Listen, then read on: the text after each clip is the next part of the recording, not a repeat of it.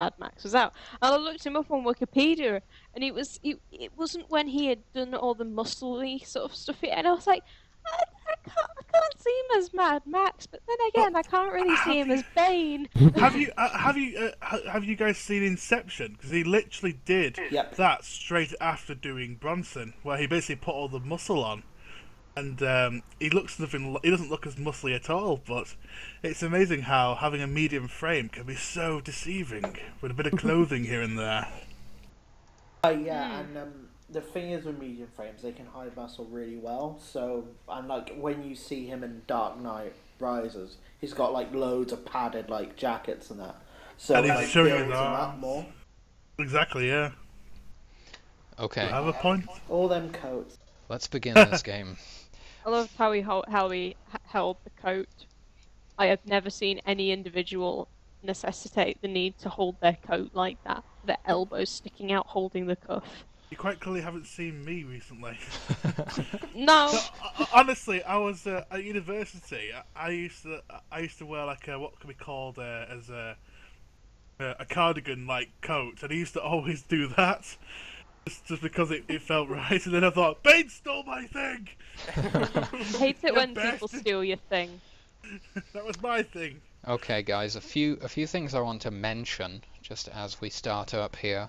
On your character sheets, I've updated everyone's encumbrance. No one is encumbered at this moment in time, you'll be glad to know, but now you can kind of keep track of it. I may possibly on a few sheets have switched something between stowed and readied.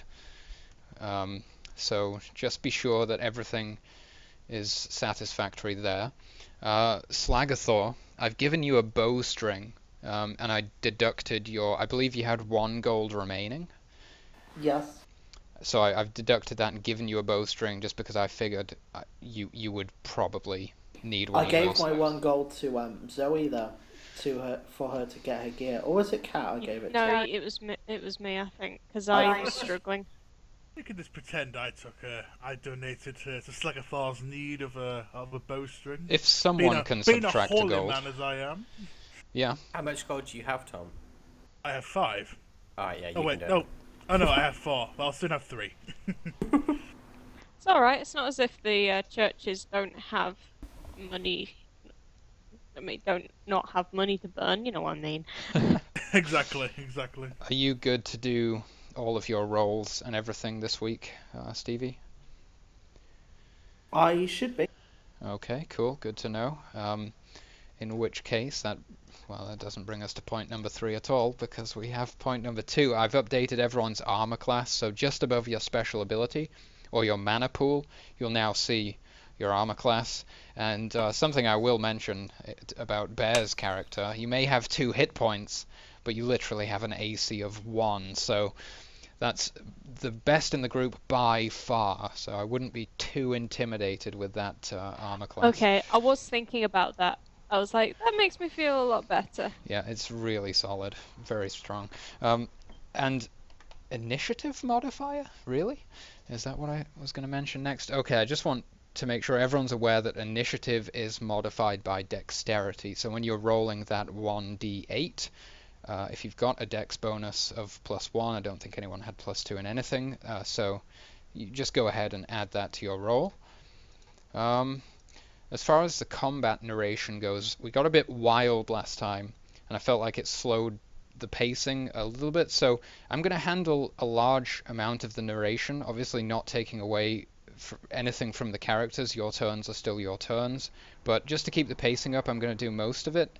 But if there's like a boss fight or some epic kill, I'll definitely hand it off to you guys, and whoever gets the killing blow gets the opportunity to paint the picture for us all.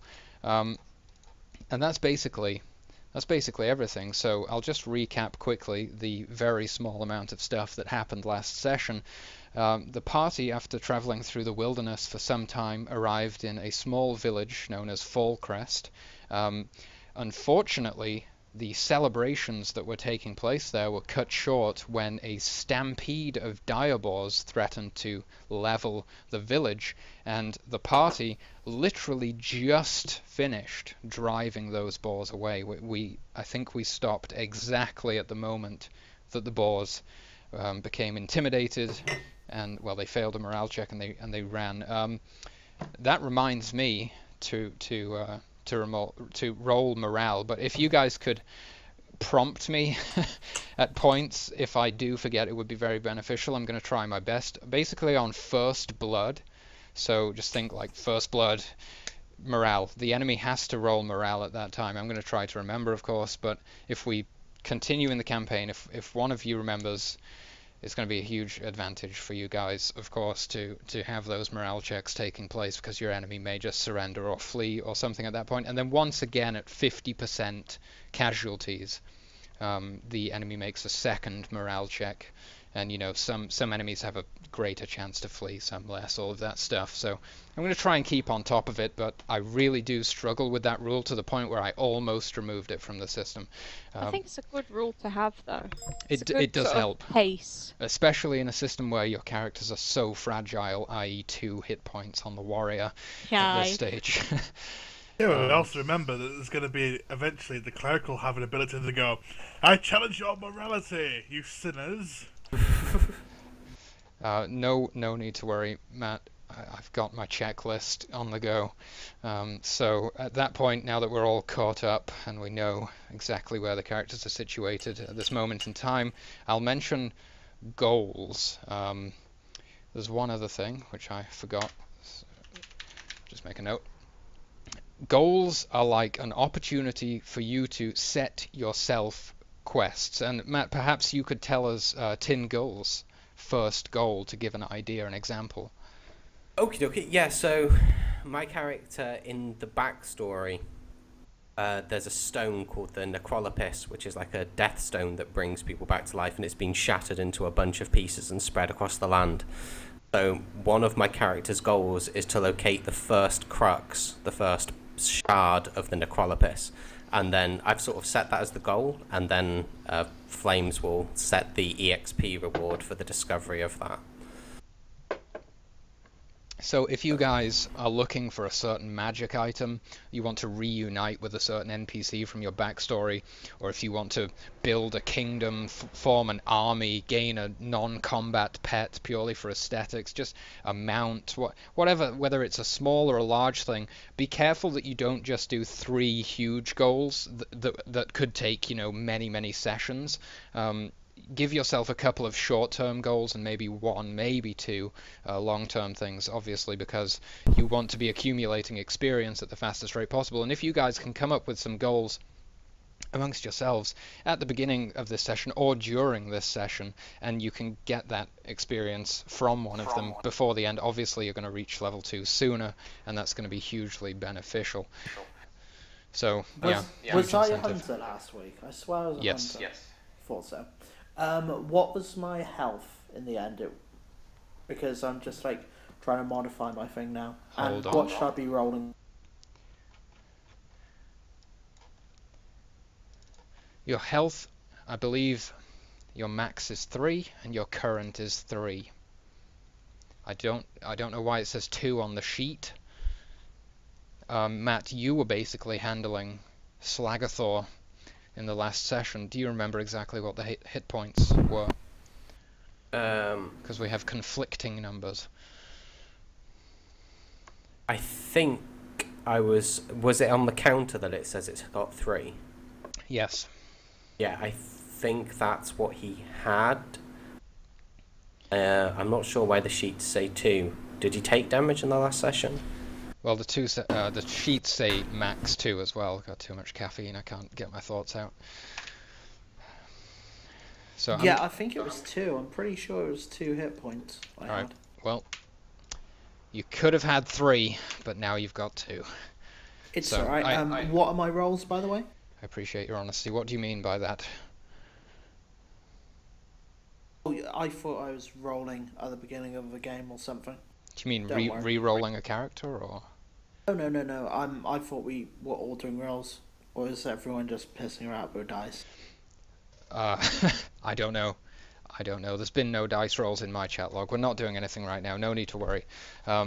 And my Next note here is the special abilities and passive abilities. You weren't using these last time, Stevie, because of the issues actually doing the modifiers on the rolls and stuff in Roll20, so I didn't think I would mention it. But the Hunter class has the passive ability Cold Shot, so you can basically, when you fire your bow, instead of just repeatedly launching arrows, you can aim for the head, aim for the torso, aim for the arms, or aim for the legs, and each has its own advantage or disadvantage. Headshots gain a +1 to damage. Torso shots gain a +1 to hit, so it's kind of like a Hunter's Mark type of thing, though I think that does damage in some systems, and I don't know, I'm not that experienced. And of course, you can shoot in the arm to disarm, potentially, and you can shoot in the leg to cripple, applying a slow. So basically, you're saying it's a Fallout 3 targeting system? I guess I've never played it, but I've seen the targeting system there, and I think I get the gist. Yeah, So. Cold Shot is basically like that. Basically. Cool. Sounds good. And Bear, the warrior class, the passive for you, I'm pretty sure that you knew about this, but I will reiterate. You can move your maximum distance, that's 2 turns of movement, and still attack if you can land in a square next to your target and get that attack out. Okay. That's a pretty so awesome normally, passive ability. Yes. Sorry. So if normally in most with most classes they can move towards the enemy, but they can't attack that round, whereas a warrior can. Well, they could move 20 meters and attack, but you can move 40 meters and attack as long as you're in range to make that attack. You can't move 40 at any other time. It's essentially a charge. It can only be used for that initiation. Right, okay. And, of course, I just want to quickly remind everyone, because this is very important, Warriors, special ability, Veteran's Luck, completely... Yes, I remember that. Completely negate a successful attack made against you once per encounter. Now, you can wait to see the damage, so... You know, if it's a big roll, obviously, the incentive is higher. Special ability for the Hunter class, True Shot. Basically, if you fail an attack roll, a ranged attack roll, you get an opportunity to re-roll it. All of these are once per encounter. The special ability, Kat, I'm not sure if you knew about this last time, and I apologize if you were unaware, but your special ability is Assassination. Once per encounter, you can attack with both melee weapons simultaneously. Nice. And then, of course, Nedaf and Tingle, you guys have mana pools, so nothing really to mention there. And now we're back in game. You guys have just driven off the boars. We're in Fallcrest on this not so beautiful summer's day anymore. There's kind of boar intestines showering everything. Well, not actively showering. That's a strange image, but they have showered the surround. So take it away, guys. What's going on? Well, I think the first thing that Nedaf's going to do is the nearest boar that's near him, he's going to carve out the heart and say some random religious mumbo jumbo and bury it in the ground and go and say some more religious spouts saying that you will be recycled and you will come again to try and once again redeem yourself. Do we still have the map with all the counters on, like the village layout, or is Nope, that was deleted. Right, I can't remember the names of the gentlemen that were stood behind us. Now, you were aware of Thillian, and he referenced an Amraror. Yeah. It was the green one. Ah, well remembered. Elfin Ranger. So he was the ranger. He was an elf ranger who was captain of the watch, I think. Correct. There was a big warrior with was it a warhammer or a great axe? Yeah. And then there was the roguish gentleman who had the most amazing facial hair. And there's also the wizard. Was it wizard? Some sort of mage. You may assume that it was a wizard. I don't know. He had a beard and robes, I think. Nope. It could have been a dressing gown. Okay. There was... you remember a hooded figure wearing like a very humble-looking cloth robe, and she Yes, she was Oh kind of yes, hiding it's her face. Crone. Yes, Crone. Because she's Billions. so Head angst. canon. spoke She's to, a wasn't it? crone. Sorry, Tingle, what was that? Angst. Ilion is the gentleman I spoke to. Yeah, he was like Prior he to the- seemed to be the leader Right. of this band. He's a very, very naughty man, okay? So- we don't listen to him. I think Ingol's first reaction after that fight would probably be to look in Thillion's direction. What would he see doing this? Thillion Is he close just- enough that I can see? Oh, absolutely, yeah. He's just down the street. They haven't really moved. Thillion is just kind of... He's holding his head tall and he's looking down his nose upon you guys, sort of thing. Kind of, you can't really tell if he's impressed or not. He's just looking quite stalwart. What does that mean? That's the word that came to Yeah, mind. he's just being Stoic. angsty. Stoic? Yeah, I go with Angsty So as he's fuck. looking very sort of. Great. At least you guys can speak. That's good. Stoic. Yeah, what Tom just did. Gotta protect you, God. That he's just watching us and he's just like, I'm judging you. I'd imagine him having Jared Butler's voice from 300. Yes.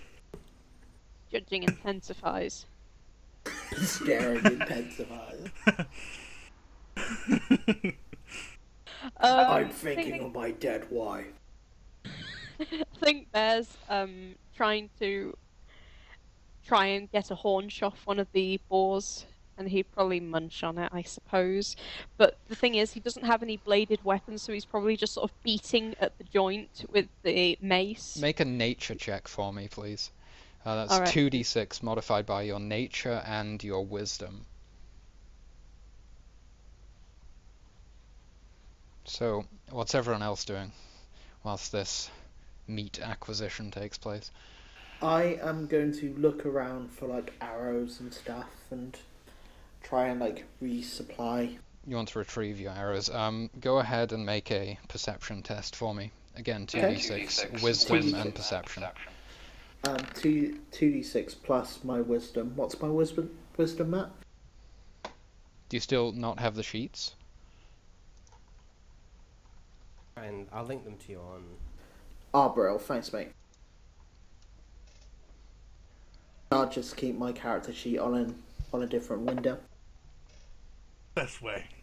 So, Bear, you managed to acquire some meat, but it's definitely Cool. not a professional butchered cut of meat by any means. It's just like a That's okay. gnawed mess of meat.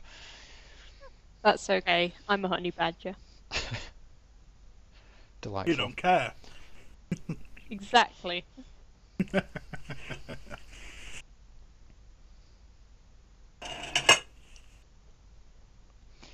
Well, whilst... I've already, Sorry, go ahead, Tom. I've already announced what I've said. Yes, indeed. For now, I'm doing this ritualistic burial of one of the boar's hearts. saying that your fight was mediocre. But no worry, you shall be recycled into the land, and you shall be reborn anew, eventually in the eyes of the Green Lady, and you'll have a second opportunity to redeem yourself and arise eternal to the land of eternal sunshine. And stuff like that. No, exactly. I completely agree. I can imagine Bear sort of digging up the heart when everyone's gone and just eating it. When nobody's looking. Like, why are you Earth wasting that seasoning. food? Delightful. Ooh, look at this hidden treasure. So when you try and bury a pet and your dog or something digs it up later, it's like, no, what are you doing? Oh, no. So, Anyway. how about Tetheril at this moment? You are hidden in some shadows, as far as I understand. I've been dragging some intestines into my shadow and wearing them as a scarf. Just like a small like fashion Pepperell. show of Got intestines to be taking the place. most disturbed elf ever. Kicked a boar's balls in the last session. This time, just wearing their innards. That was a powerful kick, I have to be honest. It went back in. What? I think you added your whole wisdom score, right? I did indeed. Right. So it's modified by the modifier, and I should have remembered that you had completely average stats, so you don't have a modifier. So you can go ahead and re-roll with no, Okay, just so straight straight 2d6. yeah. That's my bad there.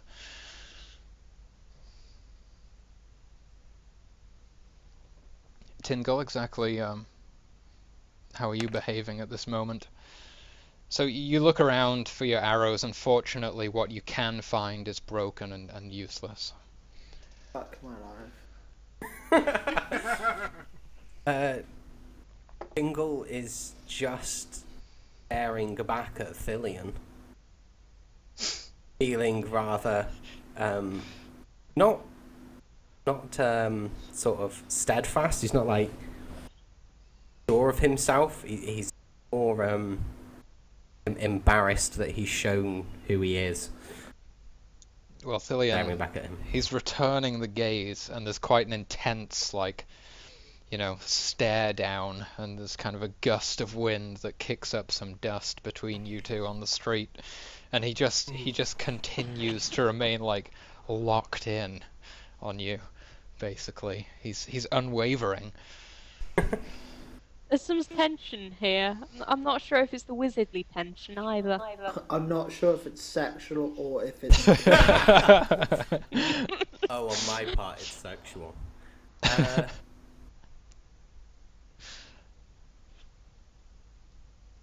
Okay. And what's Ned doing as I'm staring? He's just Playing with a heart. He's just finished burying a heart, and he's given some words, and he's perhaps patted the earth down on top of it, and I guess by this moment he's just beginning to, perhaps you were kneeling or something, and you just stand up at this point. So it's around that moment. Yeah. You basically catch the end of that event. It was just one. It's more of a symbolic. I'm not going to do every single heart. I've been there all day. It would take a long time. And I imagine it would get rather messy as well. Have you seen how many balls there are? Exactly. I'm like, this beast still ain't got time for that. I like to imagine that you started off with the intentions of doing every heart and then sort of looked through the gates and saw how many there were outside and was like, nah, fuck it. Can't be asked for that. No. I don't think I'll be doing that anytime soon. Okay, I turn to Nedaf and sort of tap him on the shoulder. I turn and look upon him as a friend does, a nod with a friendly gesture. Tin responds to this friendly gesture and says, Ed, that gentleman that told us about the boars is staring at me intently. Hey, don't you worry about that, lad. If it ever comes to the complications that a brother of your intent comes to, you'll have to rely on us. Don't worry, I shall help you out as one brother to another. I think that go and speak to him. He may kill us as soon as we get close, or he may give us money. Well, do you want me to go? I don't think that he'll dare strike a fellow brother of the Green Mother. I must ask you what this Green Mother is at some time. Tell you what, we shall share a mug of ale of the golden variety, and I shall tell you many a story of the Green Mother. Don't you worry. And I pat him on the side, and I start to just to wander towards this gentleman. He says, "In the meantime, I'm going to have a quick brief glance to see if I can spot my fellow brothers and sisters.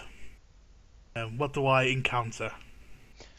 As in, I am going to start praying to the goddess of the hunt, who I'm gonna always call Wolf Mother from now on for satire reasons. okay, sure. Do I see any of that? Is it in plain sight? I'm just headbanging and worshipping Wolf Mother. Right. Nice. Okay. Well, Nedaf sees that you are engaged and occupied in prayer, and I will grin a very wide grin and let you go on, let you go on your merry way. I continue to head towards the street. Do I see anyone else? Are you Tingle's approaching? just slowly walking behind you. He's put his hood up and is sort of looking towards the floor a little bit. He's decided to personify frailty at this point. Don't hurt It's me, like the I'm most old. powerful guy there, and he's like, no, I'm an old man. using his staff right there. and is just sort of gingerly walking just behind you. Okay, So, are Is you approaching Thilion at this moment? I am. But before I do, does anyone else want to do anything before I engage in this act? I've come out of the shadows and I'm pointing at a boar and then pointing at my scarf and laughing in its face. Nice. It's Love just an it. insane rogue in the background, like being insane for a while. Okay, I approach with my hands put together like this, but not in a prayer motion. It's all like doing this. Ready to be handcuffed motion. Nice, nice, Tom. Oh no! Great. No! I'm doing. We're all gonna die. I'm doing. It's like this. It's not like that. I'm doing. I'm gonna go. I'm gonna go. Like, brother, it was a fine battle. Fairly and obviously redeemable in the eyes of the Green Mother. I quite agree. Please, what may I call you? You may call me Nadaf. I am from the herds of the south. Nedaf, please, summon your companions. I will do that, lad. I will do that, brother. And I turn around and go, my fellow brethren and sisterhood, would you please, in your time, come, summon yourself around here? Bear sort of like hunched over, sort of turns around after gnawing on this leg. And he just sort of turns around and just drags the leg with him. There'll be Still time for munching. There'll be time for looting and celebrating momentarily. We just have to parley with these fine brothers of this here town shed. He's just gonna stand there, sort of listening eagerly, but just he's just. You're not sure if he's taking anything in, but he looks like he's listening. He's. What do you want me to say? He's an anthropomorphic honey badger. What? How did they? He's just And, there, okay? Tetheril? Uh, Do you... I'm wandering up, but I'm spinning the end of my scarf like. like sprays totally of blood normal. going everywhere. And Slagathor, do you I disengage prayers? acknowledge it and go, okay. All right. Okay. And as you all congregate in front of this group, the huge hammer-wielding gentleman is staring you down with quite a ferocity. In the back, Amruror, the elven archer, steps forwards, just kind of a little bit closer, but still behind Thilion. And the woman in the cloak, she still has her face very much turned away, trying to almost disguise herself. No idea what these roles are. And so I misclicked.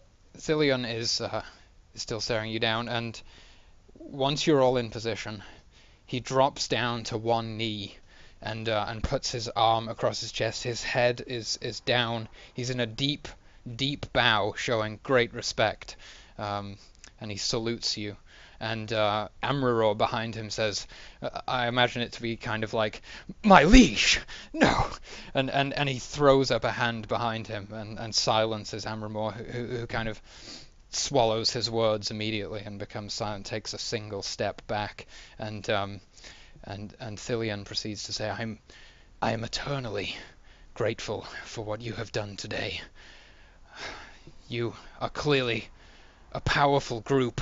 And he looks up, still kneeling, to Tin Girl and says, your secrets remain safe with me. I hope that is a sign that you can trust me, as I believe I can trust you. And then he gets back to his feet.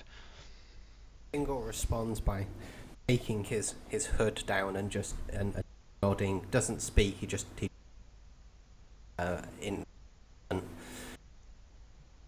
is still quite quiet and scared, but is thankful.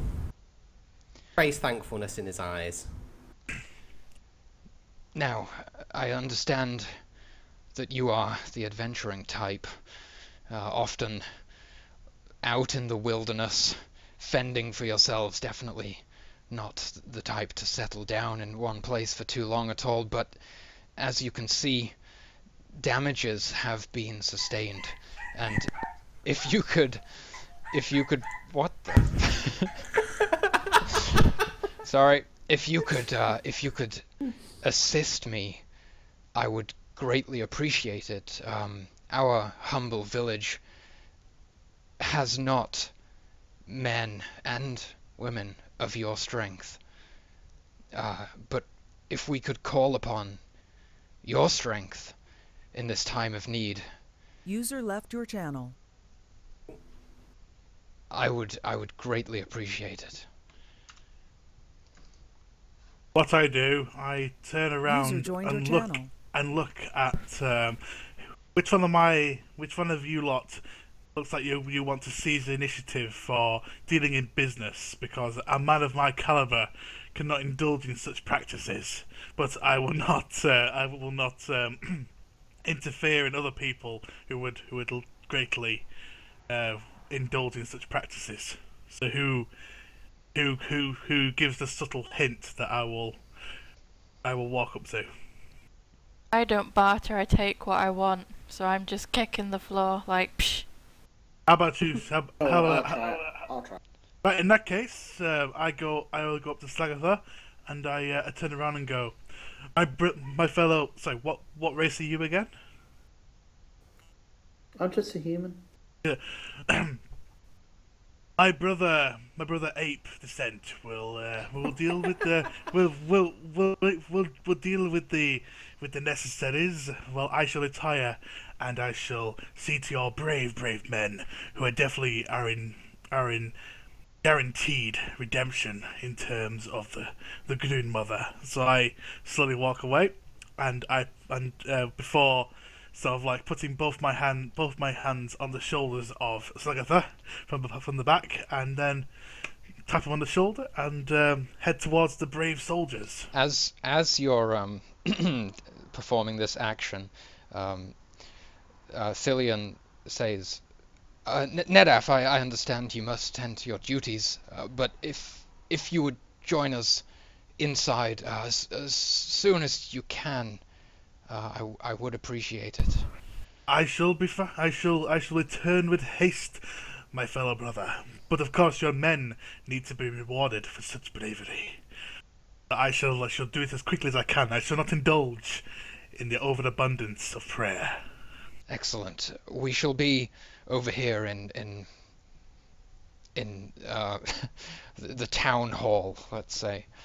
And he sort of gestures to the rest of the party and says, "Please join me inside," and walks away to this building in sort of the center of the village in the square. It looks slightly, well, it's about twice the size of most of the other buildings around, and it seems to be a little bit more lavish, quite nice woodwork with sort of a small balcony type of thing at the front, and about 5 steps that go up to a rather nice-looking carved entranceway with a heavy wooden door that he swings open, and he enters inside. Do you all follow?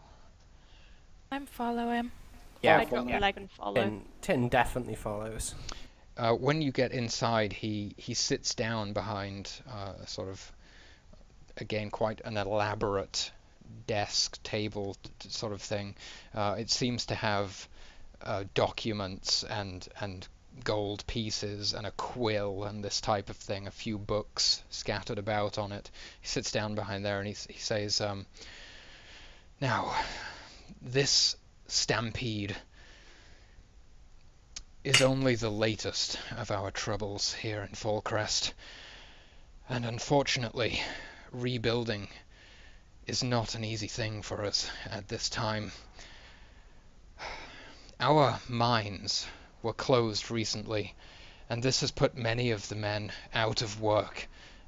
They seem to do not much more than drink or sit in a depression of sorts in what was the miners' quarters, which is now simply a place that they gamble and pass the hours away. That's the miners who survived, I should say. We've lost many more, and we believe some to be dead, but some could be returned to us, potentially. To the north of the village is where the mine entrance lies. Within the last few moons, a band of marauding kobolds, nasty vermin, with a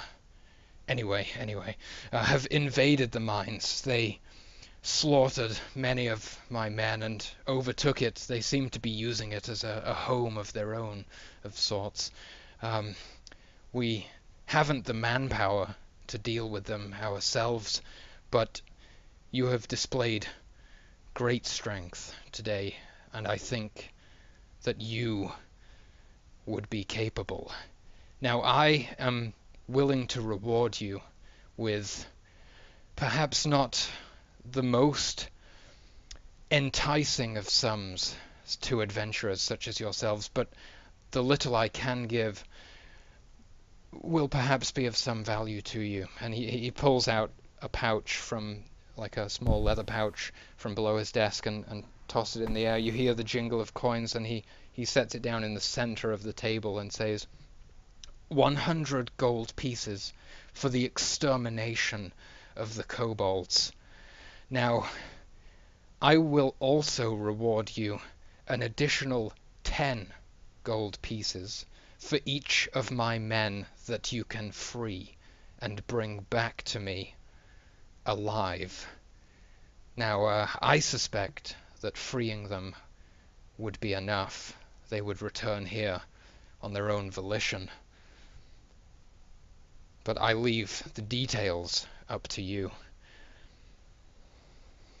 And he kind of looks across the group. I want to ask Phyllis for an additional offer, and I will need to take a charisma check on it. You'll have to tell me exactly what you're asking. I wish to bed Phyllis. You wish to bed Thilius. Yes. Even Thilion. You've got me saying the names wrong there. Yeah. Okay, so how exactly do you make this proposal? I just go, hey, Phillian? Phyllis? Thilion. Phil. Phillian. I'm like, we're bang, okay? But I We'll basically bang. say to him, I'll do it with the party, but here's some additional costs. He sort of I shall politely decline your offer. Thank you, but no, there are more pressing issues at hand, and personally, I don't swing that way. then I'm going to retract it, and the party like has to agree with me. So I want to take a leadership test. I'm sorry. You want the party to agree to what? To basically Back him up, I either guess. we go to the mine and win. He's going to settle with me, but I need to test that first to test the next bet. Basically, I'm being a dick. What I gathered from that is you want the party to deny their services unless Thillian sleeps with you. Yes. Okay, now, because this is a opposed PC versus PC check, I would actually need everyone to be in agreeance, essentially. For example, Tin Girl, everyone else in the room, this crazy scheme, or this addition to the arrangement has been added by Slagathor, your human arch-friend, and how do you all react? Because he's now kind of turning to you and trying to get you on his side.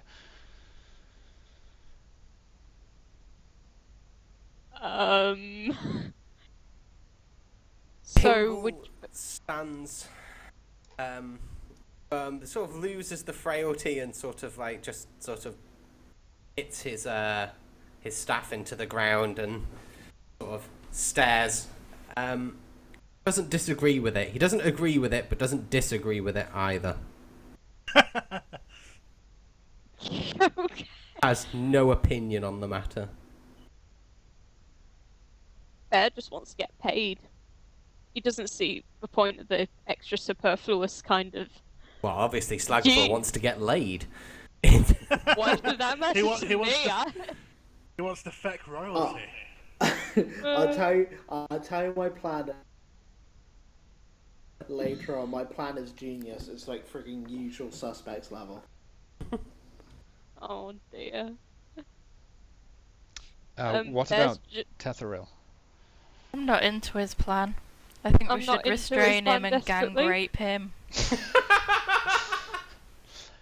Alright, so from what I've Good gathered, lord. is anyone like stepping in at this point to try and sort of introduce themselves as the leader of this group at this moment, or is anyone doing anything, or is it just general disagreement except for Tingle, who is neutral? I don't want to be a stick in the mud and disagree or anything like that, but Bear just has like this bemused look of why would you want to do that? Why complicate things? Good God. Right, I'm going to roll a d10. Call it high or low. I enter the room. High to enter the room, I guess.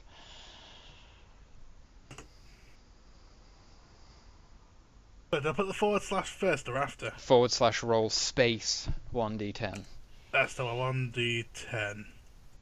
Let's see if the moral support enters the room. I can't find a Google image of a bemused honey bear, and I'm really sad. Oh, I'm imagining the No, I expression. found one. Oh, no! I push the doors open. Very sort of Dark Souls-ish, and start to, while this is going on, start to wander towards the group. and Thillian is like, Nedaf, welcome. He's kind of relieved to see you.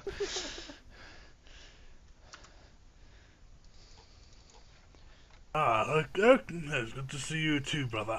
Okay, so Tin turns to Ned and says, "We're supposed to go to some mines to rescue some people. a noble cause. 100 gold, 10 gold for every person we save that are trapped in the mines." And Thillian However- pipes up for a second and says, and anything that you find in the Kobold's hoard is yours. A fine alteration to the However, contract. we've come to a slight stalemate, Ned. Why? Slagathor wants to fuck him. It's It's like the furthest thing from a stalemate. One horny human archer He is versus refusing the world. the services unless he gets to with Thillian. I wish He I wants could. to do This the is thing with the after. who. This is after, by the way. Cillian's like, personally, I'm in disagreement. Sorry to say. Okay, right. I'm gonna go to our benefactor and go. Could I have a moment to have a parley with my fellow brother here? Absolutely. Yes. Yes. You know, the logistics of the situation. You know what I mean? Logistics, of course. Yes. So I basically do this to Slagatha and turn my back to the main group, and hopefully Slagatha will join me. I shall. Actually, should we take a roll for it, actually? It's up to you. It's entirely up to you. What would Slagatha do?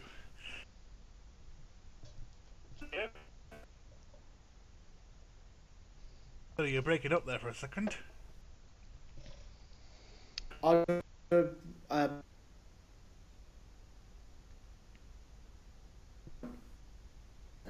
You're breaking up as well. Yeah. You have some connection issues, Stevie. I'll check packet loss. Oh, it's just on retrieving. I think he may have dropped. Oh shit.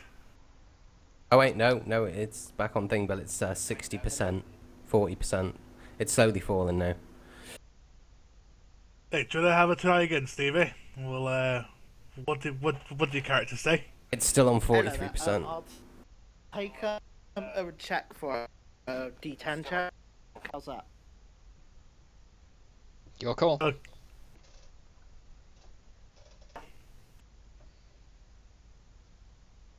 Sorry about that.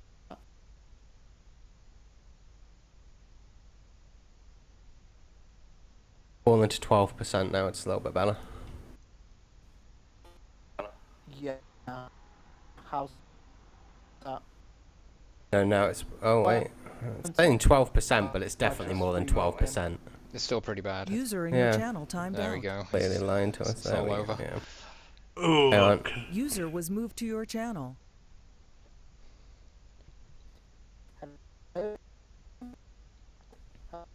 Still really bad, dude. No, it's still bad. You might want to just type in Roll20, Stevie. Like having GLaDOS in the channel. I was thinking about that.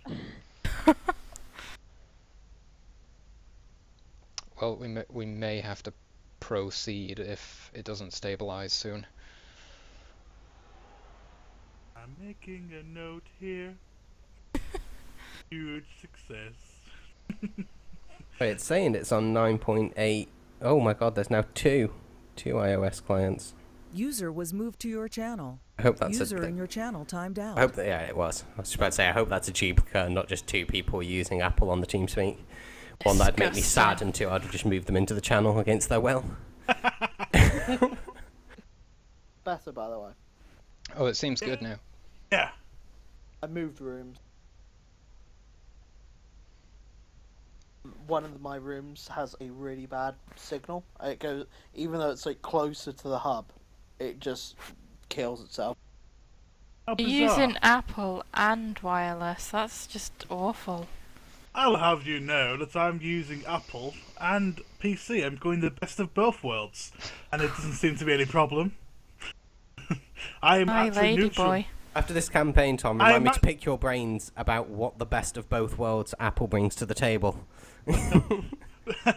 in You regards may. to role playing. You Hey. may. Tom, I'm gonna come with you now, okay? Okay, right. Okay. So, oh, I've heard that you want to lay down with the lad over there. Yes, I want to make him kill himself. Want to make him kill himself?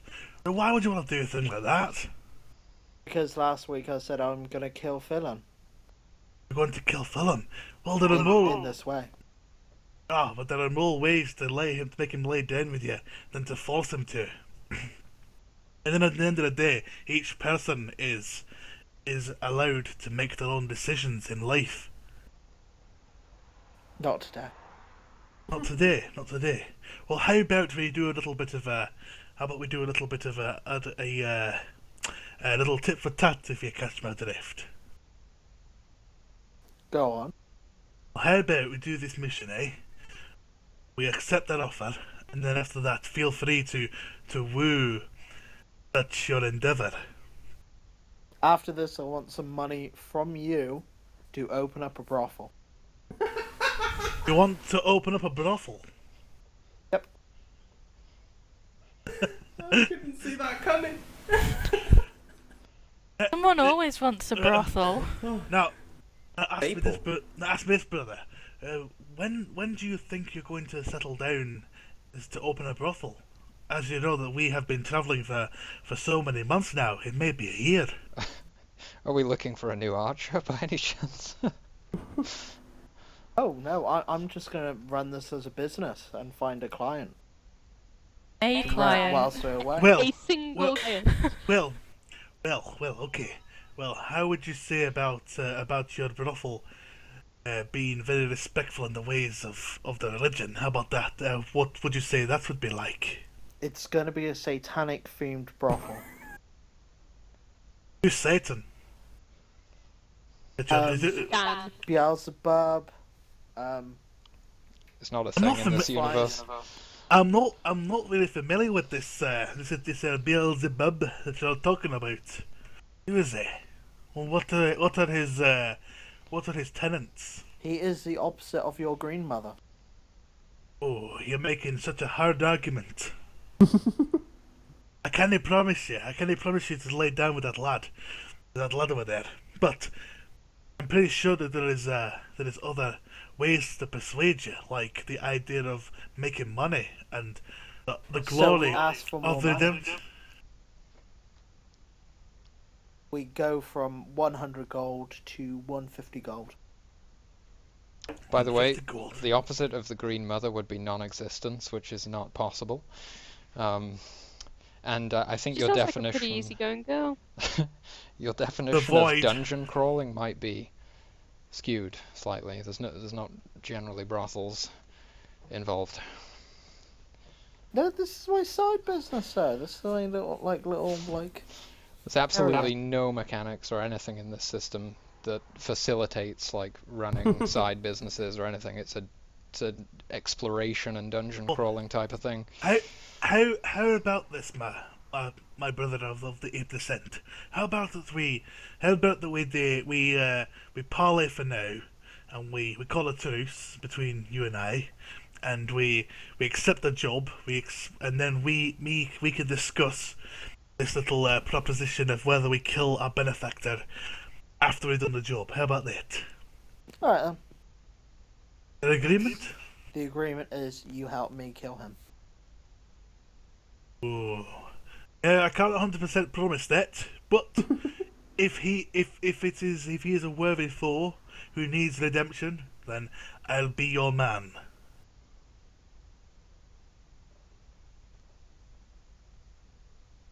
Cool. And are we going to agree to do this quest? I hold up my hand and go, you gotta make a promise to a holy man. You can't break it.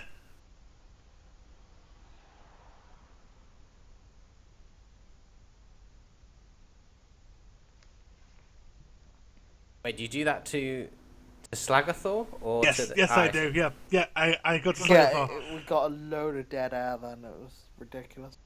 I said basically, so you make a promise to a holy man, you don't break it. We have a bond of palms.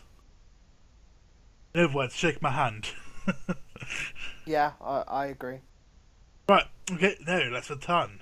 So we turn back to the main group, and I go, my brothers and sisters, we have come to an arrangement. We shall do the task that you have requested upon us. Tillion was like scrawling in a notebook or something, and he turns back and it's like, "Oh, sorry, sorry, what's going on?" The agreed terms that you have put before us for the extraction of your men and the extermination of the unworthy Thor. My friend and I, my fellow brother and I, we have come to terms, and we shall accept your generous offer for redemption. He stands up and extends a hand.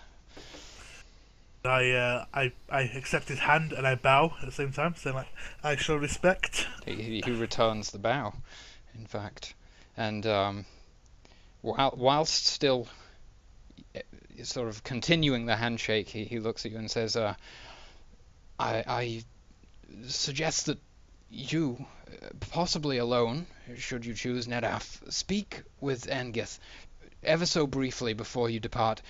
She tends to walk. She likes to walk outside of the village. She can be found taking her walks. Sister Engeth. Is that the right pronunciation? Engeth, like the air we breathe. Engeth. Engeth. All right, brother. I shall do your. I shall. Once I have gathered my thoughts, I shall parley with this Erngeth. Excellent. Take all the time that you need here in town. He's no longer shaking your hand. But please do make haste. I don't know how much longer the men can hold out in there. The kobolds definitely aren't the most hospitable of beings. My brother, when there are people of this earth who are in trouble, there is no such thing as There is no such thing as waste. There is no such thing as. Sorry, let me rephrase. When people are in danger, there is no greater sin than to hold back and waste time. Wise words, Nedaf. I'd like to walk up to this important dude that I've forgotten the name of. Cillian, yes? And shake his hand in agreement with everything that's been decided. Alright, your hands are covered in blood, but he doesn't hesitate. He shakes your hand and then, I don't know, pulls out like a handkerchief and begins cleaning his hand after the handshake, but yeah. Because he's been so kind, I lay one of my intestine scarves at his feet as a gift. That I have feels like many. a pet cat. It's great. He's like, thank you. Very generous. I don't Interesting. shake his hand, but I nod. I nod, sort of, thank you. He nods Great. back, sort of, trying to, like a non-verbal communication kind of thing, like. That's what I do best. Exactly. Beautiful. Great. And he returns to his notes and allows you to see yourself out. It's just this. It's like an office type room. I don't know what else to call it that you entered into. Like a, what would it be called? Like a drafting room or something? Study? A Like study. Drawing room? Chamber. It's definitely a room. So we'll A stick room with with desks and things. that. It's like some bookshelves and like a potted plant by the window and things. It's actually quite. Feels like an Nice. office. Yeah, basically. Yeah, Is it like his? Is it his room? Yeah, this is where he. Yeah, it'd works. either be his chambers or his quarters. Yeah, he doesn't live in this building, but this is where he's kind of like the village elder. Yeah. So, you all step outside into the sort of town square of Falcrest, and yeah. Cool. While we're doing this, I'm going to. Whereabouts in the group are you, Bear? Are you in the front, middle, or back of this group? I'll probably end up starting at the back, but try and gain pace and be at the front since I hit things. It would help. Well, as you do that, I'm going to meet you halfway, and I'm gonna offer my hand to offer you to lift up to my level for a wee chat. Oh yeah. And I'm going to offer it. Are you going to accept? Yes. Right, I basically hold you up like respectfully, as one warrior to another. I don't hold like a child. I hold you as in elevation, so we can talk. Hold on a second. How small is? I was under the impression you guys were very much a similar height. If anything, I thought Nedaf might be the slightly shorter being. But yeah, actually, I'm assuming. How tall are you? I was thinking originally that Bear's like basically like built like an orc originally, like a really big buff guy, but then I realised that his health is not very high, but he's hard to hit as well, so I figured he's probably more like dwarf sized. Well, in that case, fair enough. I don't have to. Well, I would imagine it being average size, just probably just not as well built as you originally planned. All right, fair enough. I walk. Sorry, I don't know what it was. I was assuming you were. I was thinking actually Honey. Yeah, like, oh yeah. Well, like Daxter and Jak and Daxter. I don't know why I thought that. But anyway. It popped into my head. But anyway, so yeah, I very sort of like just slowing down to catch up to let you catch up to me, and I go, Brother Bear, might we parley for a wee moment? Sort of grunts it, yes, we may, and sort of, he's all ears. But I'm gonna look around. Where are you, Slagatha? Where's Slagatha in this group? At the back. At the back. Okay. I'm gonna just look around and try and look I'm gonna try and look inconspicuous, but depends whether you notice or not. So you're trying to distance yourself a bit. Yes. Okay. So tell you what, I'm gonna try and subtly put my arm around Bear and hurry him forward a little bit to make some distance between you and Slagatha, us and Slagatha. So as you're walking, as your arm around Bear and you're walking away quite briskly, what is Tingul and Tethril and Slagathor? I'd like to nudge Tingle and be like, did you see he had a woman's purse? You have a woman's purse, my lord. You have a woman's purse. All right, so you just hear some chuckling. I don't know how Tingle actually reacts. I think Matt's just in hysterics, but. So that they seem to be engrossed in conversation behind you, and you've gained some distance. It's from Blackadder. It's just made me that he follows it up by saying, "I bet that's never had 100 sailors tossing in it." I wager that their parents has not been using a lifeboat. You have woman's skin, my lord. Tingle sort of looks and doesn't know how to respond. He didn't look at the gentleman's purse, but responds to Tethril and goes, "You're very observant, aren't you?"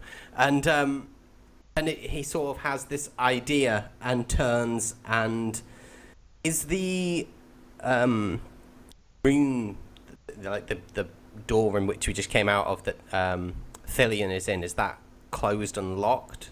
Would I be able to re-enter it or just knock on it? It's not locked. You could re-enter or knock. Okay, yeah. Tingle's going to be polite and he knocks at the door. Okay, so you hear a brief conversation. Now Tingle is knocking on the door. What exactly is Nedaf and Bear doing at this moment? Right, I'm going to say just between us two bestials, that human, I don't like the cut of his jib, if you know what I mean. Basically, of this congregation of fellow travellers, I believe he could be a liability. So, if the time comes, my fellow brother, could I rely on you? Bear, are you? Oh God, I couldn't tell if you were talking to Tink. He nods. He sort of looks as if he's looking back at Shaggy. And And he sort of nods slowly in agreement, sort of like, as in sort of, yeah, I don't trust the fucker either. So I see that response and go, yeah, I believe we've not had a chance to properly have a chat. I mean, which clan which herd do you come from? Where'd you hail from? That's a good point, actually. um, when you were mentioning backstory and stuff, I was thinking maybe Bear's called Bear because he was raised in a bear clan, but he himself is not actually one. So maybe his long-term goal is to find a clan of honey badgers. Well, in that case, then tell me that little bit of story. In that I case, shall. I'm asking you, which herd you come from, because again, in the animal bestial tongue, a clan is a herd, Hmm. and we're all different. In the eyes of the Green Mother, she loved variety when it came to our race. You can find no other each bestial herd. You can find no two the same. It's a beautiful thing. I rightly noticed that when I was within my herd, seeing as I was taken in as a young pup, and as they soon quickly noticed, I did not grow to be everyone else's size, and well, I made my own way. I want to find more of my. I'm so bad right now. Sorry, I'm really rusty. What he basically says is he's just trying to find his own way and trying to find more of his own kind. It is a worthy cause, my fellow brother. One of redemption. You shall have to let me know how that goes if we ever part ways and we meet again. Well, I'll be sure to let you know. You get the impression possibly that he's a little bit of a pariah, or has been in his herd because he's not going to be all that boo-hoo, I'm different kind of thing, but you just get that impression. I'm not familiar with the Bear Clan, and who was your who was your druid or cleric for your deity or the Green Mother? Oh, one moment. Sorry, I'm really sorry about this. All right. Do you want to take a break right now? So maybe you can formulate some thoughts, or Yeah, Possibly. what we can do is if Tingle and Tethril, sorry, I got tongue tied then. Tethril would like to have a chat while before we break. I don't mind doing that. I think we're okay to go over to a break right now, right? Yeah, yeah. That's Tim's knocking on the door for Thelion. Yeah, Oh, yes, maybe of course you were, I yeah. remember. 5 minutes is okay, or 10? 5 minutes is fine to me. Yeah, 5's fine by me. Okay, it'll be 5 minutes. I'll be sitting down in exactly 5 minutes to resume, and we'll go straight ahead. Okay. All right. Microphone muted. Sound muted. Okay, bros. Gonna go ahead and throw this over to a break. It's been pretty interesting so far. We've had some interesting proposals, you might say. But anyway, we'll be back real soon. Peace out, bros.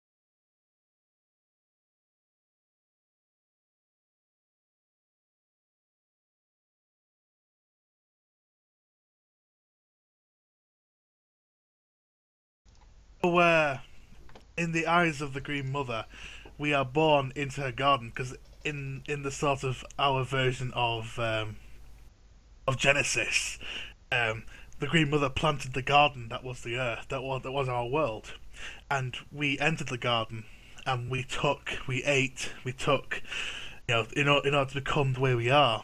Yeah, all animals have done it. All animals and all beings have taken from the garden, and we have to, in such a case, we have to redeem ourselves, lest we be recycled and reincarnate, try again to redeem ourselves. And the idea is that if you are redeemed in the eyes of the Green Mother, you will enter the land of eternal sunshine. And it's basically like, imagine like Valhalla, but less sort of like warriors. It's more the fact that you go into her realm, and you're graced as equals because you are redeemed. Yeah, no, So- I love it. I think it's great. So basically, anyone who fights a way of like Vikings, one of the easiest ways to redeem yourself is to fight with honor, and to face your foe without fear, and to not cheat. You'll fight honorably. When you die, you will enter the land of eternal sunshine. If you don't redeem yourself when you fight, or when you die, you get reabsorbed into the garden, and you will become a plant, and vice versa. So you reincarnate. It's like an idea of reincarnation until you become sentient again. Once you become sentient or near sentient, you get a chance to redeem yourself. Yeah. But in the eyes of a cleric, any animal can redeem itself. That's why when a wild animal fights, a cleric will fight with it honorably. There'll be no cheating. Yeah. Because it gives a chance to fight. It gives it a chance to redeem itself, and fight fairly. And again, either way, it's like the idea that so in the eyes of for Sagatha, Nedaf has found out that Sagatha is definitely in need. Definitely has to redeem himself, because he's shown nothing. In fact, the fact that he basically says he openly admitted that he worships a deity that is the void. I mean, I'm going to make that up now on the spot. The opposite of the Green Mother is nothing. He worships the void. There's nothing, the darkness, nothing. And that's like, oh, this lost person, he needs to redeem himself, or else he'll be forever damned to this cycle endlessly. I really like it. I love how the what did you call the realm that you like graduate to, the sunlight, the land of eternal sunshine. That is just, it's the definition of nirvana to me. It's wonderful. Exactly. So you basically the goal of every being in the eyes of the religious is to do well in the garden, so that when you pass, your essence will ascend to the realm of eternal sunshine, instead of going into the ground. Absolutely. And be recycled and begin anew. It's a mix of Vikingism with Buddhism and reincarnation, and Hinduism in a way. Yeah, I think it's awesome, and I love it so much that I'll most likely steal it and put it in the final system. But by all means, man, it's by all means, anything I do is basically just me playing, spitballing ideas. You can take and leave whatever you want. I'm putting on an all-you-can-eat buffet, as you can say. Let's seeing as you guys are here, let's wrap up your conversation, unless there's anything else you want to mention. Oh no, that's basically it. So That basically, was it. Yep. Cool. That was it, yep. Are you Bear? Are you present? Zoe? Looked up bemused Honey Badger. What she said about that. I think she might. Sorry, You have to manually copy paste the link, so. Yeah, Oh, is it sorry. the same one that you linked on TS? It was. Oh, It was. It's fantastic. It is quite amazing. Oh, look, bemused. I can understand though why you would have been mistaken for a bear, because honey badgers, when they're little, look like little bears. They do. They are. It's like, why isn't this guy growing up? It's like, surely you'll grow out of this. He's like the opposite of Caratine Founderson in Discworld. Yes. Well, we thought getting taller is something you'd grow out of. Oh. So Yeah. so how do Well- you guys wrap this conversation Okay. up? a bear is purposefully vague, but basically he says that he is not. He is actually from a bear herd, and he sort of thing. It was about as good as it could have been, and then even when I realised that I obviously wasn't one of the herd, but they made me feel welcome as much as they could. It was all right, but ultimately I just left. Everyone in the eyes of a herd, you either integrate or you leave. It's as simple as that. Yeah. I chose to leave to pursue, to spread the word of redemption. You left to seek your true cause and your true people. Yeah, I guess that's right. He sort of nods thoughtfully. You can tell it hurts. And again, he puts his arm again around him and well, again, even though you're short for a bear, I imagine Nedaf being quite a stout, little bit. being quite a short, stout person. Imagine Porcoroso from Porcoroso, you know. So I'm like, so I'll be like, if the time comes and we are done with our fortune seeking, I shall help you find your herd, your true herd. You have my word as a cleric, Kingsman. He sort of looks a bit surprised that he's offering help, and sort of his ears twitch a little bit, and he sort of he nods thankfully. He says, "Thank you." You don't have to thank me. It is the will of the Green Mother. You help when help is wanted. Hopefully Matt will be sitting down any moment and we can discover exactly what he's up to. I'm pretty curious. You didn't say this, but did we happen in our past conversations, did you happen to tell who your cleric was? Your head? I may have known him or her. Hang on a sec, the phone's ringing again. So nice. Could have been my dog barking.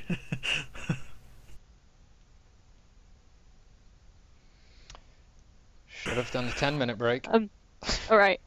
Yeah, what the hell is Matt? Unacceptable! So, Bear sort of squints thoughtfully for a moment, and again, he's got that thinking look. He's got -1 to intelligence, bear in mind. He says, Yarick? Yep. That was Yarick. the elder, but frankly, I didn't have much to do with him. It wasn't exactly... We didn't have much contact. It wasn't exactly sort of my line of what I do. I can't say that I've heard of this Yarick, but it was always worth a try. And so I go. Remember, we don't trust the human so far until he is redeemed. He shakes his head firmly in agreement. Perfect timing. Perfect timing. Yeah. Wonderful. So, yes, there is a voice from inside the door, Tingle. Just like, yes, come in. Okay, Tingle enters and approaches Thilium. Does Thilian look receptive to his presence? He stands up, and he's definitely trying to behave respectfully, and he says, sorry, I did not catch your name earlier. It's my apologies. That's not a problem. My name is Teen. Teen. Yes. Oh, very good. That's Teen. correct. It's a pleasure. How may I help you? Well, firstly, I would like to thank you now that we're alone for your offer of keeping my secret. Secondly, the younglings that I'm with, I seem to have overlooked something which I'd quite like to discuss with you.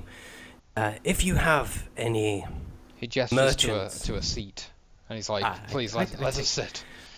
I take the seat. And as I'm sitting, I say, if you have any merchants within the town that would be able to aid us with gathering supplies for this expedition, even at a discount, it would be greatly appreciated. Supplies. As we are great adventurers, but not rich ones, my friend. Well, most of the citizenry is still in a state of evacuation. They shall slowly be returning over the remainder of the day and through the night, I suspect.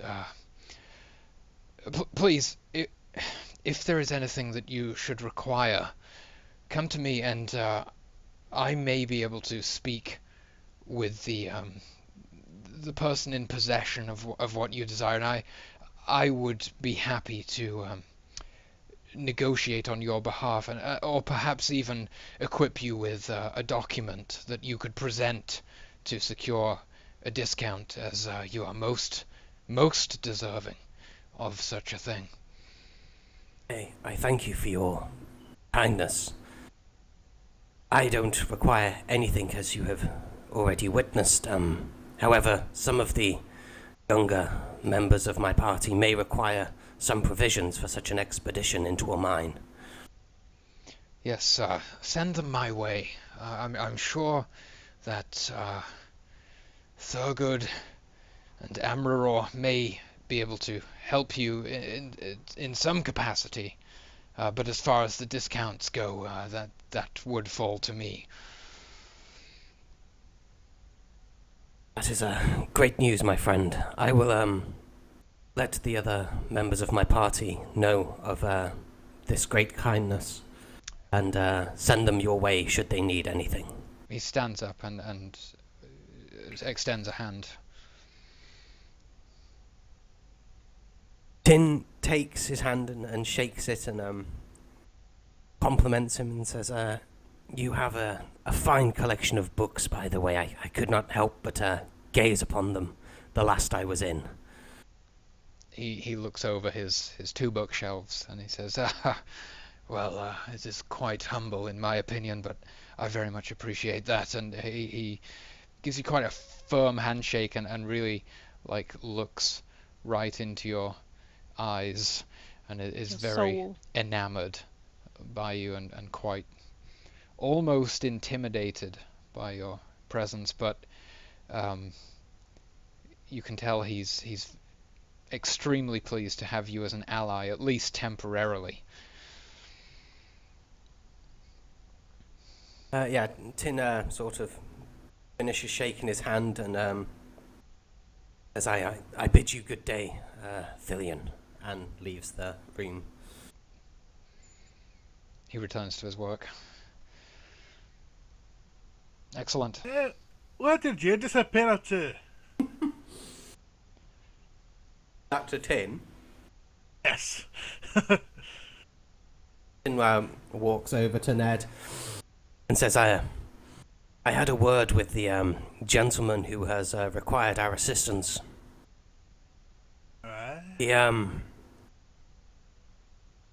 I realized that we may need some provisions for this expedition into the mines. So I asked him if it would be possible if we could get discounts on items. If there is anything any of the party need, they are to go to Thillian and give him their requirements, and he will try his best to aid us. Oh, is that a way fact?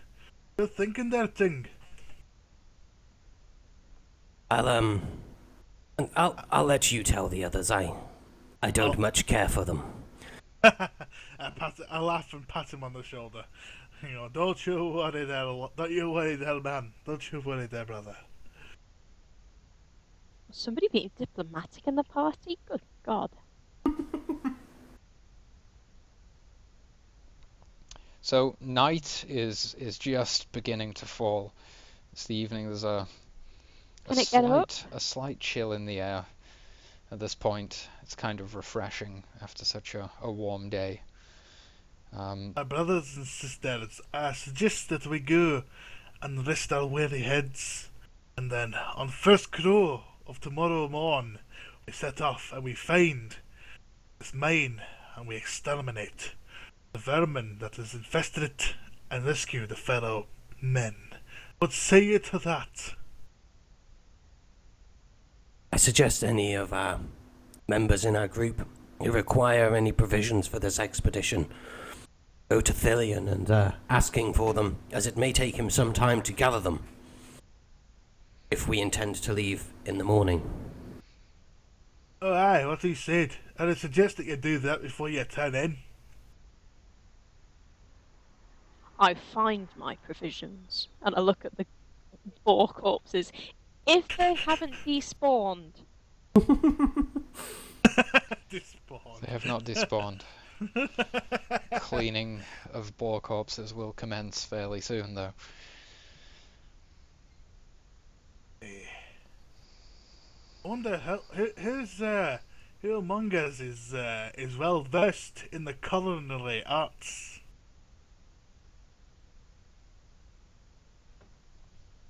to what extent? To be able to say dry meat, so we have some jerky. I can do that. Hey, it might be worth taking a carcass or two and butchering it, making some jerky for our rations. It'd be a shame to let such fine meat go to waste. How would I perform such an act? Go ahead and make a nature check if you want to butcher the meat. Yep. What dice roll is that? It's 2d6 and it's modified by your nature skill and your wisdom modifier. So So 0. I think -1. Did you actually take nature? I think you took religion instead. Yeah, we took religion. Oh no. I did indeed. Let me see. Oh no, you are correct. Yes. So it's a -1. If we can't cook any meat, can we just rub the wizard on it? Because if he knows fireball, Well, the idea of drying the meat is to slowly cook it and smoke it, so it dries out. Just cooking it too. That way it lasts for a long. The way it lasts for a long time and savours the flavour, Badger. Think about Badger. I mean bear. It savours the flavour, bear. Think How about do I it. do a minus? It's just 2d6 and then you just do a -1 at the end. I really a want minus some symbol jerky then now. Sweet. I'd love some jerky, but I try to not talk about it with Flames because I remember he got sick on it when he went to Texas. Oh, Think oh, that I've remembered the story there. I ate like 24 servings of jerky. So you attempt to butcher the creatures, and unfortunately, you're a bit rusty. Maybe this species of boar is not something you've butchered before, and In you fairness, aren't able to does- acquire the cuts that you need. He does only have a longbow and some arrows that could have something to do with it. The What a balls are shame. so big you're missing a step ladder. You know what? Is there any carcasses that you didn't massacre in terms of butchery? It's probably enough to, yeah. it's Right. probably enough. All right then. Well, I think I'm gonna pick one up and ask a villager and go. No one's look for around the still. Oh, bloody hell. Alright,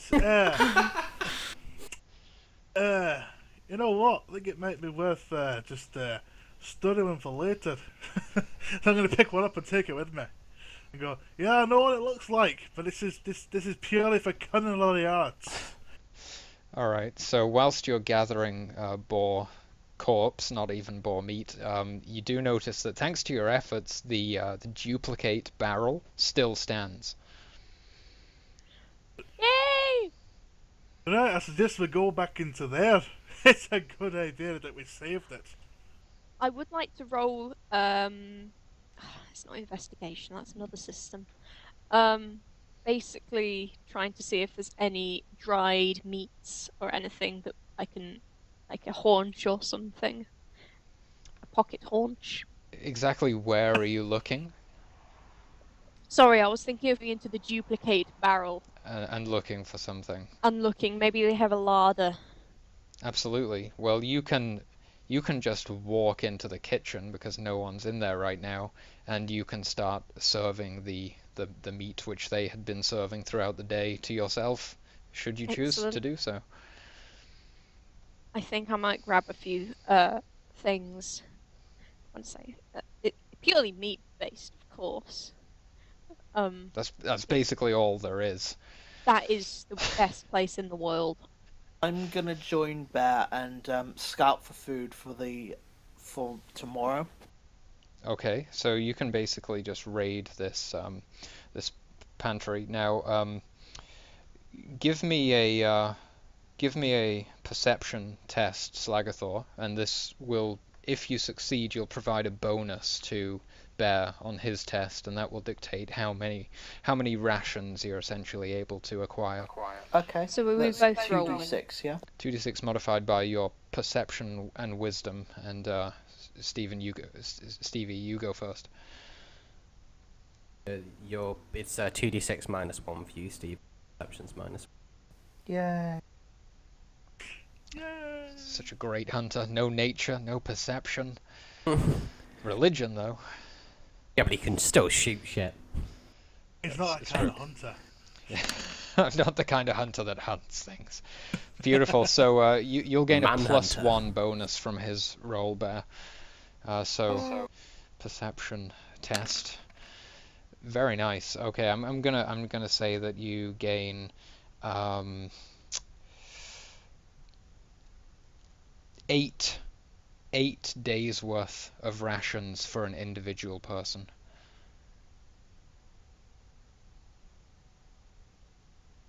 Can we have a description on what I found, please? Oh no, I do that, don't I? So I look in the larder. Well, And you found there- turkeys and steaks. I was going to say, are we going to do like the old M&S adverts with like you find a juicy haunch of A turkey? barrel of dried meat. A fresh Newark turkey. It's what you saw being, consumed during the earlier festivities before the chaos. Obviously not that exact piece of meat.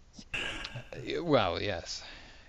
Ew. All I'm gonna say is, well done to a raid in the ladder. I'm gonna say, take only what you need, but others do not indulge. I need all of it.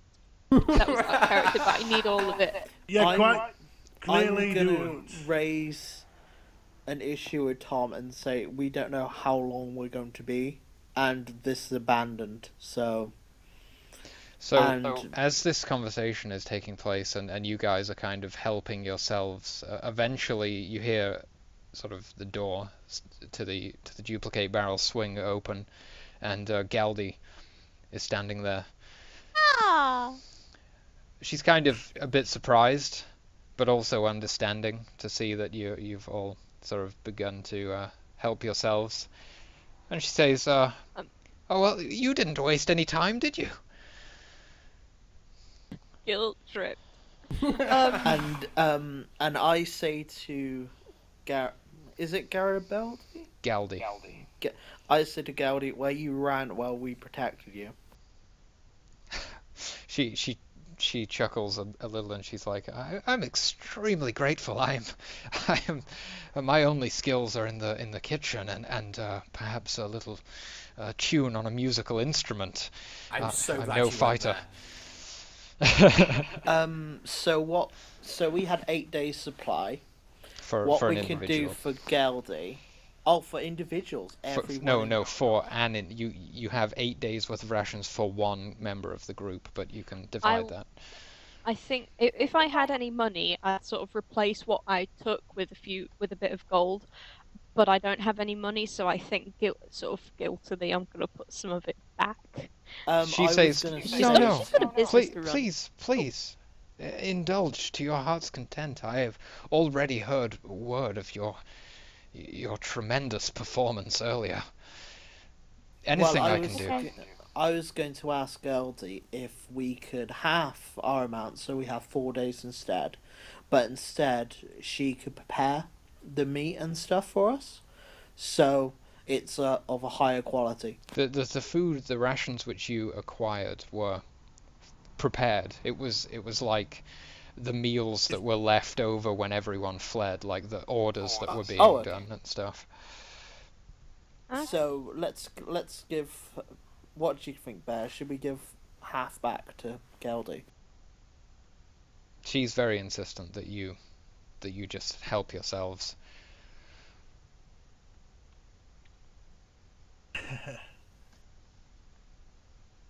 Well, while you're deciding, I'm gonna go up to Geldy and go, Geldy, was it? Indeed, yes.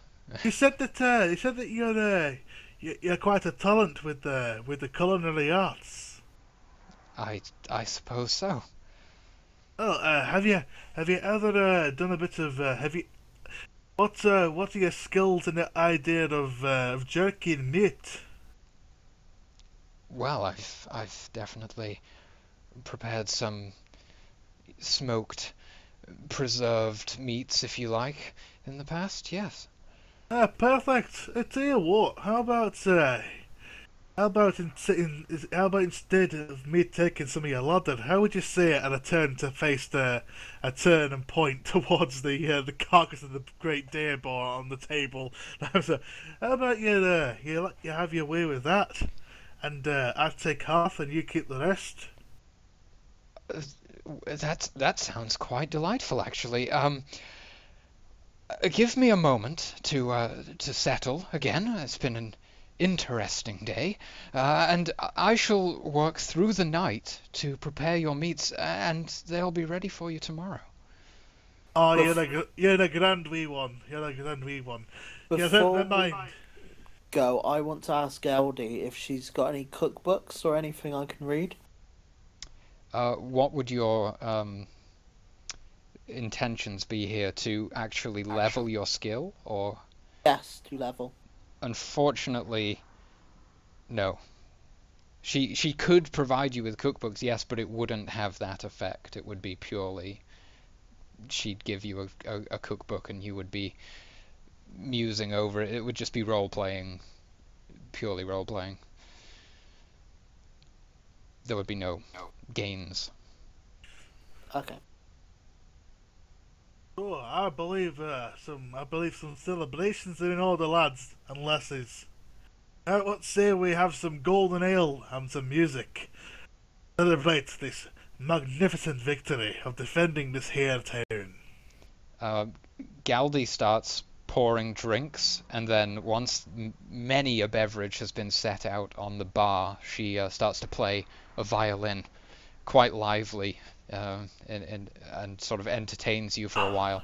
And at some point during the evening, she states that you may all stay free of charge in the duplicate barrel for the night, and there'll be a room for each of you separately, and that she looks forward to seeing how you like her smoked meats in the morning.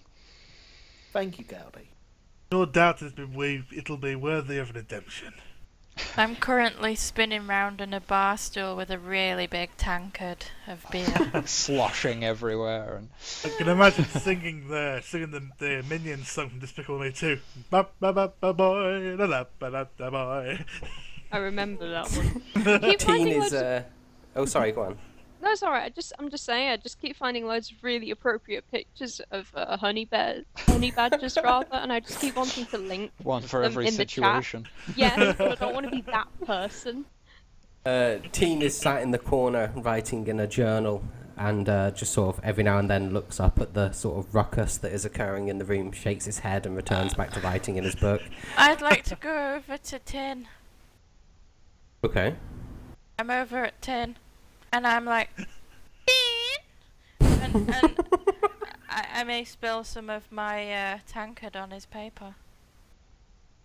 I'm sat You over monster. Tin, do you I'm attempt to sat over evade? Can I Tin roll like an everywhere. opposed athletics to see if I actually Not get It's an this? not a opposed, purposeful an evasion spell. save, 1d20 evasion save, versus your okay. evasion score. Oh, sorry, what's Oh, Slagathor that's doing? I'm sat over in the corner with Tin as well because I hate parties and stuff. You love him. You're just pretending. Evasion. My evasion is 15. No, speak for yourself. I am enjoying these rewards. the Galdi battle. is taking quite well to you, Nedaf. She's Right. joining in with a few drinks. She's got the rosy cheeks and maybe a few extra buttons undone on her top. Steady on. She enjoys the company of the pig. I know her preference. So yeah, Getting to that weird place of DeviantArt, aren't we? Oh god. yeah, the fan fiction begins. Hashtag rape Geldy. I'll do no such thing. There is I'll now enter- beer on Tin Girl's notes. Can I take? I wish I could. Can I do a catch for it before it lands? Catch You're the gonna catch liquid with your mouth. Catch the falling cup kind of thing. The cup It's not isn't falling. I've just Yeah, it's chucked just a the- bit it's out just the of my liquid. cup. It's a splash. Anyway, if you're not like Matrix diving to try and drink the beer mid-air, then we'll wrap up for the evening after the festivities. And as you guys turn in for the night, Galdi disappears out the back of the duplicate barrel, and you hear the gentle crackling of a fire outside as she prepares the boar and everything. And yeah, so that's the night. You all become well rested. Each of you, I will just check this, but I believe you each gain a mana point, and you would all gain a hit point, but no one is injured at this moment. So We all gain mana. anyone who can gains one Right. mana point for this rest. Beautiful. Do we gain any experience, or do we not because we haven't done any combat? You gained the experience At the end last of session. that session. 750 for essentially saving the village. It's fine. And so the morning is upon us. The sun is rising. The glorious woodland surrounding Fallcrest once again illuminated. There's a cockerel screeching wonderfully at the breaking day, and yeah. So you wake up. I don't know who wakes up first or what, but you begin to rouse from your slumber. Okay. Roll to wake up. Teen awakes, still seething of the decimation of his journal, and sort of potters like an old man down the stairs. What does he see? He sees Gal. Skin. What? Sees raped Gandhi. Gandhi? Galdi. Isn't it? Is it Galdi? Raped Gandhi. Galdi? Gandhi, yes. So you What, come that down. prick with the Gandhi newts? is now in the duplicate barrel. No, you see Galdi is passed out, essentially, just on the bar. She's snoring kind of loudly for a gnome, actually. And she's got kind of a content look on her face. I guess because her village was saved. Anyway, next to, well, just down the bar from her, there is a pack that's been made up, which you can only assume contains your meats. Do you examine the pack? I do not. Okay. I do. I don't. I am. I write a note from on my slightly water-stained journal and tear the page out that states that I have headed to meet Lillian, and thank her for her yeah, I thank her for the room. She's Hospitality. while still sleeping, because she's not waking up with any of the noise you guys have made at this point. You thank her, and she just kind of mumbles in No, her sleep. I write it on a piece of paper Oh, and you stick it. sorry. I sort of just rest it on her chest. To her forehead. That I've gone to see Thillian and thank her for her hospitality. I thought the note was for the group about going to see Thillian, whoever wasn't well, up yet. it's for whoever sees it on her chest Yeah. first. Okay. And I head out the door and head towards Thillian's. Great. Okay. lodgings. And the rest of you guys, Bear and Slagathor, are investigating the meats. You find that she's prepared you 4 days worth of this jerky rations. Perhaps you would have expected more, but maybe it was the drink and the slight celebration last night. Perhaps she wasn't quite in the perfect state for the preparation of these things, but she did her best, and it's all bundled up nicely for you. So unless anyone else is doing anything in the duplicate barrel, Tin Girl, you're approaching the town centre, I guess. Yeah, I'm heading to a room in which Thillian and I conversed the night before. I think the door and I knock on imagine it again. as you approach the door, you hear a voice. You're about to knock, and you hear the voice of Thillian say, "Ah, Tin," and he's jingling some keys, and he walks past you. He's "Good morning," and unlocks the door and enters his office. Okay, I enter in after him and greet him and say, "Good morning, Thillian. I trust you slept well."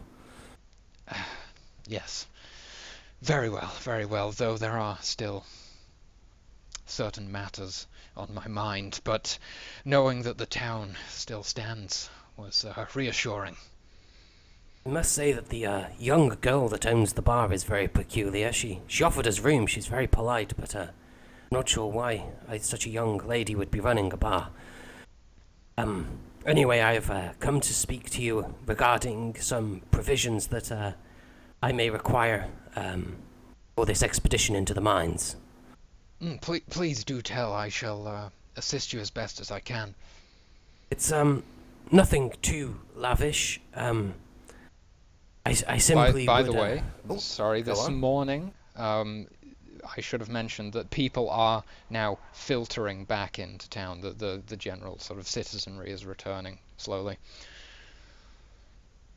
I require a lantern and 4 candles.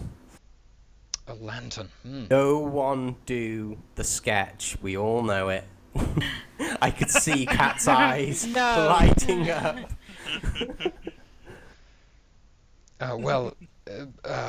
Yes, I'm sure that someone would be able to help you with such a simple task. I have not much money, Thillian. A simple loan of it would suffice, if the price isn't agreeable. How can you loan a candle? They melt down. Fuck the candle. Fuck the candle. Please no. He tears out a page and starts scribbling something down, and he says, "This should secure you a discount, and one of the merchants, once they've set up, I'm sure they'll be eager to get back to business. In the town square there are various stalls at which the lanterns and candles and the like will be more than available.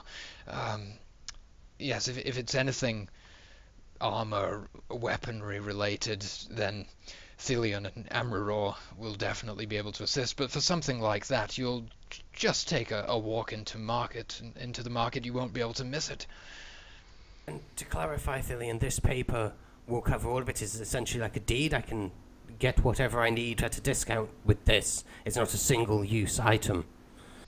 Ergo, I could give it to a party member should they also require something after my purchase. This Or should they require to specifies see you? that you need a lantern and these candles, and it will assist you in securing a reasonable price. Should your companions require anything at a discount, send them straight to me. I shall be able to provide more assistance, I hope.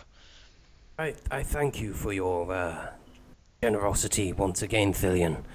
I will ensure that the rest of the party receive your kindness and send them your way should they require anything.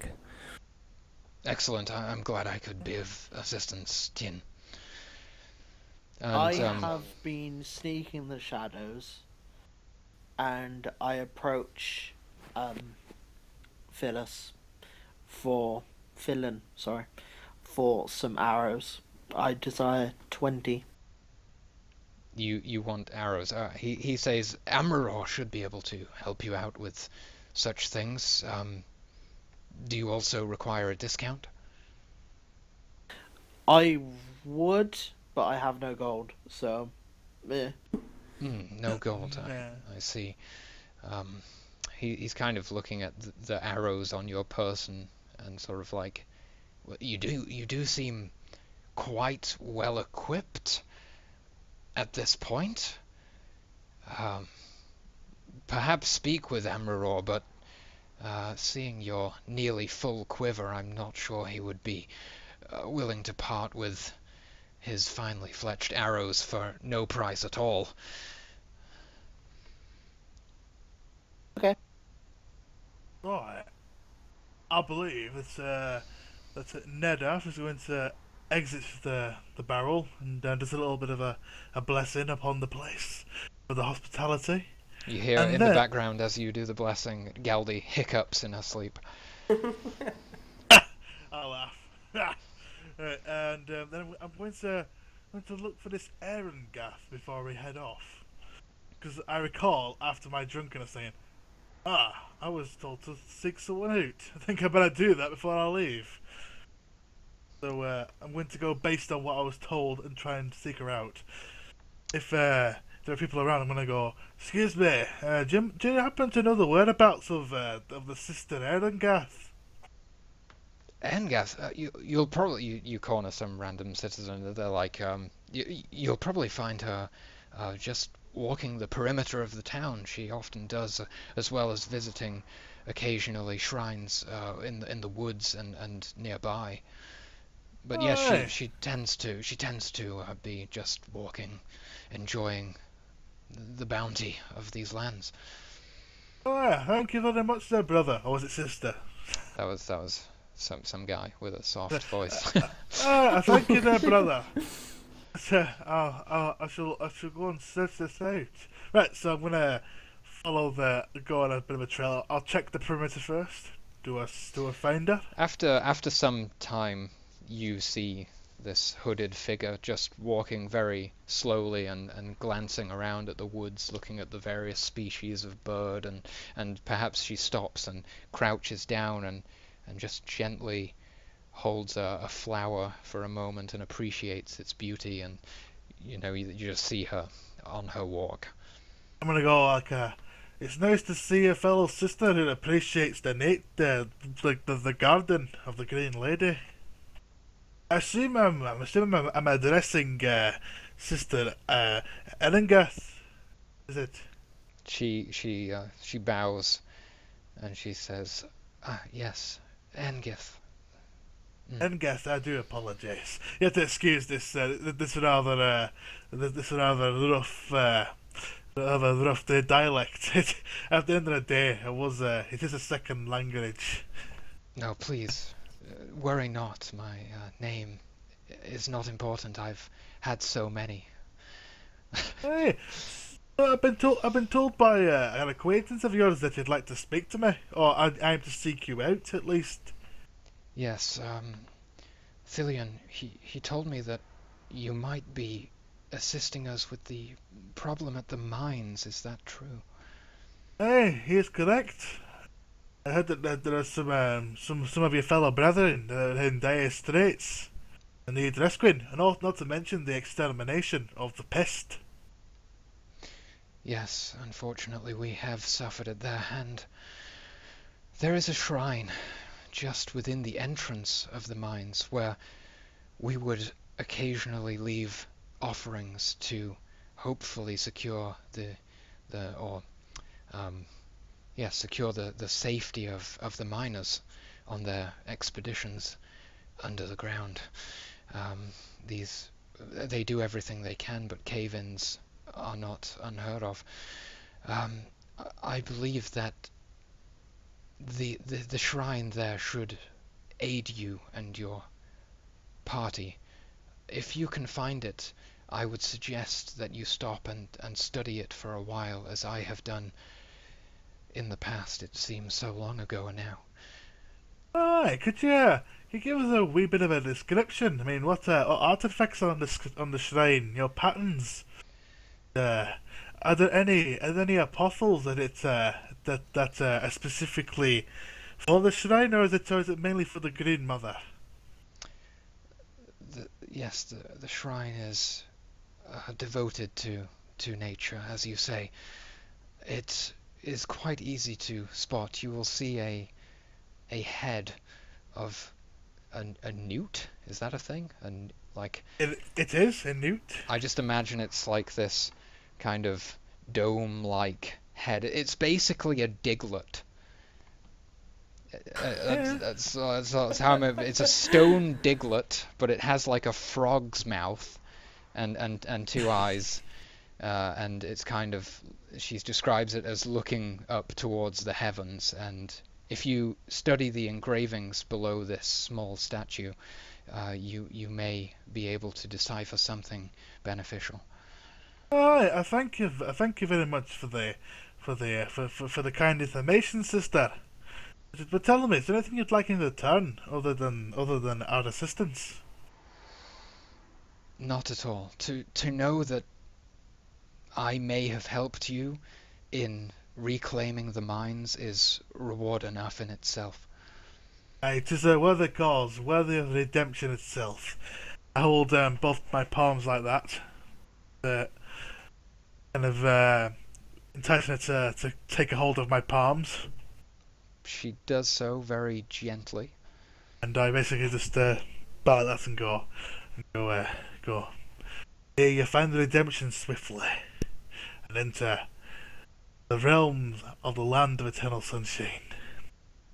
And I walk off backwards, not breaking eye contact, respectfully, until I am quite a distance away, then turn. She bows 3 times that you count as you also respectfully walk away, maintaining the eye contact, which is only broken to bow. I like this. Internally I'm thinking like, it's nice to know a lass of the old ways. Very good. Right. What's the remainder of the party doing at this moment? Anything in particular? Slowly waking up. Nice. I think I probably missed some of these. Either because I'm asleep or because I just don't want anything to do with the conversations. I like to imagine that you wake up like 3 hours late and then just eat all of the rations that Galvin fed. Just all of them. Yeah. If I ever get hungry, I'll just eat the kobolds. Not the finest of meats. It's meat. I hope this GM's not a dick and has it where they've got some sort of disease that poisons you. Yeah, I think aren't I've kobolditis. got a feeling that's gonna happen. Aren't kobolds Some sort of earth stain. elementals anyway? Not earth elementals, I don't believe, no. They're related to earth elementals and Really? lots of like their lore, yeah. I don't know what lore this is. That in So, I'm going with like most of the like games I've played. They're always like the lowest of Earth Elemental. Right, okay. I've always been seeing Yeah, them kind as more of, they're- organic, like reptiles or rats or Yeah, something. like, yeah, I a imagine couple of- like rat humanoids. Yeah, You know, they're- A take couple of candle. games I have played with them, they disintegrate. Oh, mythologically speaking, they're a bit like vermin-style sort of creatures, a bit like rats, and they live Yeah. in caves, but they do take to living in houses and basements. They like candles. mm-hmm. They do. They don't like definitely. you taking them. No. In fact, take a candle. Indeedly. So are you guys just reconvening? I'm looking Hey. for a market with a lantern. Okay, so you walk out. The market's literally right outside the building where you spoke with Tillian, and it's kind of scarce today. Not many stalls set up and things. People just returning to their homes. Some people have lost their homes, but there are a few stalls nevertheless, a few merchants around, and yes, you quickly find someone who has candles and a lantern. Approach the. Is it a gentleman or a lady?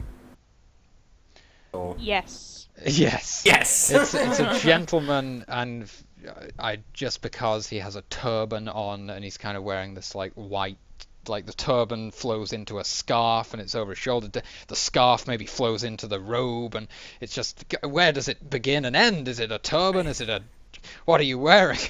But yeah, he's wearing his merchant gear.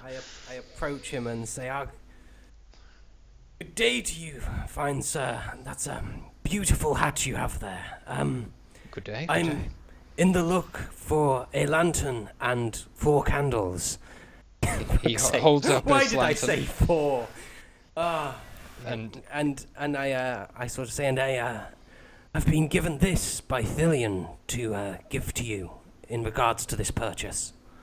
And hand him the paper. He's holding his lantern. Originally he was trying to show you its sturdiness, but then he's taking the paper, and then he's a bit like his hands are all full now. So he hands the lantern towards you. Thought he was gonna drop the lantern for a moment there. And he reads quietly for a moment and says, "Oh yes, I see. Yes, you are not lying. Straight from Thillion. Recognize the writing anywhere. Of course, I'll do everything I can to assist you." And he then gathers 4 candles together and presents you with that. And could you make a business check for me? And you gain a +2 bonus from the note. Okay, so ratings are -1, which it's not modified by anything, is it? It's your business skill and your intelligence, and then a okay. +2 bonus. Alright, so it's Well, just, I think the skill's called trading, actually. Yeah. Yes. So it's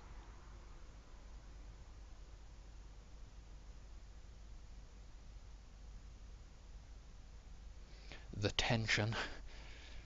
The lantern tension. Hello.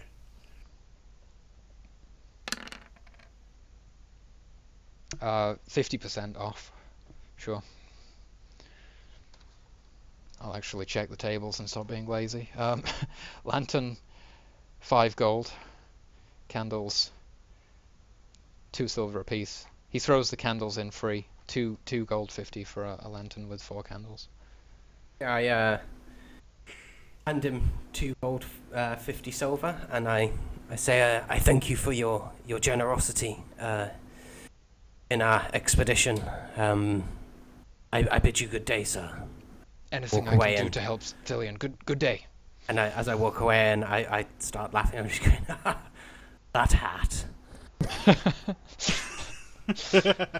I just got carried away with the description. He had a turban, and then the turban became his entire Oh, outfit. it was a beautiful hat. Um, Turban, /scarf. / robe. / sandals. Alright, so you have acquired your lantern, and perhaps the party, Bear wakes up, maybe you reconvene outside the barrel or in the town centre or something. Whatever you like. Don't think I need anything. A meander. Very good. Okay.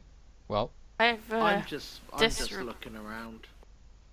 I'll I've just say disregarded getting anything, and I'm just pirouetting in the town centre. beautiful.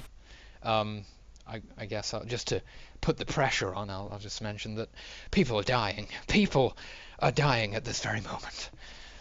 Potentially. Well, I'm ready to I go needed a first of you lantern. now. I'm just saying, you needed the lantern.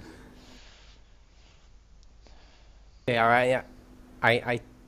No, I don't. Yeah, I do. I take the lantern and sort of affix it to my staff so it sort of hangs off the top. Okay. So it's now a lantern arcane implement hybrid. Yeah. Great. That's cool. And so what are you doing? Are you preparing to depart, perhaps, at this moment, or is there any unfinished business? I'm good. I'm good. I am good. I have a quick question. The hash in the encumbrance, I cannot remember what it stands for. For a second, I was like, the hash where? The hash means that you can group 6 of those together within a single point of encumbrance. So you guys will notice for torches, rations, all these things, you can potions, all sorts of stuff, you can group them together. That does mean that they're packed together, so if they're stowed and packed together, you don't just have to take a turn unstowing them, you have to take a turn ungrouping them as well.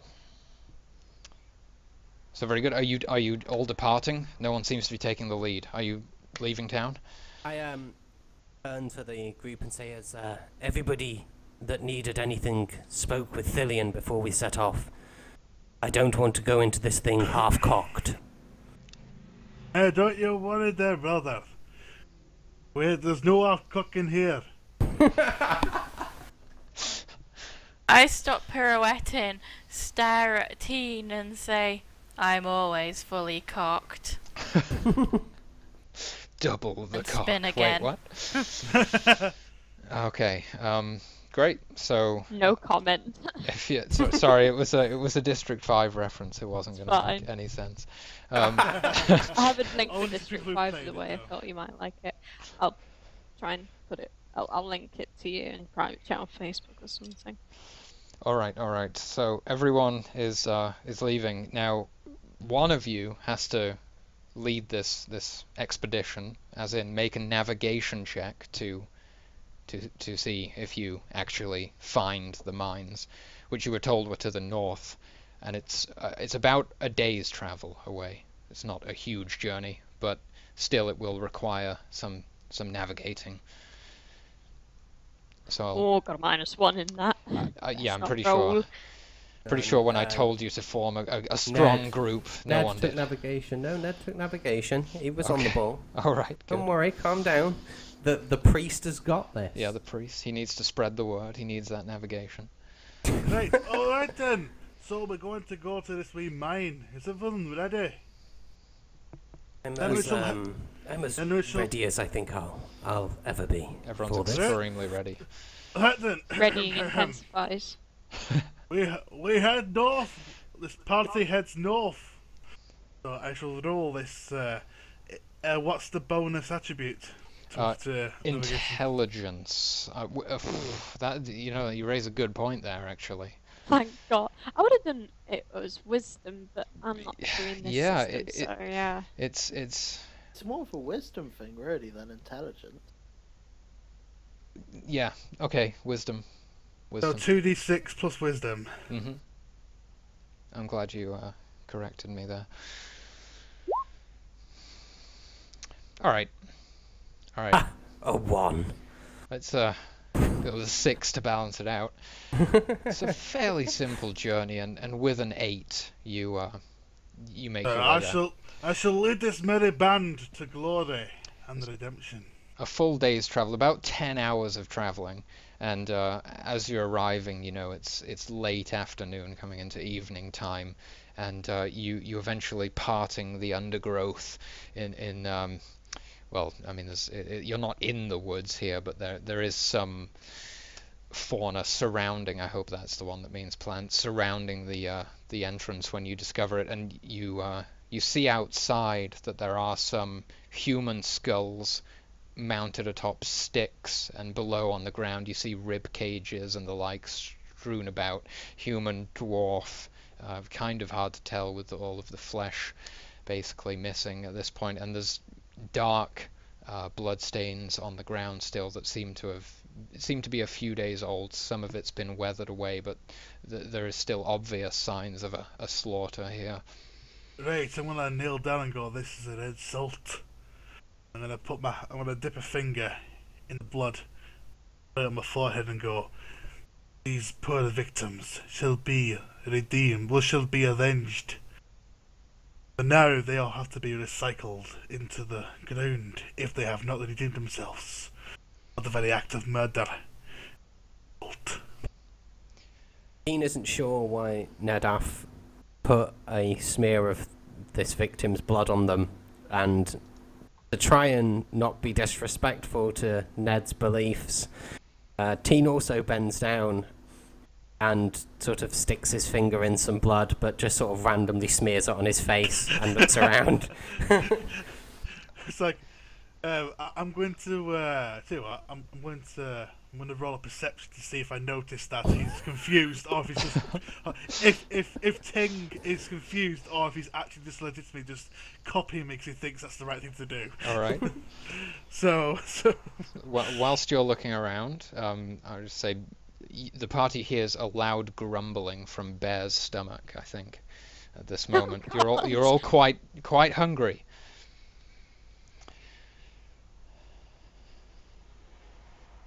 That was an 8 again. It was. I'm going to suggest that I notice. I think so. I'm going to look at him and just look and go like, this is a sign, a promise that I will avenge for a victim and victims. You're familiar with the warriors putting water paint on. This is a very similar thing. I've read about it. Yes, that's Well, I've just got blood on my face, so let's leave it at that. I pat him on the back and go, well, I appreciate the gesture. I stand back up and go, if I wasn't mistaken, I heard someone rumbling in the tummy. When you were talking about the sign of vengeance and stuff, I thought you were literally talking about his stomach rumbling. Well, so at this point you all are experiencing a fierce hunger after a full day's traveling, and I don't know who discovers or realizes this, but you left the smoked meats behind. No. I thought I left you all with one job. No one picked up the meats. They were examined. That was the I full secure a extent. lantern Oh no! for I was inside in my the caves. inventory and everything. So did On my I. character sheet, they're in my inventory. So... All right, 3 of you have done that. No one stated that the action of the confusion's arisen because no one actually stated they did that, but 3 of you have added it, to the thing. If someone had to say that they gather the thing. Right, looks like we'll have to hunt then. Because Oh. obviously we forgot all about the meat. Not pointing any fingers, and I'm probably just as much to blame. But I blame Tingle. You old man, why didn't you forget you to remember? Is this Ned acting hangry? While I say this, I do wink at him. Tingle raises his eyebrow and goes to say something. It's just sort of like, All right. So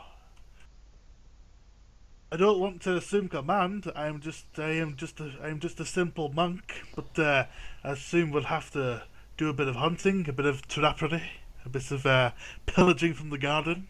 I think I might have trapping. One sec, I'll check my character sheet. Now, consider that setting a trap and then going back and checking it at a later time, you may have succumbed to starvation, and checking that trap in the future could become a difficult thing. Actually, hunting for something is much more appealing of an idea to you right now. I Right, forgot we were okay. playing DayZ. You find a tin of beans. oh shit. You don't The want entire beans. party. Sniping PPK. intensifies. We find another player. There's a 5-minute stalemate because no one knows who's gonna kill who. Yeah. All about the powdered milk in DayZ. It's all about snipers, man. Somehow fills you up more than beans. Don't know how that works, but feeds you for longer somehow as well. How would that work? Because wouldn't the powder like coagulate and stuff, making it like shrink? Maybe it's It like should porridge. dehydrate you, but it's DayZ. I don't fucking know. I don't think it's Everyone's a sniper on that game anyway. Right. Okay. So, I believe we'll have to we'll have to make a camp, and someone Hang on a second. I thought no, it doesn't matter. I was thinking. I thought it said that I picked up the pack that Thingy had left us, but I remember that you and Slagathor said you were examining it, and yeah. that would seem to be the extent of it. Damn. I thought we did the roll to like actually physically collect the rations. There was no rolling to collect the rations. A roll was made to see how many Galdi would produce throughout the night, and it was left there for you. And alright then. So how's his hunting gonna turn out then? What's the mechanics for hunting? basically a nature check. Right. But nature 0. You know what? I think it might be worth turning to Slagathor. This looks like an area of your expertise. Funnily enough, it's not, but It is not, no. it should be. I'm assuming in terms of character. I know as a player he doesn't. Yeah. I used to live in the wilds, though, around the village. Around the village. Okay. Well, let's for the love of God, let us pray to the Green Mother to send us some nourishment this way. He is a hunter. Do you want to make a religion check? But all of Well, the people in his village you know were what? vegetarians. I'm giving you so- anything now. Trying You to know help. what? I'm going to do a religion check. Just anything. I'm gonna roll religion. Pray for good fortune on the hunt. Yes. Whilst you're doing that, I'm going to scan the area on a perception check. So Bear Go has for it. nature 0. Whoops. That's not how you roll. Oh, Tethril has nature 0 as well. So we do have 2 people that are somewhat Closer. capables. How's that? Oh, that's not very good. Thank God for the +2. Well, unfortunately, Wait, Stevie rolled a 1d6. No, 2d6. there is no bonus. Now we've got 2d20. It's getting worrying. No, that's wrong. What were those rolls for? I may have somehow phased out. There seems to be a million rolls going on. Did I don't miss know. something? There's some perception checks happening. I know that, and you basically Oh, with these rolls, Bear, was that perception also? No, that was supposed to be nature actually. Ah, well, what? It didn't do anything. Unfortunately, so you were hunting, you were foraging and hunting, I assume, but you turned up empty-handed. Yes. And Stephen, you assess the surround, and you don't gather anything other than there is a mine entrance, there is the remains of humans and dwarves and such, some skulls on some sticks, and the wilderness itself surrounding you. Are What's, we like, in a clearing, or are we near some woodland? You're quite near some sparse woodland, but the entrance itself is in quite a large clearing. There's some like tracks laid down where a minecart would roll in and out of the entrance of the mine, and it's just dirty where like the workers have been trampling all of the undergrowth down. It's just become mud at the entrance, basically. What would perception be modified by? I'm going Wisdom. to make a perception check also. Wait, 2d6. Okay. Same scene. Yeah. So is anyone making a nature test again? Is it okay if I make another one? Unfortunately not. Cat's I able can to, do though. it. I'll have a What, go. what do I roll? 2d6 modified viewers. by your nature skill, so I think that's a -1 for you. And No, your it's I am it's just zero. nothing. nature for me. check as well. Oh, nice. I checked the area, but I'm gonna do a nature check as well. Okay. Oh, Tetheril. Nice. My thing cancels it out because I've got a +1 in wisdom, so I'm gonna give it a go. Sure. I'm gonna go. You know what? Looks like I'm gonna have to do this myself. Let's have a genders. Great. So amongst you guys, you secure some animals. What would you like to, find, hunt? I scoop a mouse up inside a skull that I've picked up. I think some wolves. I think we should get some wolves. All right. Okay. So you find yourself a wolf. Somehow you manage to take it by surprise, and you kill a wolf. The rest of the wolves, I guess, scatter as this one goes down. And yeah, you've got wolf meat. Tetheril, you did roll a 9. If you want something more substantial than a mouse, you're definitely entitled. Your choice. I'd like a rabbit. Sure, absolutely. And Happens to be a rabbit around. Nedaf? Right. What kind of countryside are we in? You're essentially on a hillside. It's a bit rocky, but not steep cliffs. It's still quite grassy, and Okay. there is a bit of woodland nearby, and beyond the hills you see mountain ranges, basically. What we're thinking, like Northern Europe, kind of surroundings.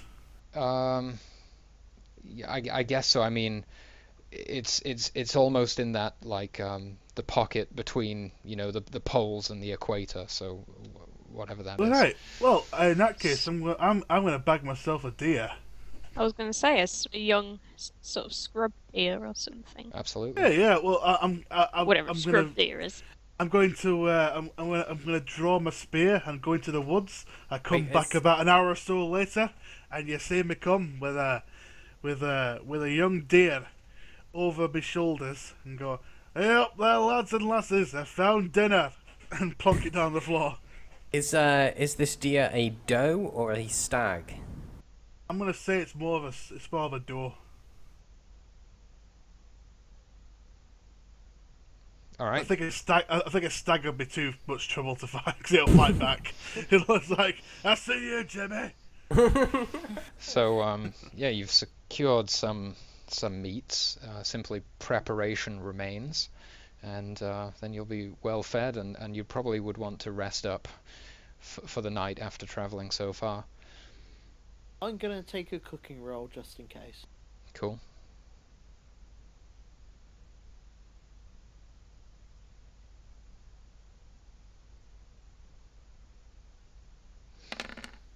Attention, killing me. Well, you prepare all of the meats that the group has provided, but it's edible. It's edible, and it's in fact it's kind of tasty, but it's not the sort of meal that charges you up for battle. I.e., there's no bonuses. You're not gaining any well-fed status I or was anything. just rolling. But Well- you did prepare the food. It's not going to poison you. It's edible. Well, before we settle down to bed, I'm going to see if I can easily find this shrine.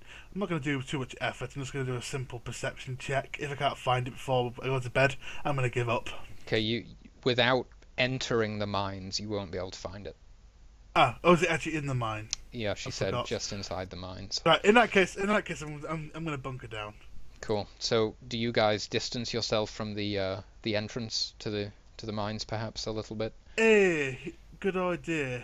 Yeah, I think we should go a bit further away from it. Just Right. in case. Right, I got a suggestion here, lads and lasses. We shouldn't sleep near the fire, just in case some wee bastard comes over here and goes, "Eh? There's a campfire here, I can smell it." A good call. So, Don't you we all... usually put out the fire anyway. I think we shouldn't have any evidence at all, so I think we shouldn't sleep where they made fire. Alright, great. So, Just from personal Smart. experience, I mean, I did get these scars for decoration, you know. self-inflicted decorative scars, yeah. Those scars. Gotta be hardcore like the rest of them. So you all hunker down for the night. It's not a very comfortable night. No one has a bedroll. Well, I don't think so. No one has a tent or anything. Nay, I sleep rough. It reminds me of nature. Exactly. Right, I thought I'd bought a bedroll, but I think it might have been on the bard. It was, yeah. Yeah. I use the flesh of my enemies as my bedroll. But we don't have any enemies! But yeah, you all rest up. Anyone who can gain a mana point gains a mana point, and the rest of you, you're all max health, so nothing there. And yeah, morning is here once more, and you're close to the mine entrance and Yeah. ready. Right. Okay. So we need to think about the order of entrance. So, what do you suggest? Me and Bear go first. In case we get ambushed. Sure. Or perhaps you want to send one of us at the front, one of us at the back. In case we get mounted from the rear. I'll take the rear. Right. I should, Unmountable. I should probably be somewhere in the center with the lantern. Hey, I like that idea. Right. Bean sandwich. A teen sandwich. Alright. We all ready? Yes. I draw Yes. I'm gonna draw my spear. Are you ready? Okay, excellent. Would you guys like to do a 5-minute break before we delve in, or do you want to push straight through? That's a good place to have a break if y'all want one. Or would you prefer to move on? I don't mind. I don't mind either. Yeah, I anyone think from I the will have a short break. chat? Do you want to go for a piss break? We'll thinking of chat, we'll do a 5-minute break, and you know, I'm sure my vocal cords would love that as well. I do not speak enough. So, all right, I'll set the timer now, and we'll be back real soon. Bye! By the end of this, you'll have vocal cords like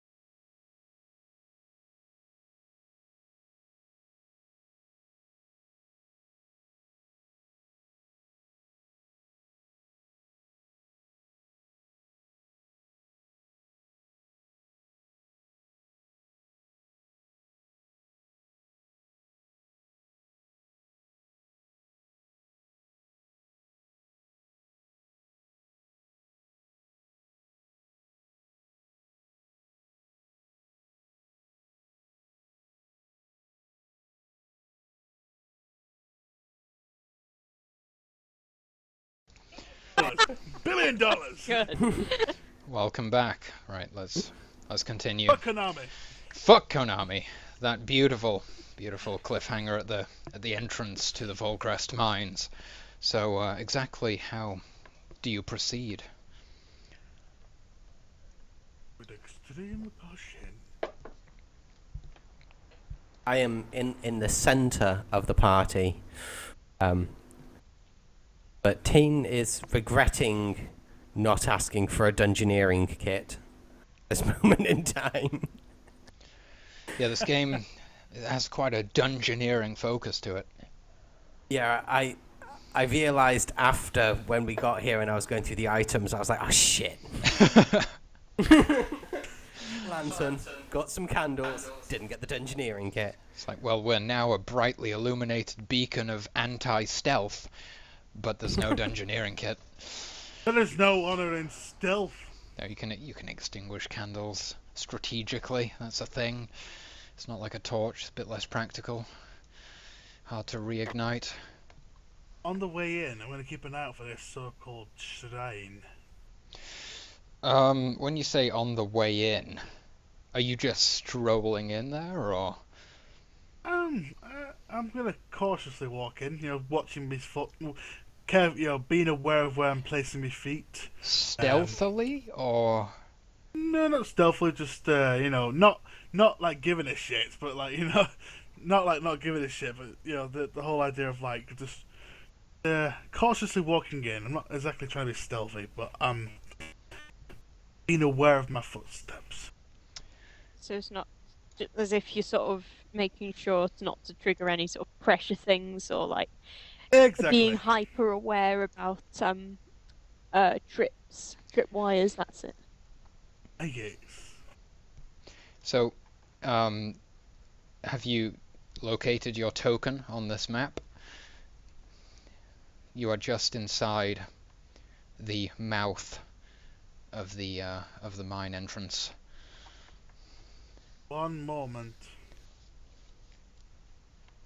Oh yes, I see. Yes, Nidaf. As you step inside, it's extremely dark. The sort of aroma of earth hits your nose. It's much cooler in here than the warm summer's morning outside. There's kind of like that chilly, humid air that hits your nose, hits your nostrils as you enter. It's the darkness. You can't really discern anything through it at this moment, but with perhaps a bit more scrutiny, you may uncover something. As we enter, I mumble. Teen enters. What's the illumination distance of this lantern? Because I could add it as an aura. I have no idea. It doesn't actually state, so it's just your discretion at this point. It just kind of illuminates around where you're at. I will mention, of course, that entering with a lit lantern into a dark cave is very obvious. Like, very not discreet. Just saying. Please, may I make a perception check, or rather, no, because the wind will be blowing in from my back, so I wouldn't get a draft inwards. I was going to ask if I could make a perception check to see if I could smell anything deeper in the caves besides the usual background cave thing, but You can just step, like Nedaf did, just take a step inside and make a perception test if you want to. Okay. I shall, whilst you go ahead and roll that skill check, 2d6 modified by your perception and wisdom, I'll go ahead and move your token into place.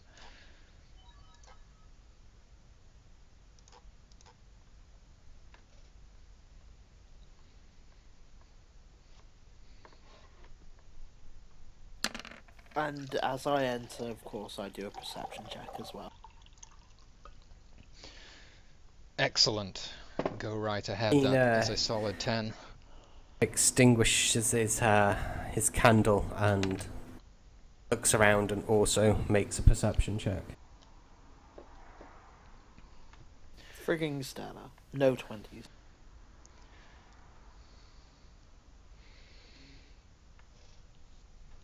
So with a 10, Bear, you you almost immediately recognize, well, maybe not recognize, but as in identify it specifically to a certain creature, but there is a smell, quite a putrid smell of some unclean beings that are dwelling inside here. From what you've been told, you would assume it to be kobolds. You continue looking on ahead, and there is a faint flickering light. It looks like there's a small campfire burning, and you see two kind of silhouetted figures, kind of small, or, maybe just slightly taller than a gnome. They seem to be sitting at either side of this small campfire, and one of them's prodding it occasionally with a stick, and you can just faintly hear the sort of chattering and their strange mumbles that they seem to be emitting. I shall go ahead and reveal this area. Okay. What's perception modified by again? I will remember this. Wisdom. Off by heart. Wisdom. Excellent. Thank you. This wizard knows nothing. Yeah, it's basically just Bear that notices. I suppose communicating this to the other group might call for attention. Might draw attention to us. You can most likely get away with a whisper if you can do such a thing as a honey badger. Okay. Please, could I, in the lantern light, I suppose I could sort of. That's been extinguished. I extinguished it as I came in. Right. Okay, that's fine. You suspect, Bear, that this is like the guard. This is the early warning system. Well, you assume these two individuals are gonna, like, if they spot anyone, they're gonna raise the alarm. I am going to ready my bow. Fine. Great. Are you inside now, Slagathor? Yeah, does Slagathor and Tethril also come in, or? I've come in and done a perception check. I'm in front of Teth. Oh, you did. I see. Okay. So no one else is actually aware of the kobold still at this moment. No one. Unless somebody wants to tell me, I'm blissfully unaware. I suppose I could probably tell Nadath something along the lines of 2 kobolds ahead. Chinese whispers. I just imagine you like Two a rally car ahead. driver, co-pilot people for some ahead. reason. Or whatever it is, a co-driver. Yeah, Yeah. a rally cold driver, yeah. 90 Right. left, straight line. Left. There are 2 kobolds in the cave up ahead, and Small campfire. yeah. Right, what I'm gonna do, I'm gonna ask you, so how far away are they? Roughly. Let me get my arrow out and my ruler and check. Let me just lean across the virtual tabletop for a second. I think it's over 100 meters. By my It's over estimation. 9,000. My estimation. It's over 9,000! Right, okay. I think I got a plan here. We've got the drop on them. We're not exactly the stealthiest of characters, but I have a plan. It's called the art of catching them with their trousers down. If you know what I mean. So, Do I become a drop bear? kind of. What we're gonna do is that this is how we're gonna do this. I'm gonna be in front. I want you, Agatha, to lean on me and fire one of your arrows into one of them, and we will wait for that. And I will ready one of my spear, and we'll basically fire a volley of ranged weaponry. So it reaches, then me and Bear. Just check the range of your spear before you execute this plan. Oh no! When they get close, I'm gonna throw my spear. Ah, That's what I mean. And we're going to use ranged weaponry until they get to the point where we have to go into melee. That includes, like, I throw my spear when they get in range, and then got you. But then when it comes to the point of action, me and Bear and Tendril, Sorry, I Tendril, can't. new name. That's it. Tendril. Tethril, I do apologise. My dialect is very basic for the artistic ways of your name. I do apologise. Right, so basically we get the drop on them, we fire range combat on them. When they get close to us, me and Bear will deal with the rest, and we'll make sure that we keep the front line between me and Bear, while you lot provide support. How's that sound? Today's a good day to fight. So you want me to attack them, right? Hey, so what I'm saying is that we'll get in position, make sure that me and Bear are in the front line. We fire the ranged combat. You know, that involves arrows, perhaps the odd spill, for example. Don't Well- forget about the rogue of the group, Tethril. Of course. Hint, hint.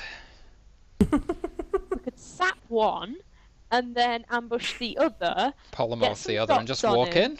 in. If only. Well, again, what we could do is, right, new plan. I've had an epiphany.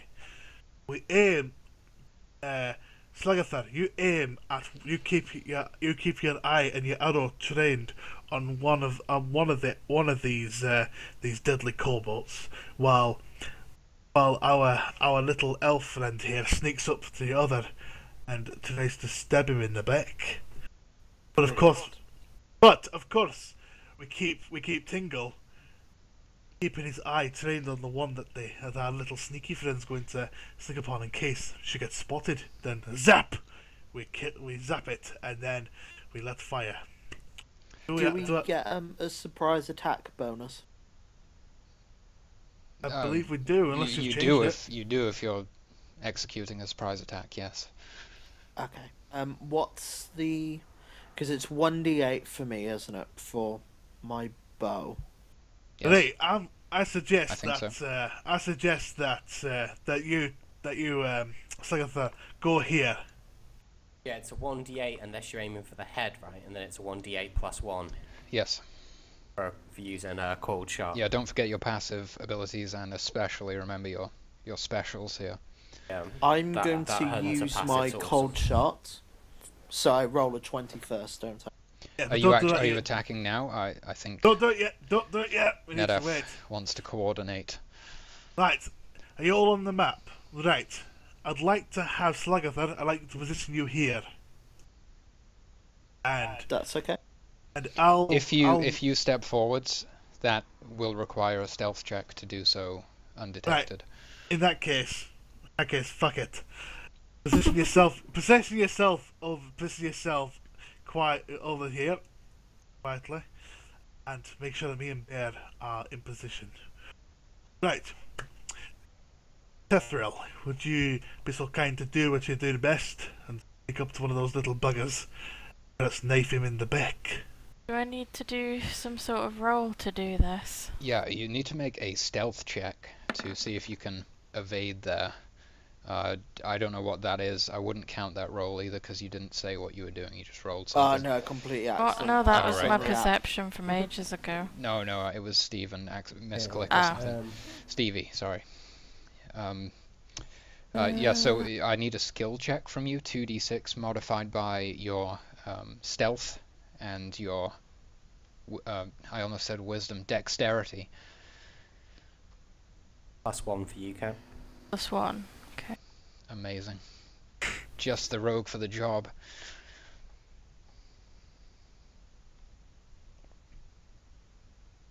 Don't let us down now, Tendril.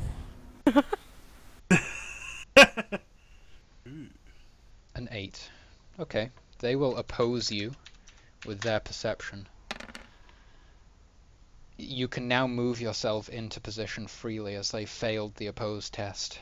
You can place yourself behind either of the two kobolds you're choosing. Of your choosing.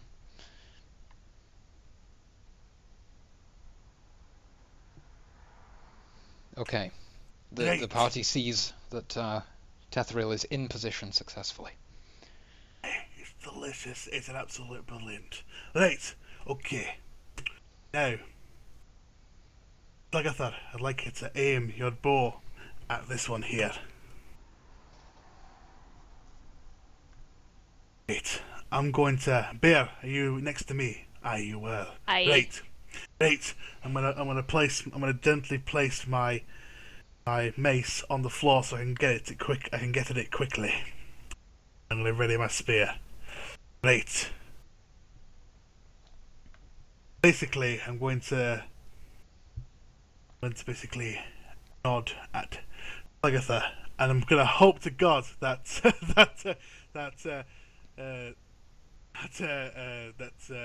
our little sneaky friend will take initiative once the action starts, because I forgot to mention when the arrow flies. Well, she could always basically, because this is a like, we haven't initiated combat yet, all of these things can happen simultaneously. Alright, fair enough. I'm gonna Can say I use my assassination then? you can. Absolutely. Listen, what I'm gonna say is, Great idea. What I'm gonna say is that I'm gonna say, Tethril, when that arrow strikes that other cobalt, you let your fury of blades loose on that other cobalt that you sneak up to. He means you stab him. Getting knifed. You knife him, yeah. Shank Aye, him, mate. you knife him, sister. Cav rogue. Stab him up, mate. I'm With a ready spoon. when Look out, he's got a everyone- stabber. What I'm gonna do is that I'll start shouting I'll start to shout a load of prayers, hopefully allowing the other cobalt to think that only the only enemy is down that tunnel. I'm just going to say that with an arrow and with the rogue sneak attack, you could potentially dispatch these things completely silently and Well, not if that's trigger the alarm. Right, Essentially. okay.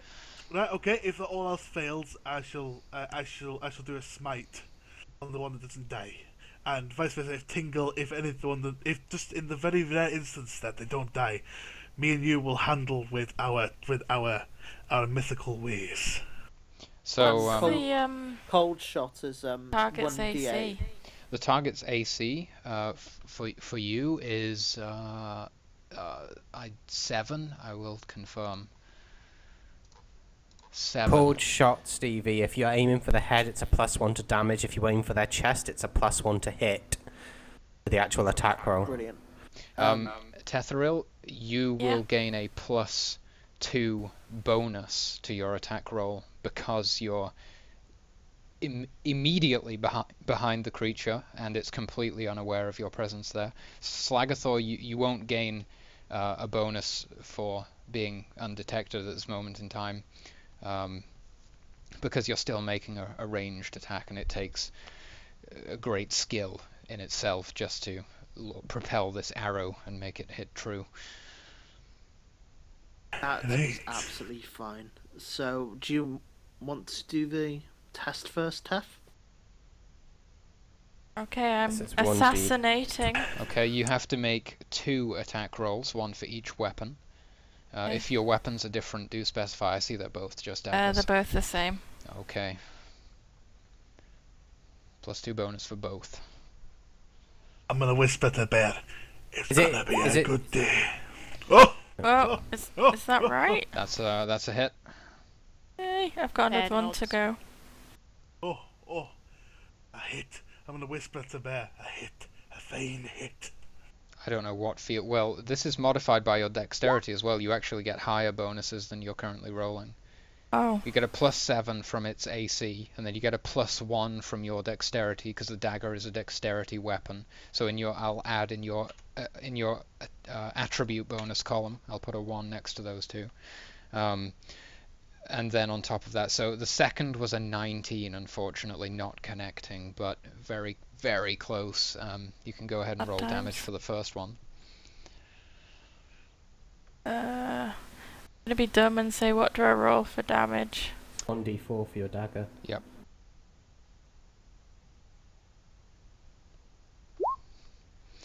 Nice. Okay, and Slagathor, I guess. Okay. So it's D20 first, isn't it? Do I have any modifiers? You are targeting. Are you aiming for the torso? Are you aiming for the head or the body? I'm aiming at the torso. Okay, so you'll Yeah, gain +1 a to +1 bonus. Its armor class is 6 for this one. So can I just Okay. interrupt? You know the skill of using ranged and melee combat. Does that add anything to attacks? It does if it's above a 0. If it's just a 0, it's just Oh, the flat it's 0. above a 0. Yeah. Right, fair enough.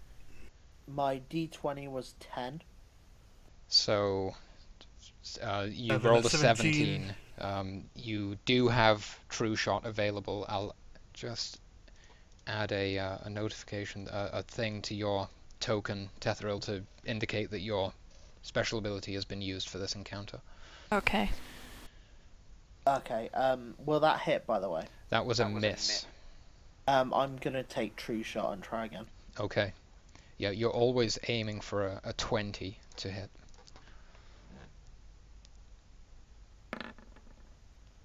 That, however, is a hit. Go ahead and deal some damage. A straight 1d8, I believe. Amazing. And is anyone else doing anything simultaneously as this ambush is triggered? Great. Not yet.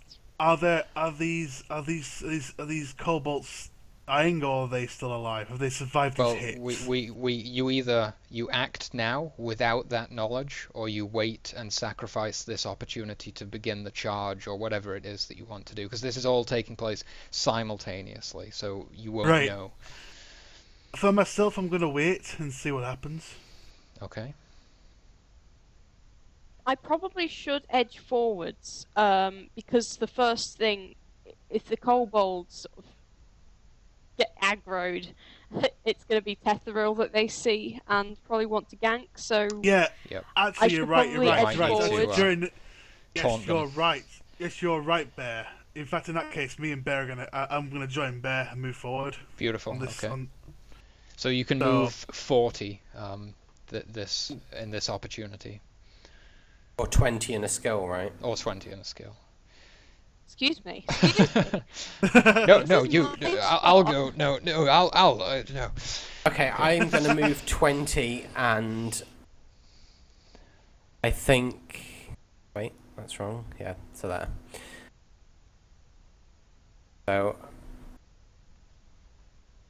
Yeah, I'm going to move 20 and then as Tethril is attacking the one, following up on Nedaf's orders, I sort of cast Magic Missile on the kobold that Tethril was attacking. Okay, go ahead and roll a d20 for its saving throw. The target number is 15.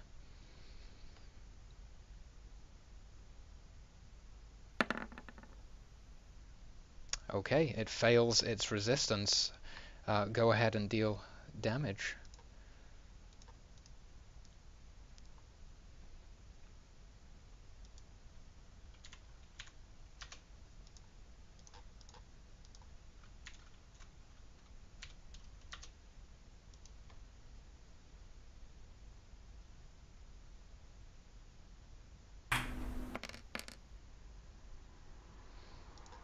Okay, so the group moves into position, Tethril stealthing in and preparing to assassinate the kobold.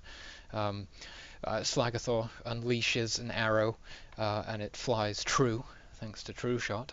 The rest begin their charge, and Tingirl unleashes an arcane missile, a magic missile, sorry.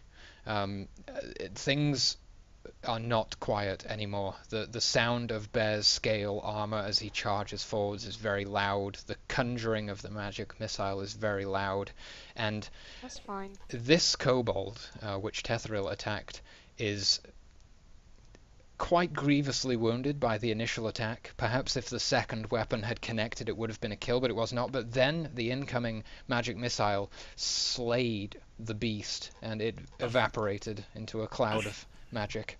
A fine hit there, Tingle, and a fine hit to you, Tenthril. The second kobold, there is now an arrow sticking out of its shoulder, and it lets out a loud... like, it's pretty pissed off. And yeah, it's a good noise. And I'm going to... it's by no means being quiet. Does it fall down, or does it survive its attack? It survives, and it's screaming quite loudly. I'm gonna shout and point to that kobold. Cold vermin kobold, go and face us if you dare. In the attempt to distract it from seeing Tenthril. Go ahead and make a persuasion check for me.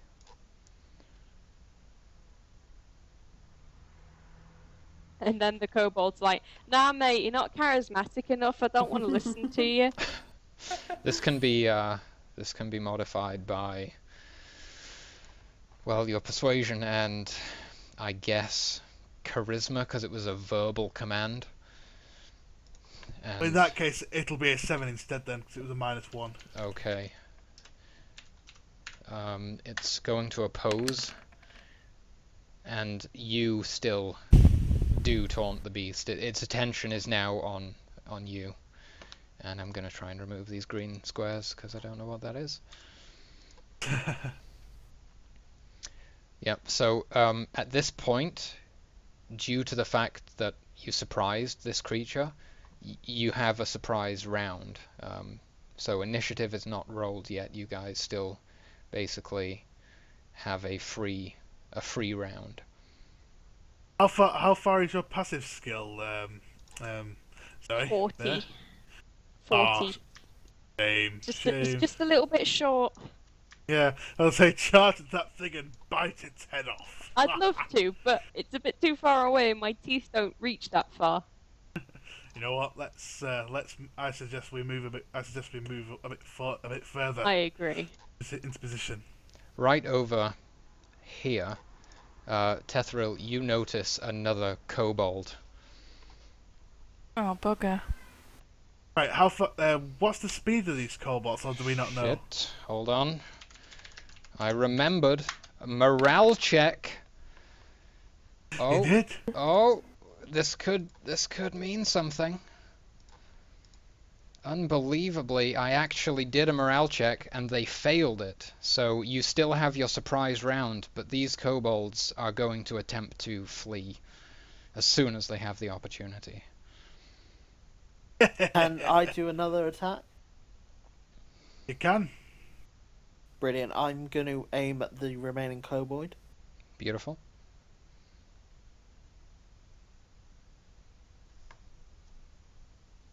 Wait, hold on. I just need to check something whilst you do this. Might take me a second. That's a hit, just to let you know, Stevie. Indeed it is. A fine hit. I wasn't sure. Oh, are you doing cold shot again? No, I'm just doing a standard one. Okay. It will hit anyway. I don't think there's a restriction on cold shot, is there, Flames? It's Like a you can passive repeatedly ability. use it. Yeah, you can repeatedly It's a use it. passive ability, Yeah, it's a sweet. passive. So you Okay, can- sorry, I'm gonna have to retcon that because your the ambush round was exactly what you did to dispatch the first kobold and injure Oh, this so now we kobold. roll initiative. Right, Now okay. it's initiative. Okay, That's my bad. that's fine. So me and Bear will move back then, I guess. Remember, the macro is extremely useful, and initiative is modified by Dex for anyone who has a point in Dex. What's the initiative roll? 20. It's in the Oh It's fuck! in- I rolled it, but I didn't select my token first. Yeah, do select your token. It's 1d8, Yeah. Stevie, if you can't use the macro. I hang on. It won't actually let me select the. Oh, I have to move the turn order thing, that's why. Turn order popped up right over the top of my thing. That's why I didn't select it. Right, brilliant. Don't mind that, sorry.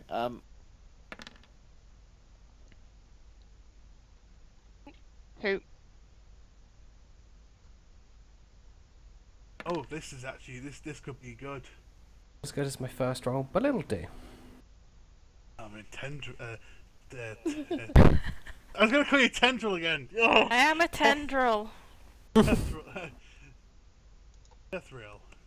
Tethril can go. He's gonna go first unless it costs one of those cobalts. Unless that single cobalt gets initiative and tries to leg it. But then again, he'll run past you. Just stick out your leg and just trip him up.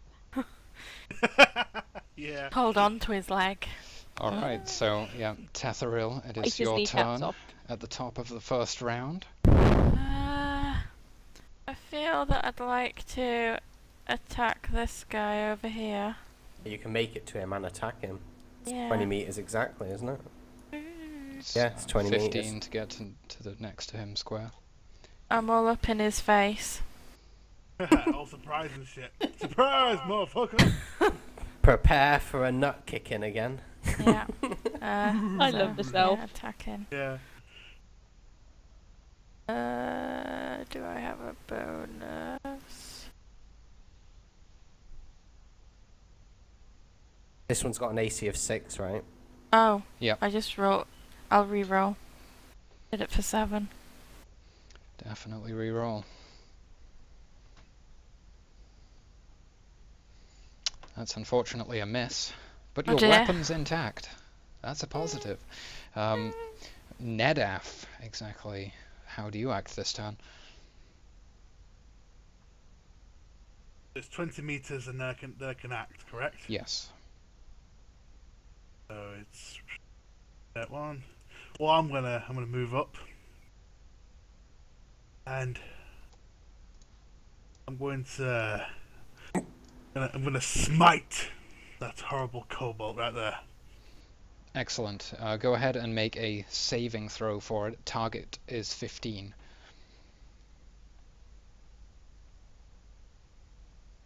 Unfortunately, it resists the effect of your Here we go. smite, shrugging off the blast of divine energy. Tin goes. Yes. Tingle with sheer anger starts conjuring up a magic missile to blast at this annoying kobold that is resisting dying repeatedly. He's a tough you one. have no honor. Go ahead So and it's, make a saving throw again. 15 again. 15. He's a hardy one. He's a sturdy thing. Great. Okay. It was a shit, this thing. Yeah. Go. The Kobold Shielder is Right. going to try to basically barge you, like shoulder barge you over, Tethril. Oh no. So he's going to make a an athletics check, and it's going to be an opposed skill test. So if you could also make an athletics check, this can be modified by the better of either your strength or your dexterity. So I guess you'll want to be using dex. Yeah. A 9 is what you have to beat. I think it's 2d6. Oh wait, I don't know what your athletics is. I think 0. I think she took it. So Yeah, it should be so it's 2d6 2d6 plus 1. plus 1.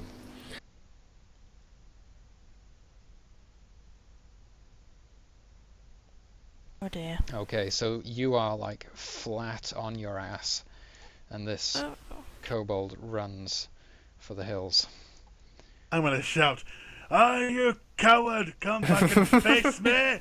Come back and face this and be redeemed! Come Don't back, give you me that!" yellow bastard! I'll bite your legs off. The Yeah. flesh wound. As for this kobold hunter that only Tethril is actually aware of at this point in time, yeah, he runs. He turns to run. And he's disappearing into the fog of war for you guys right now, but I shall reveal that momentarily as we go to Slagathor. I'm going to just wait because he's running. I can't exactly kill him while he's running. And do the dart. Oh, but you can. Yeah, you can That's still it, roll to shot. hit him.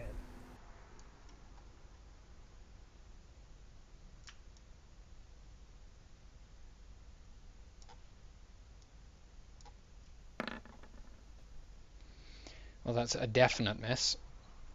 And there's no true shot to aid you at this moment in time. So, yeah, Tetheril. I believe round 2 is now commencing, and it's your turn once more. Your movement action will be consumed to get back to your feet. Okay. I guess I just stay here. Shuriken! Shuriken! I was literally just about to do exactly the same thing. Hang on a minute. I found a shiny star in my pocket. We've missed out Bear's movement attack. I rolled a 6. Did you not have your token selected at the time of rolling? I'm so sorry. It's alright. No, I don't know why it didn't come up, but it's okay. I'll just do what I was going to do the time before. I'll just scoot up next to Ned. I am adding you to the turn order right now, and you would have acted after Nedaf, so that's what you chose to do back then. Retcon. Yeah. Let's go. Okay. And it's back I'll to just do Tetheril. the same movie. I'm gonna throw my shiny star at him that I forgot I had in my pocket. Great. Oh yeah. Its AC is 6, and this will be modified. It's a D20 modified by your ranged combat skill, your dexterity, and any other bonuses or penalties that you may have that you don't have right now. On.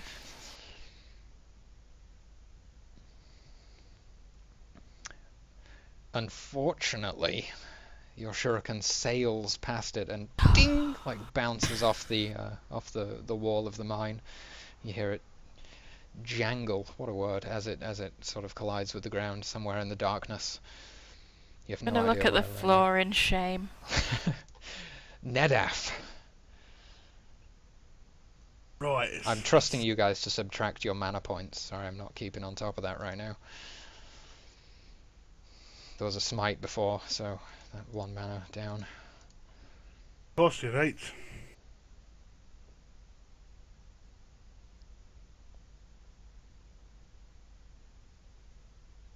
Right, okay. Let's see. I might save my mana for a minute. I might just move the whole 40 meters.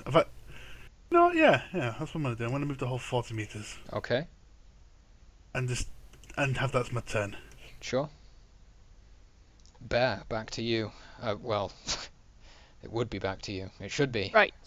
Well, I try and go more this direction.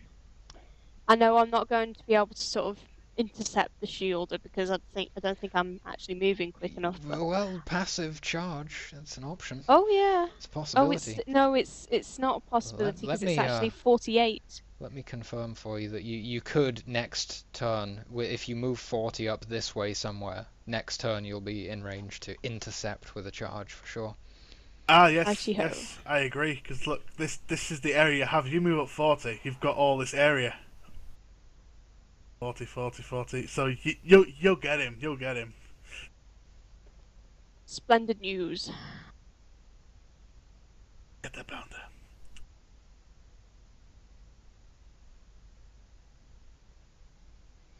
Tin Girl. So Bear just goes charging across, ready to intercept. Tin Girl, how do you behave in this moment?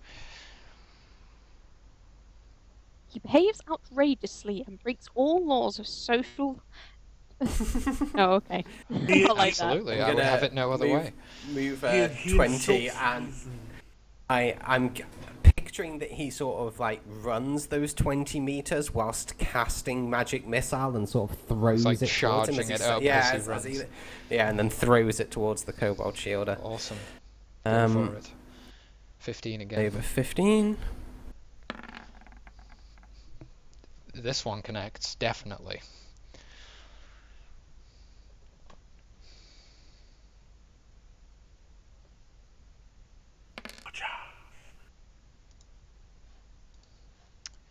Okay, you send a magic missile sailing across the the cavernous space that you're currently within. It illuminates the walls with its glorious arcane light as it wisps through the air, making a sort of humming, a magical humming noise. Can't really describe it much better than that. And on impact, it bursts with a sort of strange, sort of kind of an explosion-ish type noise, and the kobold sort of stumbles, trips, sort of cracks its jaw on the ground maybe, and does like a front roll on its face before Brutal. sort of vaporizing again in that Half-Life 2 like anti-grav slow motion magical vaporization dissipation of the body. Nice. That's pretty brutal. And he is thoroughly dealt with. There is, you know, Tetheril, of a kobold hunter, or a kobold of sorts, that just disappeared into the darkness running away. Coward. Yeah, he's seen as Bear's moved up so far. Now I think you would have revealed a bit more of this area. So yeah, you still see this guy, and unfortunately you get a glimpse, but he's going to continue running. And Can I rugby tackle him? I wish you could, because he's out of there. Ah, the little snot. And it's back to Slagathor, who is far, far away. Okay, I'm gonna move my way up to everyone. Okay, I believe you can get... Oh, you can go 1 square ahead of Tingle, in fact. Bringing us to Tetheril once more. I'd like to look towards Slagathor and Tingle and be like signaling that there's something else. And I'm also going to move up near Bear, as far as I can go anyway. I don't know who's drawing green squares everywhere, but someone is. Just to bring that to your attention, someone's drawing green squares everywhere. In case you're trying to select something or do something, it's a green square. I'm just going to move there. Okay, at this point, you have lost sight of the kobold. He's essentially escaped you, let's say. Well, that's not actually what I would like to do, because there is a fleeing mechanic in this. It depends if you guys would like to make chase. I would wish not to. Or if you would like this Hey. guy Me to... neither. Nay. I don't want to give chase Only either. because I know what's up ahead. Exactly. I say we move tactically and perhaps wait in ambush if he brings any of his mates around.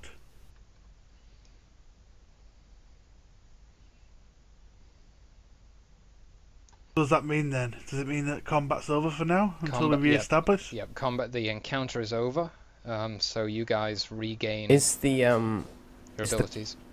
campfire that the kobolds were at still lit? Yeah, it's kind of smouldering. It wasn't particularly burning brightly at the time of your entrance, but Great. Okay, this is what we should do. I'm gonna not shout, but I'm gonna talk like Slagathor. You clear with me.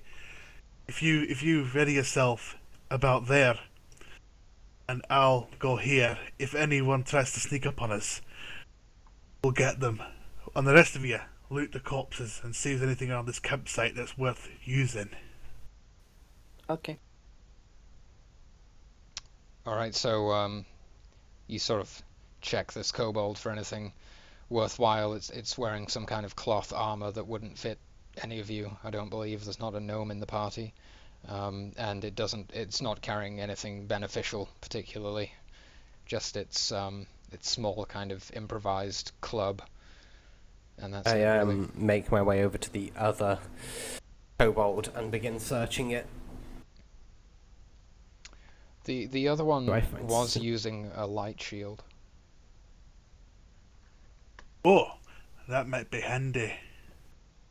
Hey Bear, what's your What's your I ace? hold up Bear the light has a shield. light shield. Ah, Right in now. that case, anyone Ah. object to me using the light shield? Not at all. When No. anyone who's got the light shield, when they come past me, pass it over. I'm just gonna keep an eye on over here in case we get attempted to be snuck upon her. So ahead of you now, there's kind of this fairly large opening into a cavern slightly deeper inside. This could be the cavern that Angith told you about, Nedaf. Your suspicions would lead you to believe so. There seems to be a large opening directly ahead, and over to the right side a slightly smaller passage. That's from your current vantage point, peering in. That's what you can discern. I hand you the light shield, Ned. And Cool. sort That's of- a -1, isn't it, to my armor? yeah. Correct. +1 to encumbrance, I think. +1 It to is, yes. encumbrance, -1 to AC. So my AC is now my total AC is now 2. Nice. And Not bad at all. you're still nowhere close to encumbered. Right. Okay. So I'm not shouting. But anything else worth? Is there anything else worth grabbing from that rabble? You didn't find anything on the corpses. Right. Okay. I'm gonna just do. If we're heading to the opening, I'm gonna slightly move to here. Do a perception check to see if I can see down this direction. Go for it.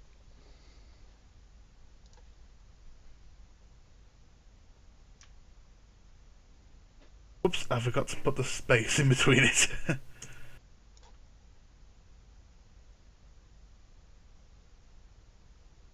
I'll look with my wee peepers. A 7. Yes, you look ahead and you notice that the cave extends over this way, and there's a large opening, and up here there seems to be another such opening, but you don't notice more than that particularly when trying to analyze this Okay. this area. Right. In that case, if he's sort of surveying, hang on, if he's surveying sort of that area, is it all right if I do a perception check up here? Go Perhaps for it. focusing more on. Okay. Do you maybe want to send someone a bit quieter up ahead to do it? Yeah, definitely. Actually, Oh, we have an elf Clunk, who's clunk, rather clunk. light on the. there's nothing here. Where were you wanting to do a perception check? I think in the north cavern. Okay. Well, I'm gonna go. Oh, I You can don't. only go that It's far. out of combat now, so Yeah, you can free just freely reign. Oh. move. Alright, cool. Splendid. Have a little wander over here. All right, go ahead and give me a perception test. 2d6 modified by wisdom and your perception skill. I have no wisdom. IRL and in game. Oh, I know that feeling.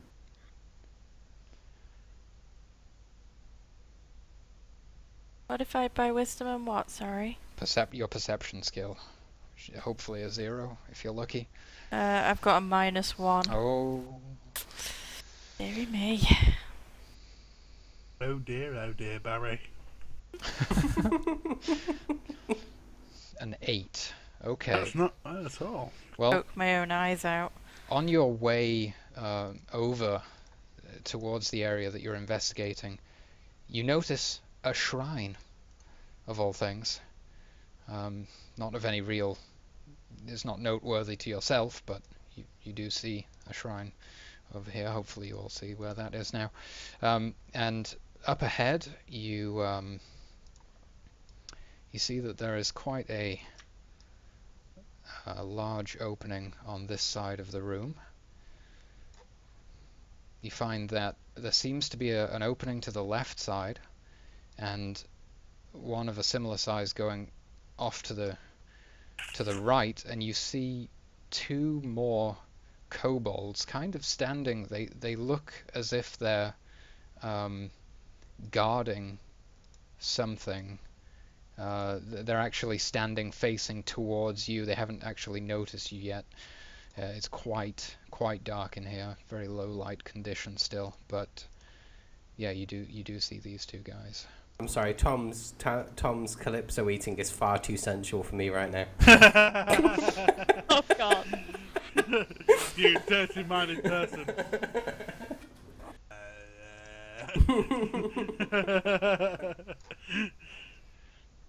Right.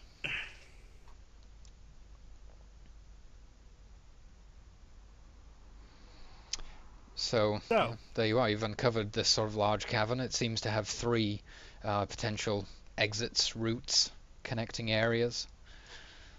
And there's more green squares everywhere. Can I quietly beckon Ned? Ned! I'm gonna turn around. Hey.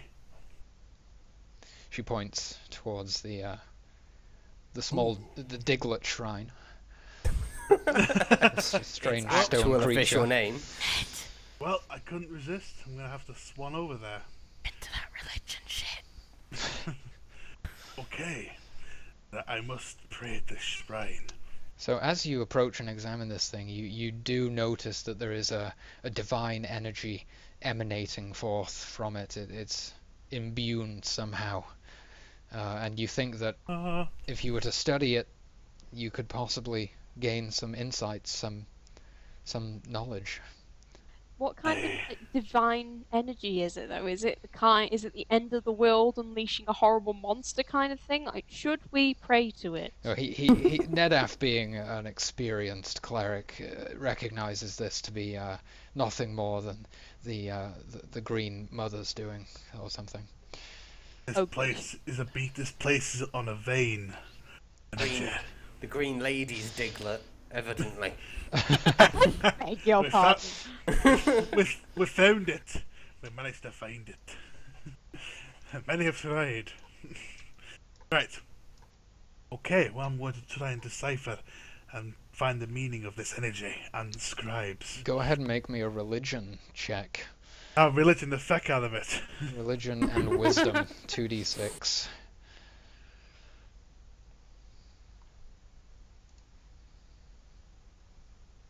Please don't be shit. Oh, help for actually have selected it. Roll 2d6 plus 2. Plus 2? Really? Yeah, because I've got... oh no, shit. Ignore that, so it's a 9. It's a 9. Do you want to re-roll or do you want to take a 9? I'll take a 9. I'm happy with that. Okay. You kind of meditate at the shrine for a while, and eventually gazing upon the strange symbols that you see there and generally soaking it in, you have a eureka moment, and you have now gained the ability Purification. My brothers and sisters, I have gained enlightenment. I have a good feeling about this. And I shall just alert you, just so the rest of the party knows and stuff. Purification removes all effects that a save can end from one ally. Cool. Purification.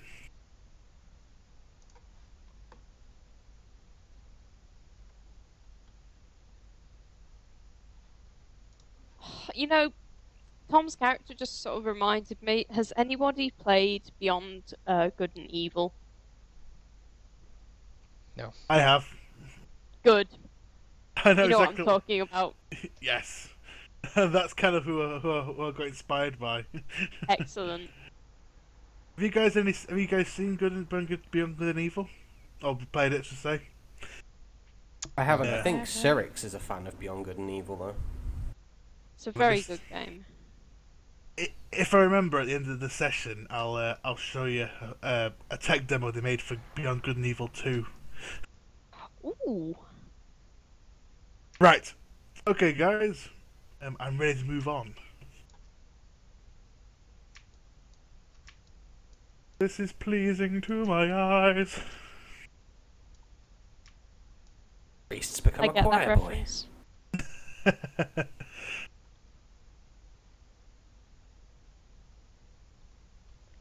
So yeah, you're currently standing in the midst of this underground We're missing space. Slagathor though. He's still down in the chambers. I assume he's following with the group.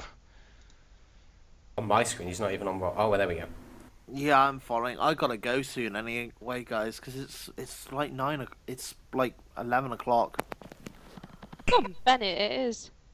It's 11:15. All right. Well, let's see how far we can get before you actually decide to fully give up. Depending on who has to go, I would be happy to continue at least. We'll see.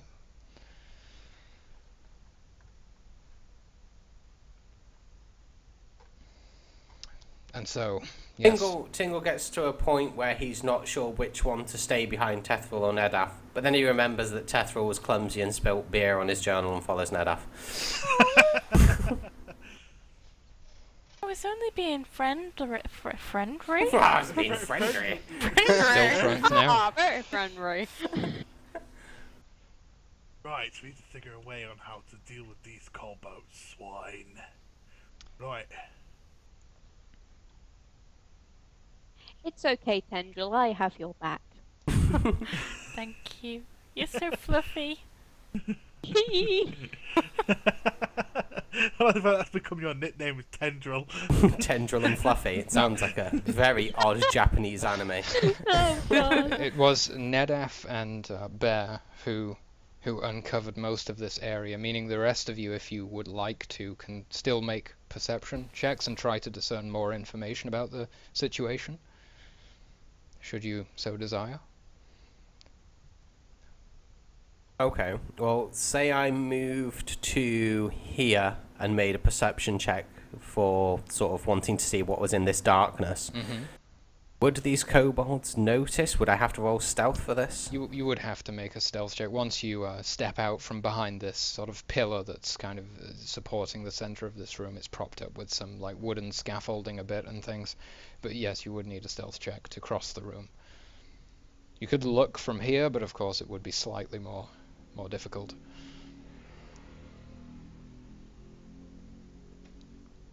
Yeah, I think I'm just going to move to like around where Tethril is and then make it from there. No, you can't come over here. You're still bitter about the beer episode. If So you knew you, what was in that journal. This is my side of You'd the be cave. better You too. can't come here. Peeking out from behind the sort of column, you assess the surround.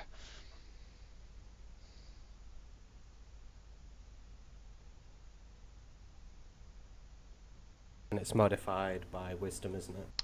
Wisdom perception, yep.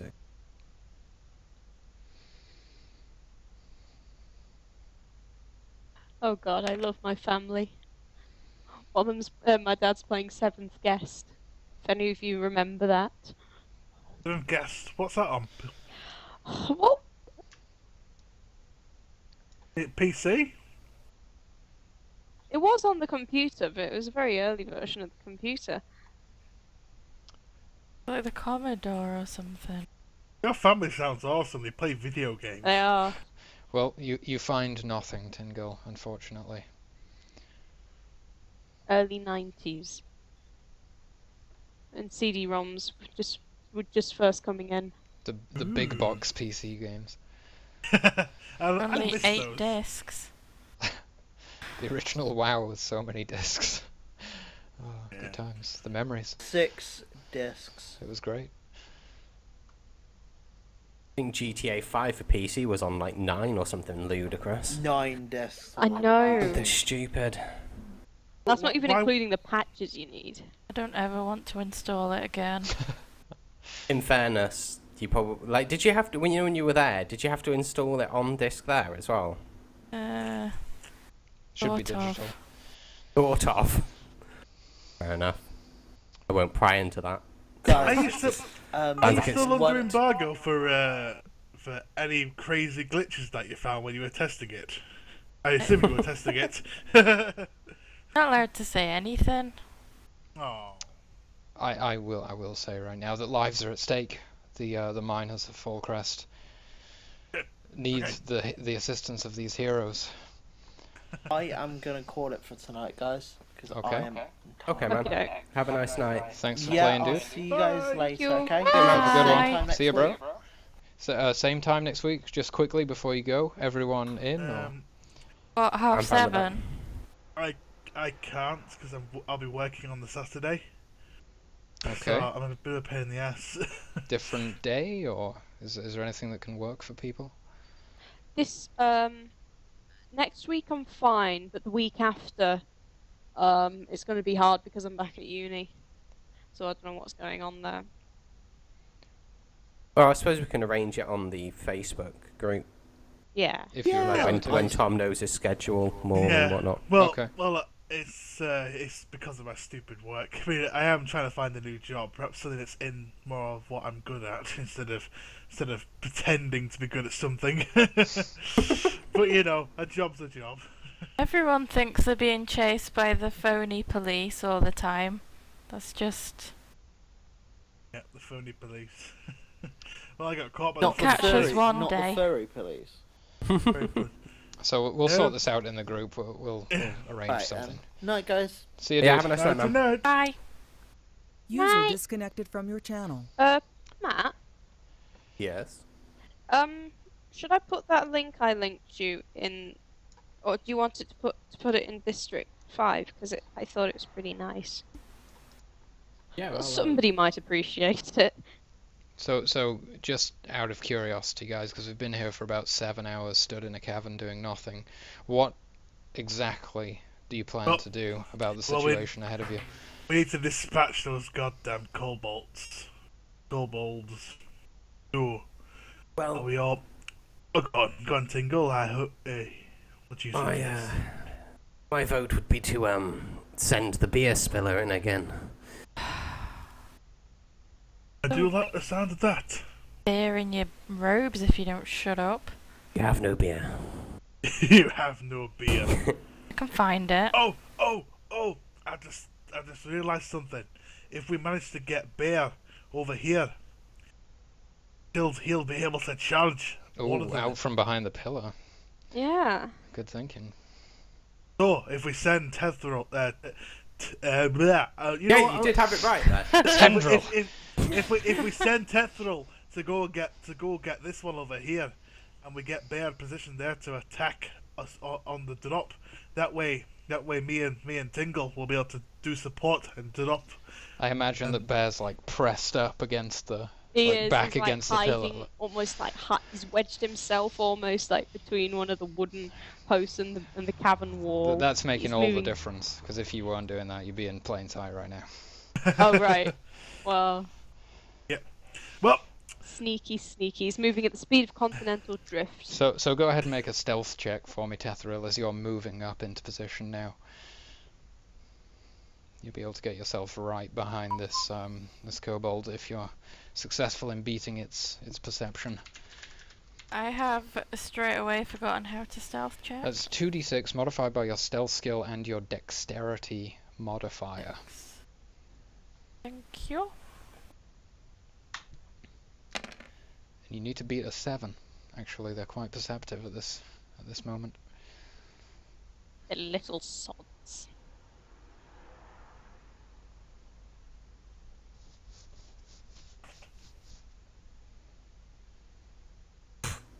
They see nothing. They really see nothing. One of them's got eye patches over both his eyes for some reason.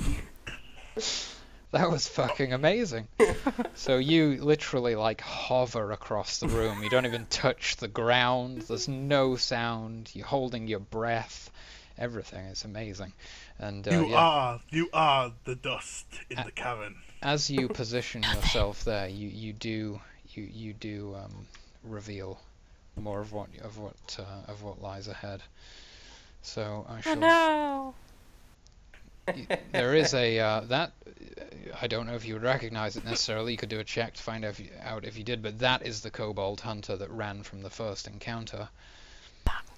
And right behind these two, there is a a kobold that's kind of it's got like an animal skull on its head, and it's wielding some kind of weird looking staff with feathers and skulls and bones all tied to it. It's kind of rattling, and it sort of looks really twitchy, and it's shaking a bit. Behind that, you actually see over here 3 very, very hungry looking miners. I don't want to be eaten. They've been basically no. These are the miners that you're trying to save. It's okay. And they're extremely thin. You see their ribs showing. They don't look to be in good shape. Like their skin is dark, huge bags under their eyes. One of them's just lying on his back, like staring at the ceiling. The other 2 are just sitting there with their heads hanging down. A dwarf on his back and 2 humans. They appear to be shackled. To the cave wall, I guess. I'm not particularly keen on where I am right now. Can the other one see me? No one has spotted you on the way in. Okay. Yeah, you are literally a ninja at this point in time. With a 13, like they just couldn't possibly, like they literally couldn't possibly have seen you. No one can Thanks. see you. You can't see yourself. You look down and it's like playing a first person. It's like you're playing a first-person shooter where you are just a camera. No with legs a gun. below you, yeah. Okay, Right. so I can tell you that when you hallucinate that actually happens, and you look down, you have no legs, you do freak out. Like, horrible. When I used an Oculus Rift, I did that. It freaked me out. I had a bit of a, I'm like, I was "Go!" on really, really heavy pain meds last year after my operation. And I looked down and my legs were like sand, and they just blew away, and I just had nothing beneath my stomach area. I completely freaked out. I have Is that never the played a stuff that Rift. can turn your tongue black? Yeah, it was the same stuff that can turn your tongue black and make your skin fall off. It was horrible. Sounds safe. Right. Okay. Okay. Right. Are we ready to spring this attack? I guess I'm taking control of Slagathor, who is sort of, up against the pillar as well, ready to peek out and throw in some hindsight, arrows. yeah, I'll just tell this. I'll tell Slagathor just to lay down cover fire if need be. Yeah. Right. Are we ready? Wait. Oh, okay. What do you want me to do? Right. Basically, it's the same as before. Which one do you want me to go for, the lefty or righty? Go for lefty. Basically, go for lefty. If Tenthrill does not land those 2 hits, There let her is rip. I can well- only do one now, I think. no. Your skills are all back because combat ended because you didn't Oh, pursue cool. the original kobold. Basically, like this ambush all has to take place simultaneously. So if you're Right. if you're waiting to see what damage gets dealt, then you're missing the Yeah. opportunity. We're not able. We don't know that the Kobold Blasters Yeah, there, do we? exactly. No, we don't know, do we? All we see is those 2, don't we? What's this guy's AC? 7. 7.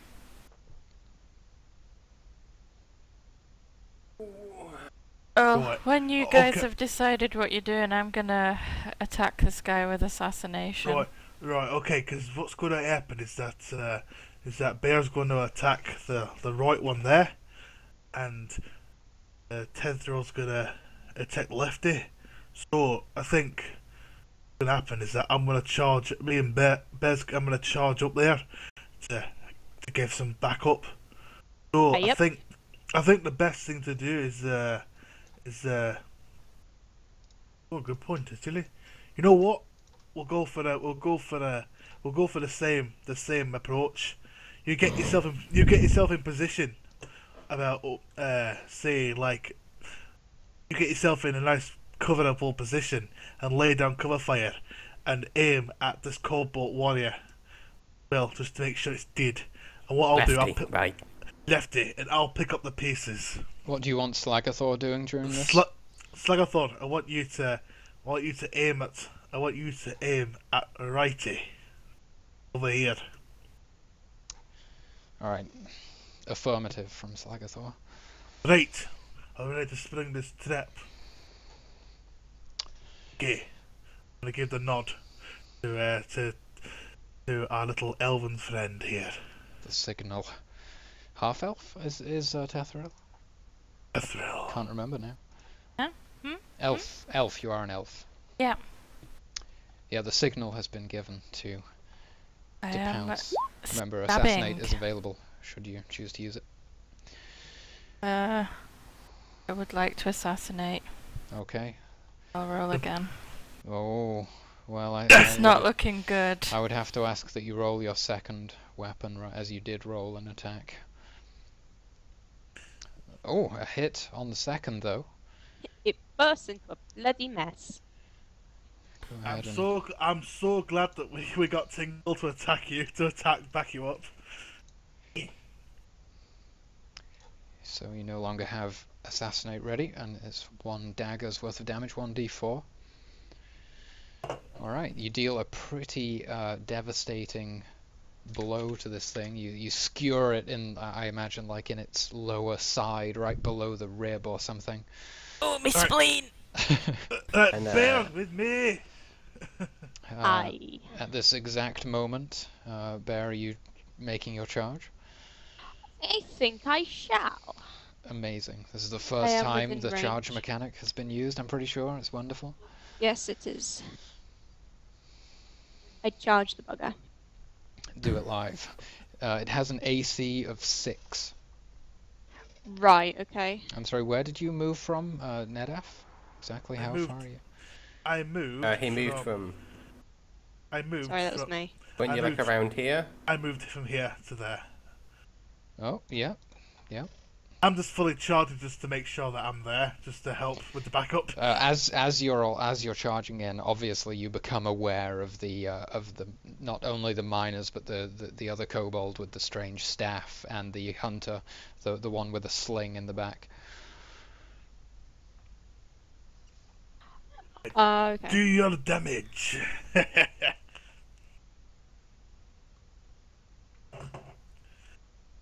Right, hang on. Just sort of. It's It's 1d20. 1d6. 1d20 plus 6 for the target's AC, and then plus 1 for your attack bonus. And then, do you have any modifiers? I've got strength plus. Wait, no, it's constitution plus 1. Never mind. Okay, and then just a 0 because your combat skill is... Wait, hold on. Yeah, it's at a 0. A definite hit, a devastating blow. Clobber. Okay, damage.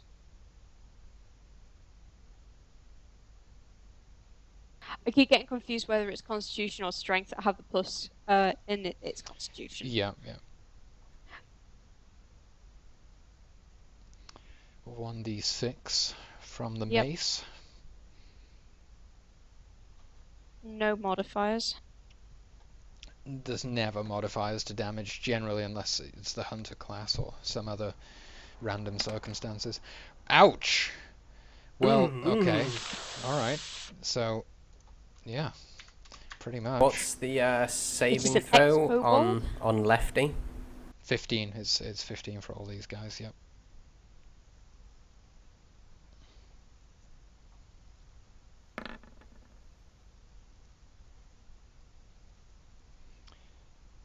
It fails. You can definitely deal damage.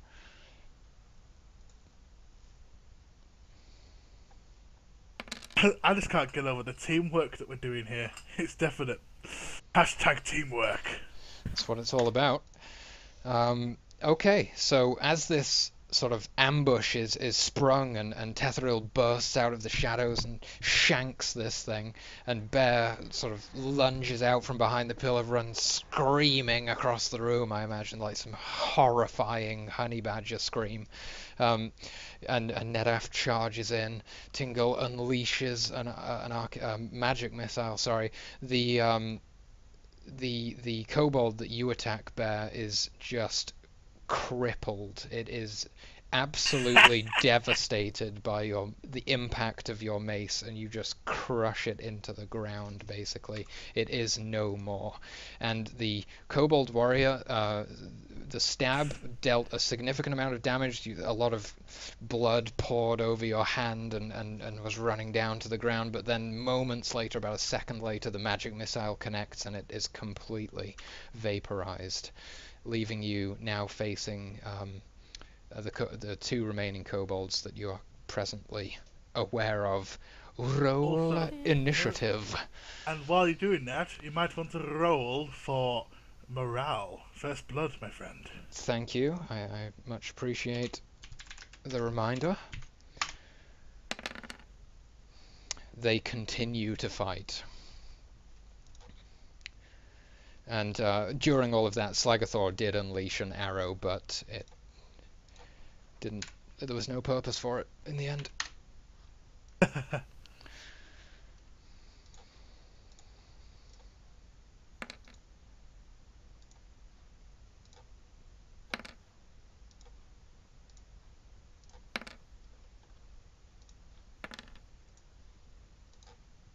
Oh, 8. Nice.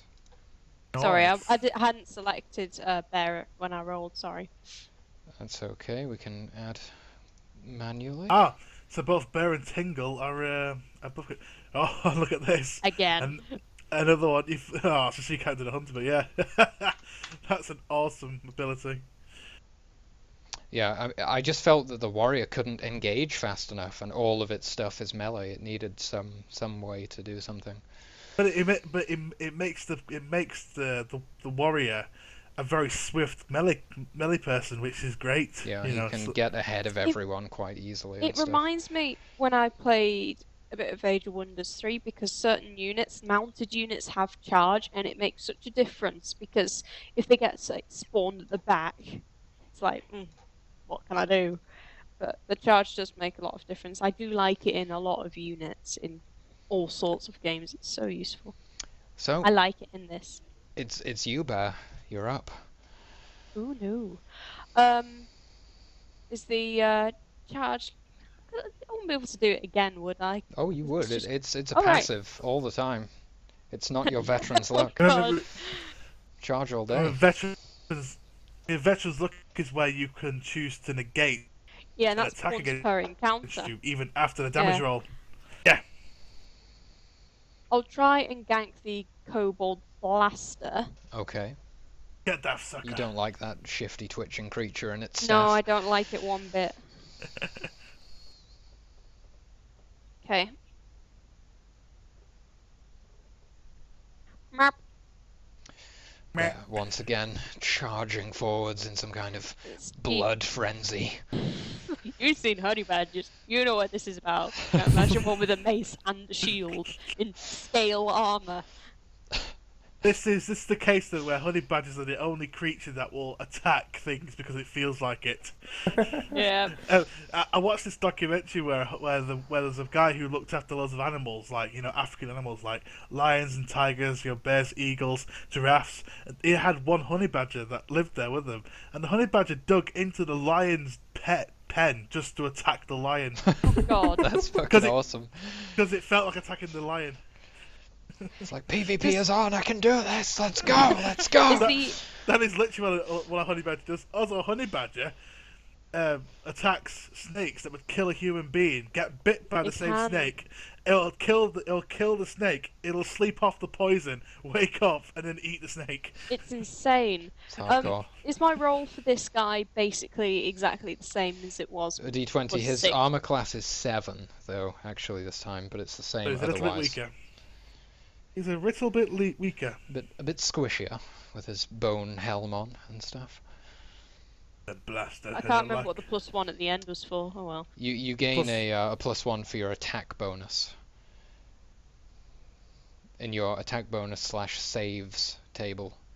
The warrior yeah, class at level remember 1 now. gains an attack Thank bonus. you. No one else gets it. Because you're a badass warrior. I think I rolled that right. Nice, yep. Wow. Honey badger don't give a shit. Honey Badger don't care. Chuck Norris is the only person who makes the honey badger care. Oh.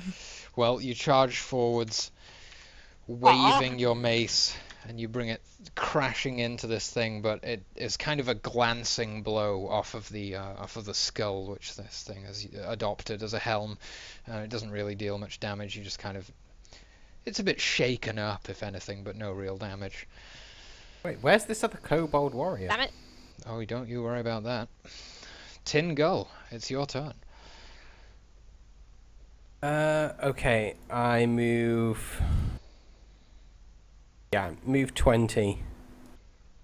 And...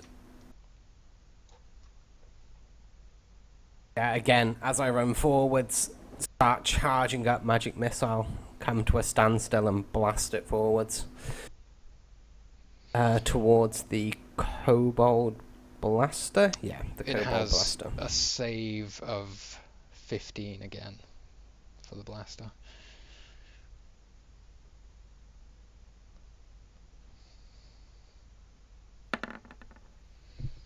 Yep, it's not a good day for this guy. Oh, what a day. 4 damage. Ooh. Quite, it definitely looks worse for wear at this point. In fact, it might even be on its last legs, you could say. And that brings us to the mystery kobold warrior. You hear off behind the two that you're currently facing some screeching and the rapid footsteps approaching, and in the center of this this entranceway just over now, you do see another kobold approaching. It seems quite angry. Oh, he's pissed. Tetheril, you are now shurikenless, as you did not Oh, retrieve your shuriken. I was just so bitter about missing. It's bad luck. Can I move and attack in this turn? Yeah, you can yes, move 20. you can reach either of those closest kobolds. I'm gonna go over to this guy that's over here Okay, and attack him with my dagger. awesome. Is he 7? His AC is 7 indeed, yes.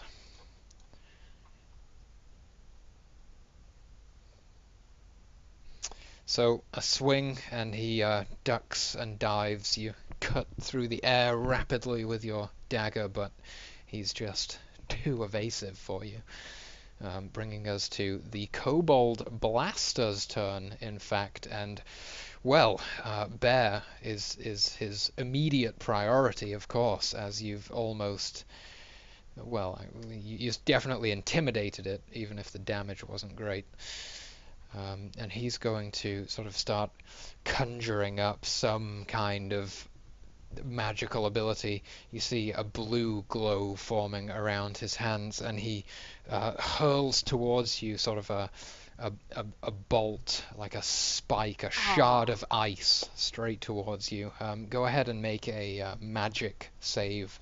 Your target is 15, I can tell you now, and if you select your token, there is a save macro, and you just put a 15 in there.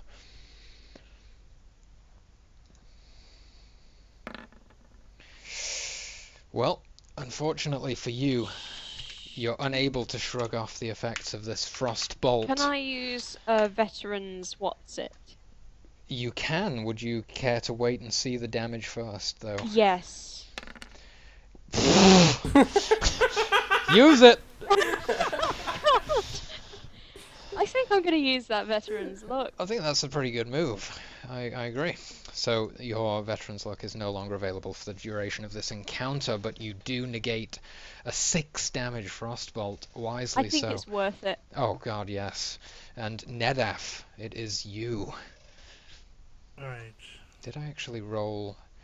I Right, didn't you know roll what? initiative for Slagathor, that's my bad. Right, you know what? I'm gonna... Because the next time it comes round before that thing attacks, you will get another attack there. So I think I might go and might move up to this one to back up. To back up our little elf friend. So I'm gonna move 20 meters this way.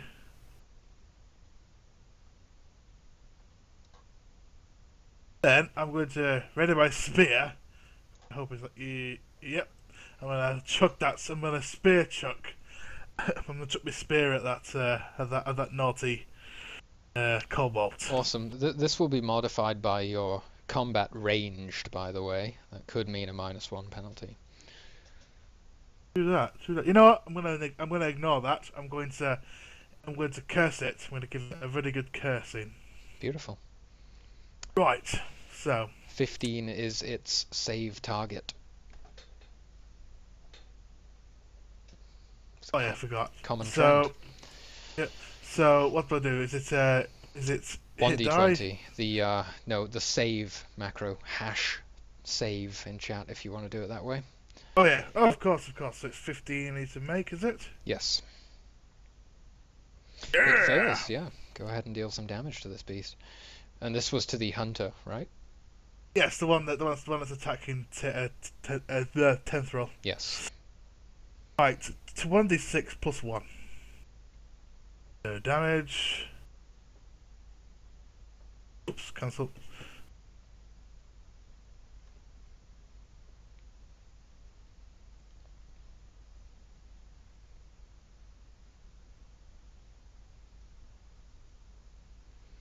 You have insulted the mother! Sweet You Jesus. You insulted the mother! You shall be unredeemable! You are mediocre in your fight! I shall send you down to the ground, and you shall be recycled.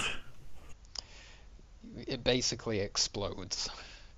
I remember you quite enjoyed the exploding boar, so the smite again, like Yeah. you say these words and then it just pops, and Tetheril, you're just kind of showered with this creature's gibs. I'm loving it. The thing is, yeah, I should say I her was gonna character say, would really like Cheering that. and Favourite thing. dancing in it. I was going to say, you're welcome. I forgot to put the Scottish accent on. That would have sounded awesome. Never mind. You're welcome. And now, out of the corner of your eye, Tingle, you notice that there is another kobold charging from that area which you failed, unfortunately, to peer into when you were trying to investigate it earlier. And it comes running forward, swinging a sling, and then unleashes a stone or a bullet in your direction. What's your AC? 7. Oh, great. Poor cloth. Uh-oh. Of course. 7. Well, these things actually didn't get an attack off until now. Well, one did a magic attack, so I need to check its attack bonus. It's 2.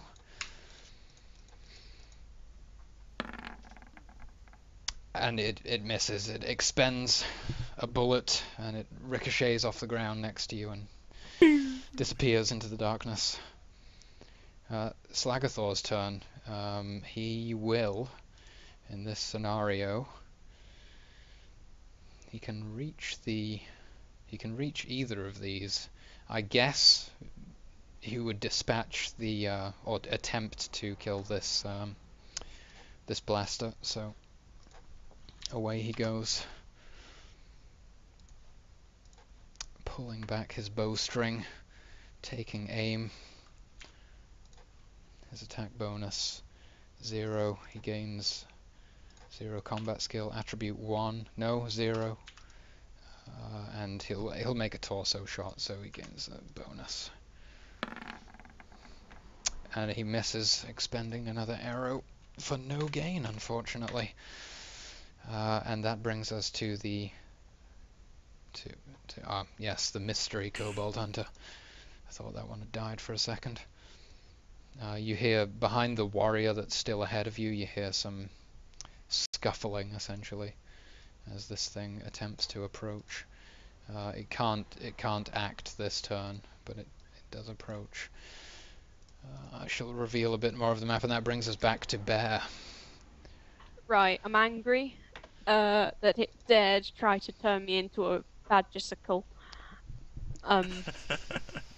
So I attack again. Tremendous. Go ahead, it's AC 7, and same bonuses and everything apply.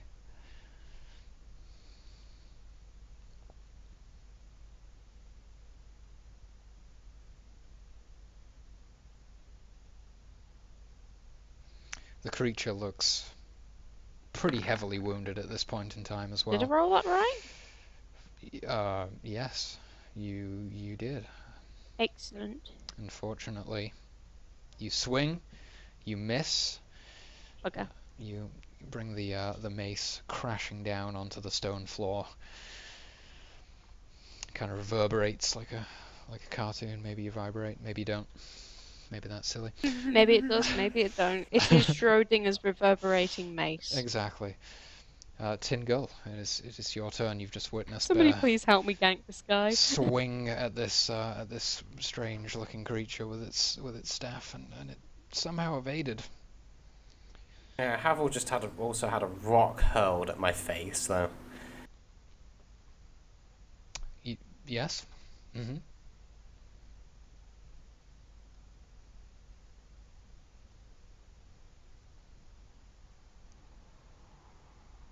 No, Tin's a gentleman. He's an aged old fellow. He would protect the younglings. He Especially attacks how the it's- Kobold how it- Blaster. Especially how it's conjuring magic, so that's something that Bear's quite weak to, because it doesn't really account for the Yeah, AC. the AC. Also, I'm fuzzy. More flammable. It's 15, right? Yeah. Yes.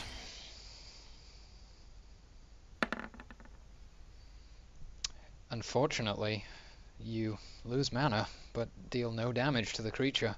Do you make a movement action at all before your turn expires? Yes, I do. Okay.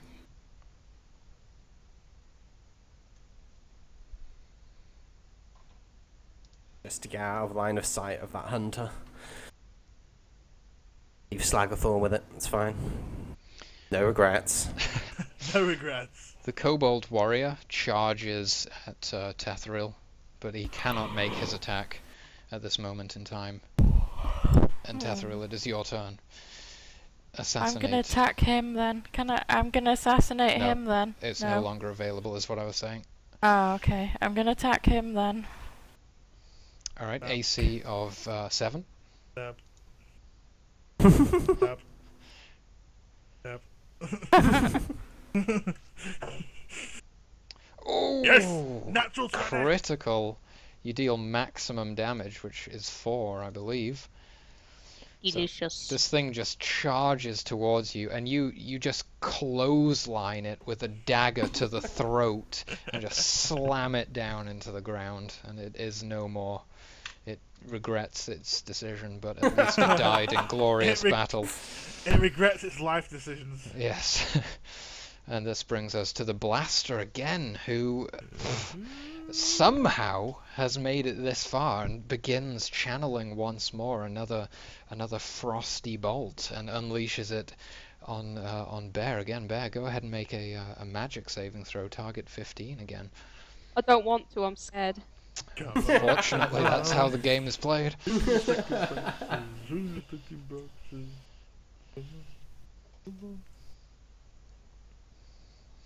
Makes a windy, chilly, blizzard-like noise as it's conjured up.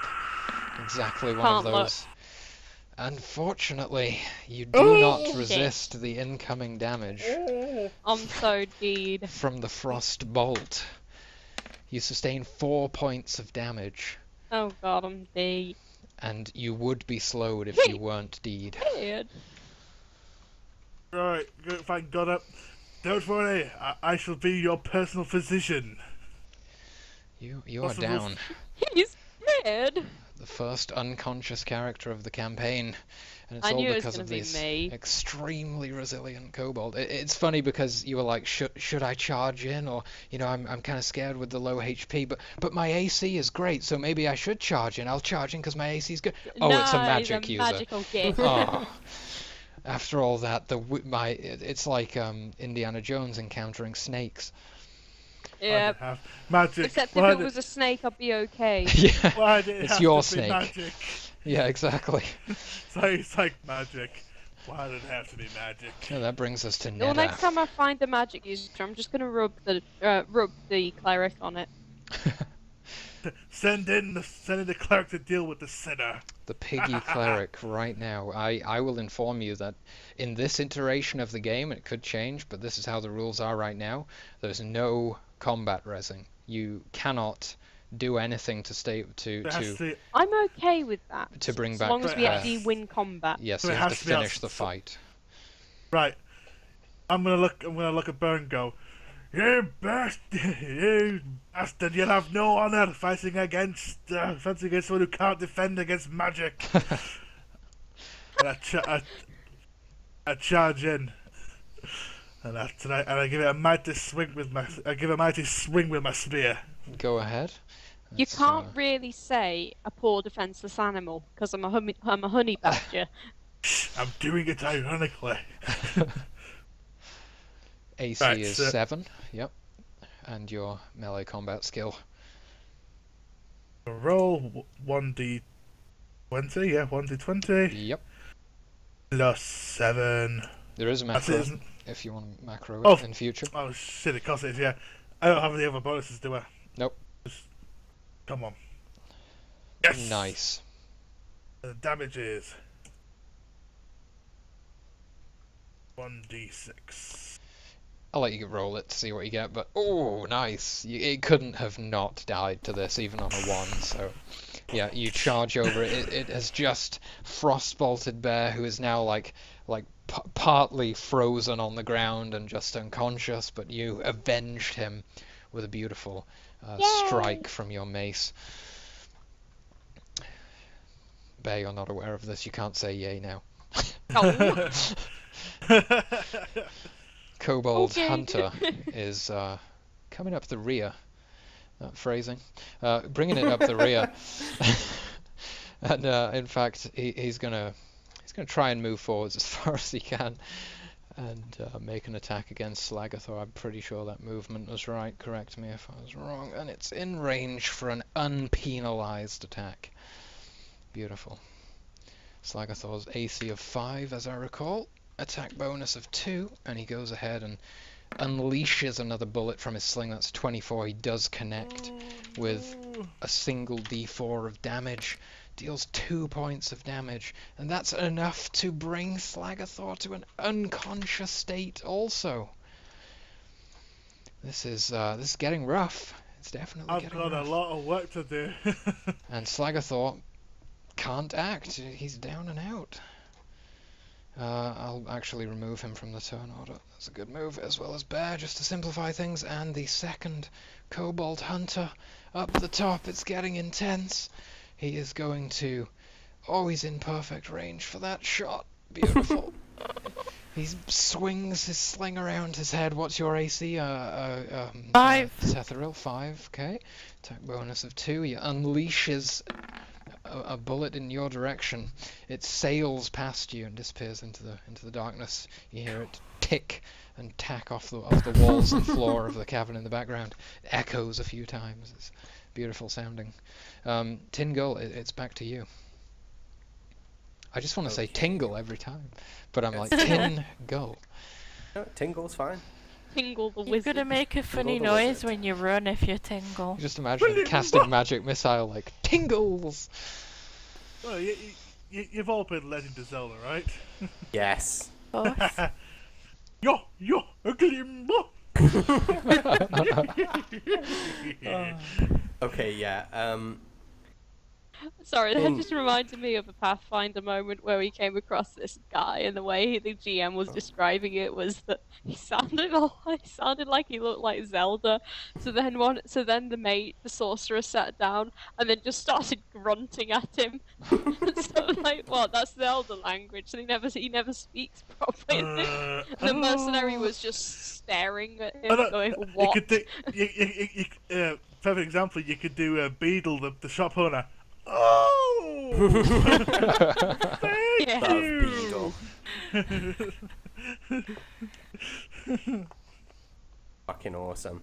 Okay, yeah, so I've moved down 20 meters and aggressively conjure up a magic missile and hurtle it towards this kobold. When you say aggressively, it's kind of like a spirit bomb charging. Yeah, essentially what it is.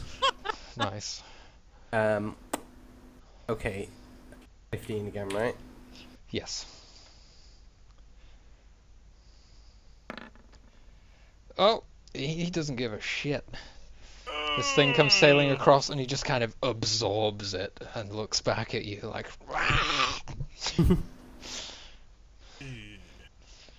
You knew. Tetheril. It's all up to you, no pressure. Oh, I love how it's all up to you, but there's nothing you can do. I will say that because you're a rogue, you're into the whole thievery business. You like to pick locks. There's some locks that seem to be calling out to you. That may be an option if it depends if you want to try and position yourself to fight or what. But those three miners who haven't really reacted to this, they're so fatigued that they're barely conscious of their surroundings. They are chained down, and you can see a lock on the faint glint of the shackles. I think you can reach one of them, right? No, I can only move 25. Wait, no, you can move. They can be 40. You can reach it, but to act as well would be, yeah. In that case, I am gonna roll over to this guy over here and stare at him. Okay. Nedaf. Right. Going to give that Cobalt Hunter a bit of a cussing. Right. Saving throw 15 again. See how he fares. Cancel. Save. Needs to get a 15. A connection.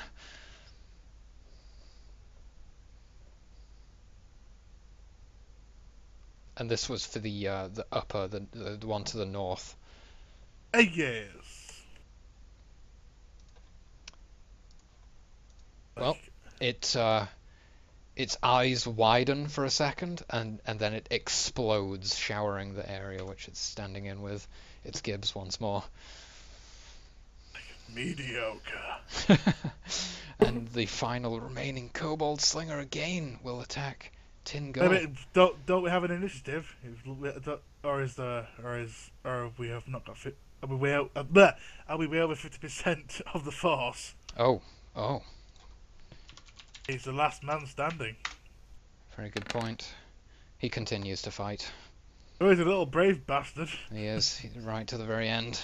Target AC 7, attack bonus 2. He unleashes another stone from his sling. It sails across the room and connects with Tin Gull, dealing an unbelievable... One's dead. 1 point of damage. Oh.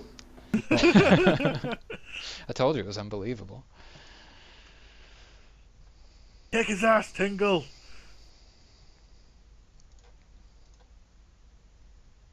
In. Show that Cobalt what it's like to disrespect a wizard. And yes, it is you, Tingle. Should I go ahead and subtract a HP from you there? I did do it once, but it seemed to... There we go. I must not have hit enter. Yeah, having sustained damage, I imagine like it's hit my character and he's like bleeding and stuff, and he sort of wipes his lip off and sort of looks up and casts cast magic missile again towards the Kobold Hunter to my west. Right, so saving throw.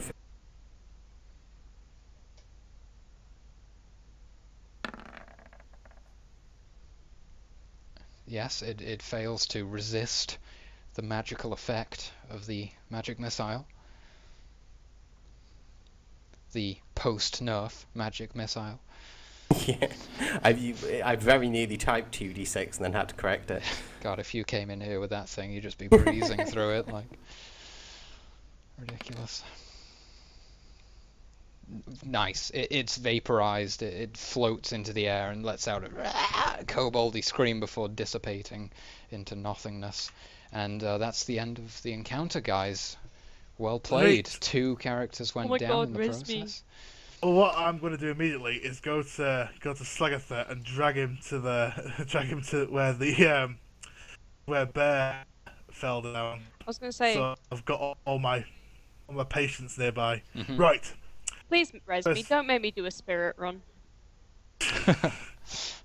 Right. I'm gonna. Do I need to do heal, or is it just, or is it? Or can I use my my magic? This is an actual healing test. So this is the healing Right. skill. Well, in that case, then I open my bag and open my healing kit. Oh, wonderful. +1 bonus.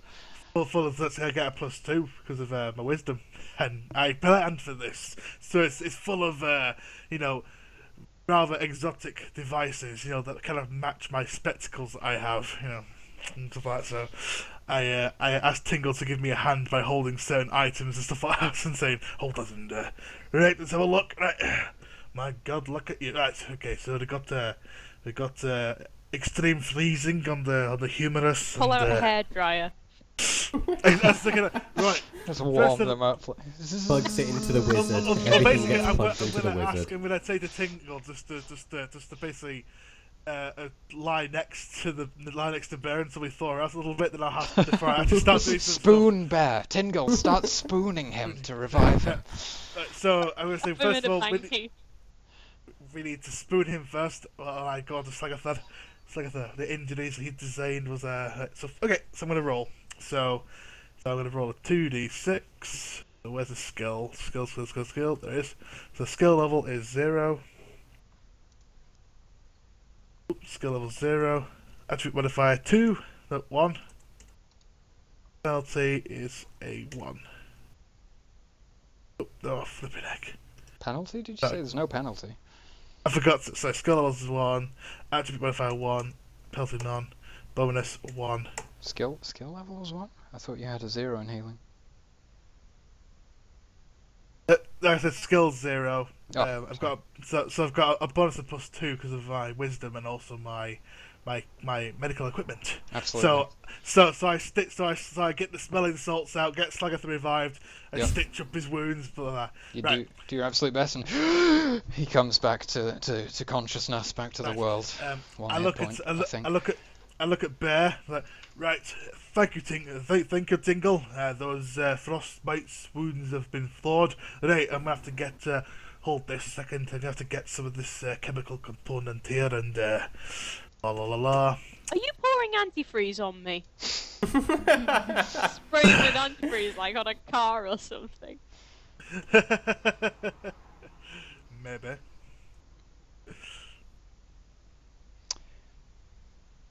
Oh, amazing! You're back on your feet with 1 HP, Bear. The world materializes around Oh you my once more. God, it's like half Right. my health. Right, the two of you. Like, here, stay still. Okay, thank the Lord and all that kind of stuff and crap like that. And I'm gonna do a healing on you. So I'm gonna heal you back to. I'm gonna heal you back to so much health. And One by the D. way, Tom, I wasn't sure if you were aware of this last time.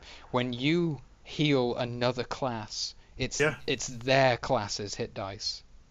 If that makes Oh. sense. Yep. Okay, So- so what's your hit dice? So what's your hit dice? In fact, you know what? Just A roll D8 your own for hit the dice. for the warrior and a D6 for the hunter. D8 plus 1. That's cool. I D8 mean- plus 1. You can't not heal him to full. So Right, so Bear goes back to full. Back at and 2. Going to Slagathard is so it's D6, is it? and he's back at 2 as well. It couldn't because of your +1 Ah. wisdom. I mean, and even just fair a enough. 1. Minimum of 2. Right, I'll deduct those 2 from my for my mana, so I'm down to 10. So you've successfully revived the 2 fallen party members. Now what you see before you, as well as the corpses of the kobolds, is these 3 miners and the passageway which extends off where the 2, the warrior and the hunter, the slinger kobolds, charged forth from when they became aware that there was a fight taking place down here. So there is still that area to be explored, should you desire. First of all, I reckon we should get these poor malnourished farmers, miners. As you approach this miner and kneel down next to him, Tethril, he looks up at you and sort of wheezes a bit, and he's like, "Oh, help us." Oh. That's all he can You're muster. disgusting. You're covered in gibs at this point. You're like, disgusting. Do don't fear, my brothers. We're here to give you aid. Can I try and unlock him? Yes, go ahead and make a, I believe it's a thievery check. Let me just check the skills. Yes, the I do thievery believe skill. it is thievery. Yes. That will be modified by We your... are stealing the miners. What, Tom, what would thievery, I mean, in this instance, intelligence, really, for lockpicking, right? But I would say dexterity. dexterity, because it's sleight of hand type of thing? Yeah. Sure, I sure. think it would be ouch. Ouch! Because it's Okay. It would like be lock dexterity. picking's done. Sorry, I by- just Alright. burnt myself. Oh, don't do that. Wait, on what? So, Don't mess with. I've got a candle here. Oh, right.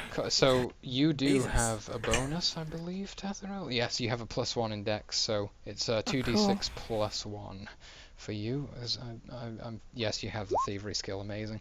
That's more than successful. You free this guy. He stands to his feet. He pulls himself slowly to his feet, and he says, "Well, he's completely naked except of like a tattered loincloth kind of thing, and he's like he's all dirty and everything. He's like, thank you. I will leave the mines now. Please help my brothers." And he makes his way out of the mines. Brother, Slowly. we'll be able to help. He's alright. As long as we don't have to do an escort quest, I'm fine. Yeah, that's what I'm sparing you guys. from Nobody the- likes it. just I did notice Thank that. God. Thank you. clearing the whole mines with a trail of fucking crippled miners, fatigued and starving, following you around everywhere. It's not going to be fun. Yep. So, get into combat, they all just get fucking killed by kobolds. They just target Right, the oh. naked ones. Like, oh, for Christ's sake. Are you Can I, repeating the process? Especially if it's bad, if Unlock it's another scripted. guy, yeah. Absolutely, you've got one attempt on each. You can, by the way, you can just tap up in chat to do the same rolls. Oh, cool. Quite useful. Another 9. He again gets to his feet and thanks you and limps away towards the entrance, the mouth of the mines. I'm gonna do it to this other dude as well. Absolutely. He's looking like his eyes are almost tearing up as he's looking into your eyes. He's just seen you free his companions. He's so grateful. I tell him to man up. A 6. Well, you fumble around a bit with this one. You think for a second, you know, there's a bead of sweat that forms on your brow and trickles down, but it clicks open after a brief moment, and again, you freed the third and final miner. I'll just make a note. That's 30 gold's worth of miners freed. Yay! Already had it noted. Good stuff. It's like Monty Python. There is much celebration. Yay! Would here be a good place to stop? I'm getting super sleepy. I think that's rather successful. We've still got to kill the rest of the mine out, but I think we're off to a good start. Yeah, Bear and Slagathor nearly died, and I'm practically dead. It's fine. Go. I just sleep. Oh, Gone it is- grand. Why don't you say so? I'll give you a really good healing. A ruddy good healing. Oh, aye. A damn good healing. God. Let me lay my hands on you. Let me touch you for science. Science. Or as Dr. Krieger from Archer. Archer. Stop. My penis is gonna get so erect. I gotta watch Archer again. It's so funny. Oh yeah, but it's Flish night. What? Sushi and film night. Well, it was a great session, guys. Thanks everyone for coming. It was really I fun. enjoyed it. I must Awesome. say one of the notes I want to say about the combat is that you've definitely come up with a system that's very swift. I compared to- feel so also. Because it didn't feel like there was a lot of downtime at all. With the combat, it was like get. I think that's great. And yeah, I like it though. it didn't feel tedious yet simple because there was still the tactical element of it all. I think that's great. Yeah, I mean, this cooperation is really important still. Like, the team play that you guys displayed today was absolutely fantastic. And yeah, I found with other systems that the combat didn't feel like combat. It felt like chess or something. It was slow, and there was loads of checking rules and looking up your spells, and it takes time, but you want it to be spontaneous and fast and feel adrenaline fueled because it's trying to emulate combat, I One guess. of the things that I think is great for your magic system is that resting only restores 1 mana point. Mhm. So that balances the fact that magic has a very, very wide range attack. So I've noticed that 'cause I was a bit concerned that it was maybe a bit overpowered, and I realised that you can't just, if you want to splurge all your mana points, that's fine, but it'll take you that many days to re-heal it. Exactly, yeah, you'll have to spend like 2 weeks resting up in town or something before you go on the next adventure, or if not that, you would have to down some mana potions or something. But they're rare. Exactly. They're rare. I am Milton. I sell Miltons at the Milton stand. Sorry, that was a Game Grumps improv bit. Hello, I'm Milton. I'd like a Milton. I'd like a milk chocolate Milton. Melt in my mouth. I don't usually play magic users in these sort of things because they are so rules heavy, but I think if something catastrophic ever happens to Bear, I think I might have to try and roll a magic caster. Yeah. If it doesn't get horrifically imbalanced, because I am aware that we already have a guy. Well, I think what it is that Ivor wants to test how the other players work together. Just for this first run, I wanted a 6-man group, 1 of each class, just so that we could see how it synergizes, how a full, diverse party setup would work. But unfortunately, we've got 5, but it's still great. I mean, I say unfortunately, but I'm still having a blast. I'm still looking for a bard. I Yeah. like it. We'll see if we can get a bard. And A I would bard, love to. a bard would have made that a lot easier. Oh, Say what though, no doubt. If I With hadn't inspiration. already played a bard, if I already had to play the bard-like character, i.e. Sirio, I would have played the bard. Yeah. But I always play bards. Yeah. It's nice to actually play someone who's like, I am good, and I'm going to fight honorably, and I'm going to fight. Unlike all my other characters, like, hey, yeah, you fight, or I'm gonna knife you in the back. Says that. Yeah, if you did wind up re-rolling as a magic user, I would, considering what you've said, I'd love to hear your opinions and everything. So It would be the first time that I've played a magic user in any game like this, Oh, because wow. I tend to Hey, avoid and- them because the rules. yeah, too many spells, too much. Did I just DC, or was that roll 20? I did. Roll 20, I got it as well. Roll Your 20, yeah, connection yeah. has been interrupted. Yeah, same. Roll 20. Probably a good time Yeah. for us to stop. Exactly. Yeah. Exactly, yeah. Well, again, I think that's a bit of credibility to your system, Ivan. If someone like Zoe, who doesn't normally like playing magic users, fancies playing a magic user. Yep. I mean, They're a lot of fun. I'm glad that nerfed the wizard. Yeah. I It was feel too a lot much. more insecure now. completely my bad with the 2d6 magic missile. I don't know what I was thinking. What was I on that day? I'd been hitting the crack pipe or something. What the I fuck? can't remember, but was magic shield always 0 for mana? It didn't actually used to exist. You see, the old magic arcane barrier or whatever it's called, that used to be mirror images, but mirror images now has that effect, and Magic Shield has the effect of, instead of modifying AC, it subtracts from your mana pool instead of your health pool. Oh, So that's a pretty cool idea. it's a total rework, yeah. That's cool. It kind of works like a Blood Mage, Yeah. but in reverse. I still don't know about this. I'm probably going to include it. I quite like the sound of it, but it might not work out. Once you hit 0 mana, you can keep casting, but you use hit points instead of mana points. Ah.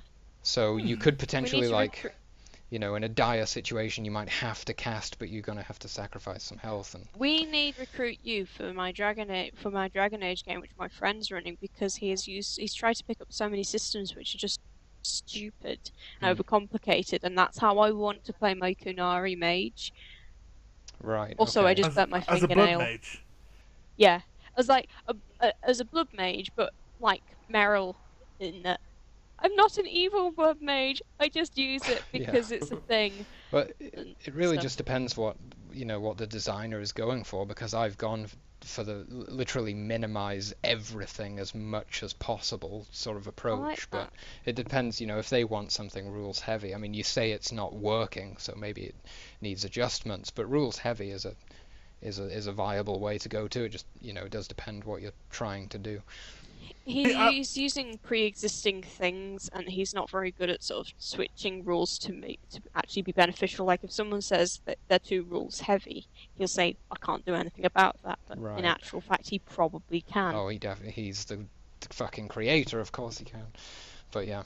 Well, again, I mean, the GURPS generic role-playing system, even though it says generic, don't ever let that put you off. It's a very adaptable system to anything. Yeah.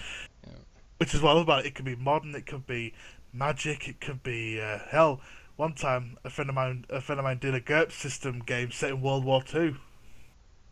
Somebody suggested it for my Fallout game, but I'm using Fate, and I'm still writing up the story for that, and I need your help. Who, mate? Who, me or either?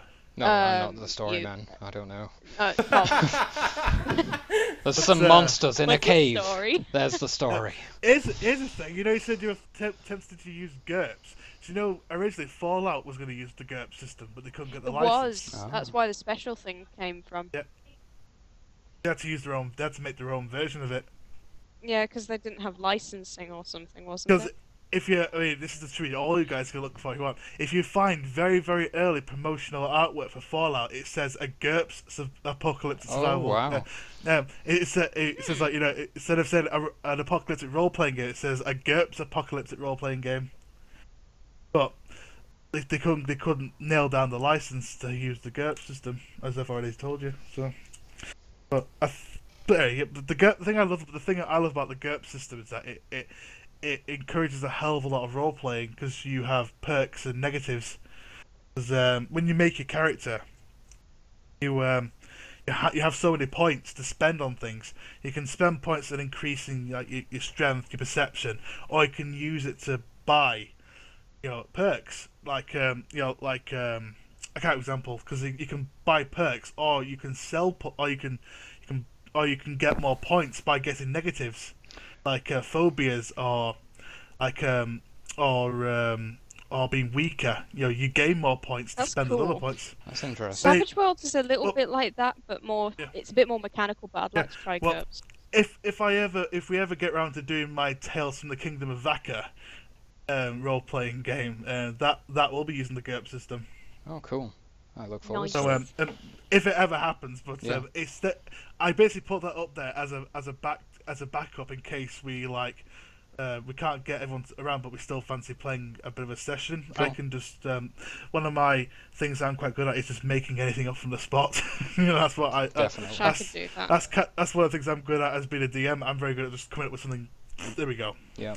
It's like, hello, you're here. Do something. I'm so bad at doing that.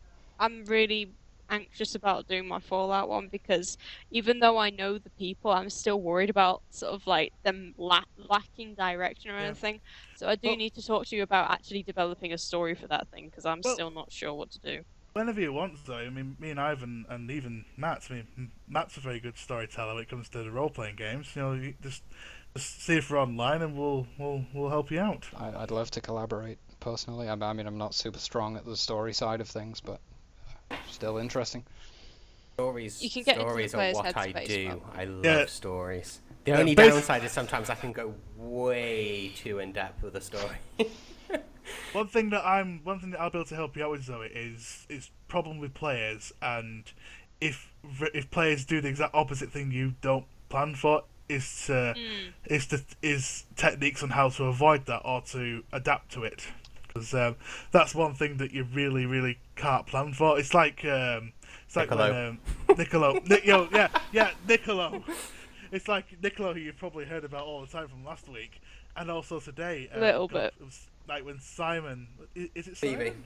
Simon? When Stevie started saying, "I want to sleep with the guy," I'm like, oh, Ah. it's like I could see the look on Ivan's face, like going, "Okay." Well, where he are you wanted going to with make this? a roll, but it's like that. There's not even a chance. So, you roll a 13, and he'd be like, "No," and then he'd be like, "But I rolled a 13," and be like, "Yes, but he's not gay."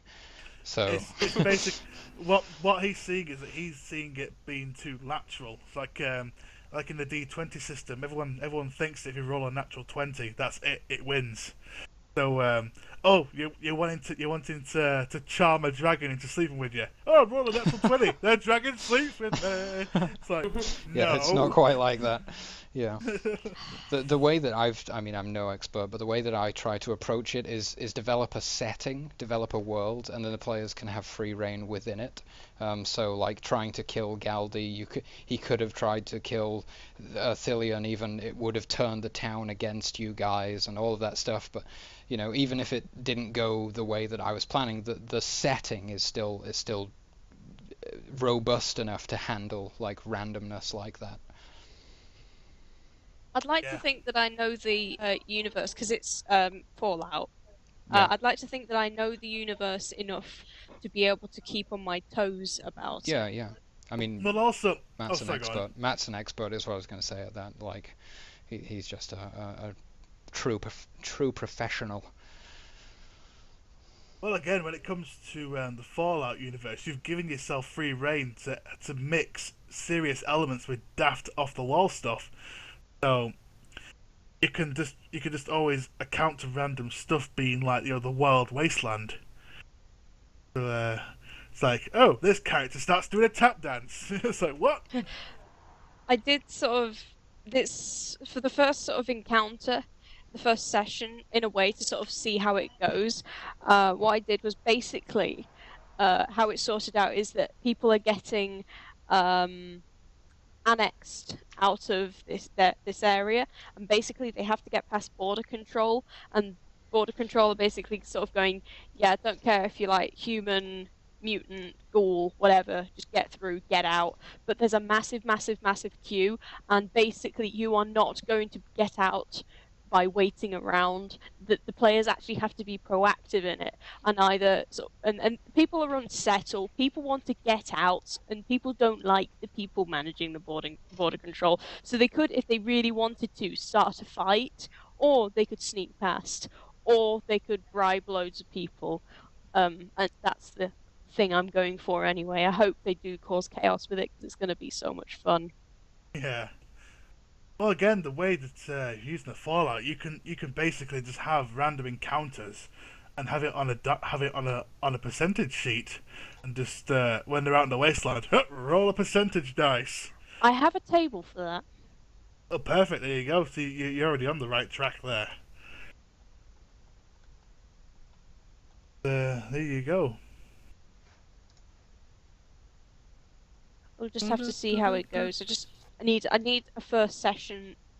I need a first session sorted out so I can sort of set up the players and stuff, and see what kind of characters they're doing, and just a little bit of character exploration. I've got a radio show host who appears solely as an iBot.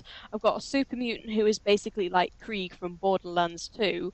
I've got a scientist, and I've got a Brotherhood of Steel fellow.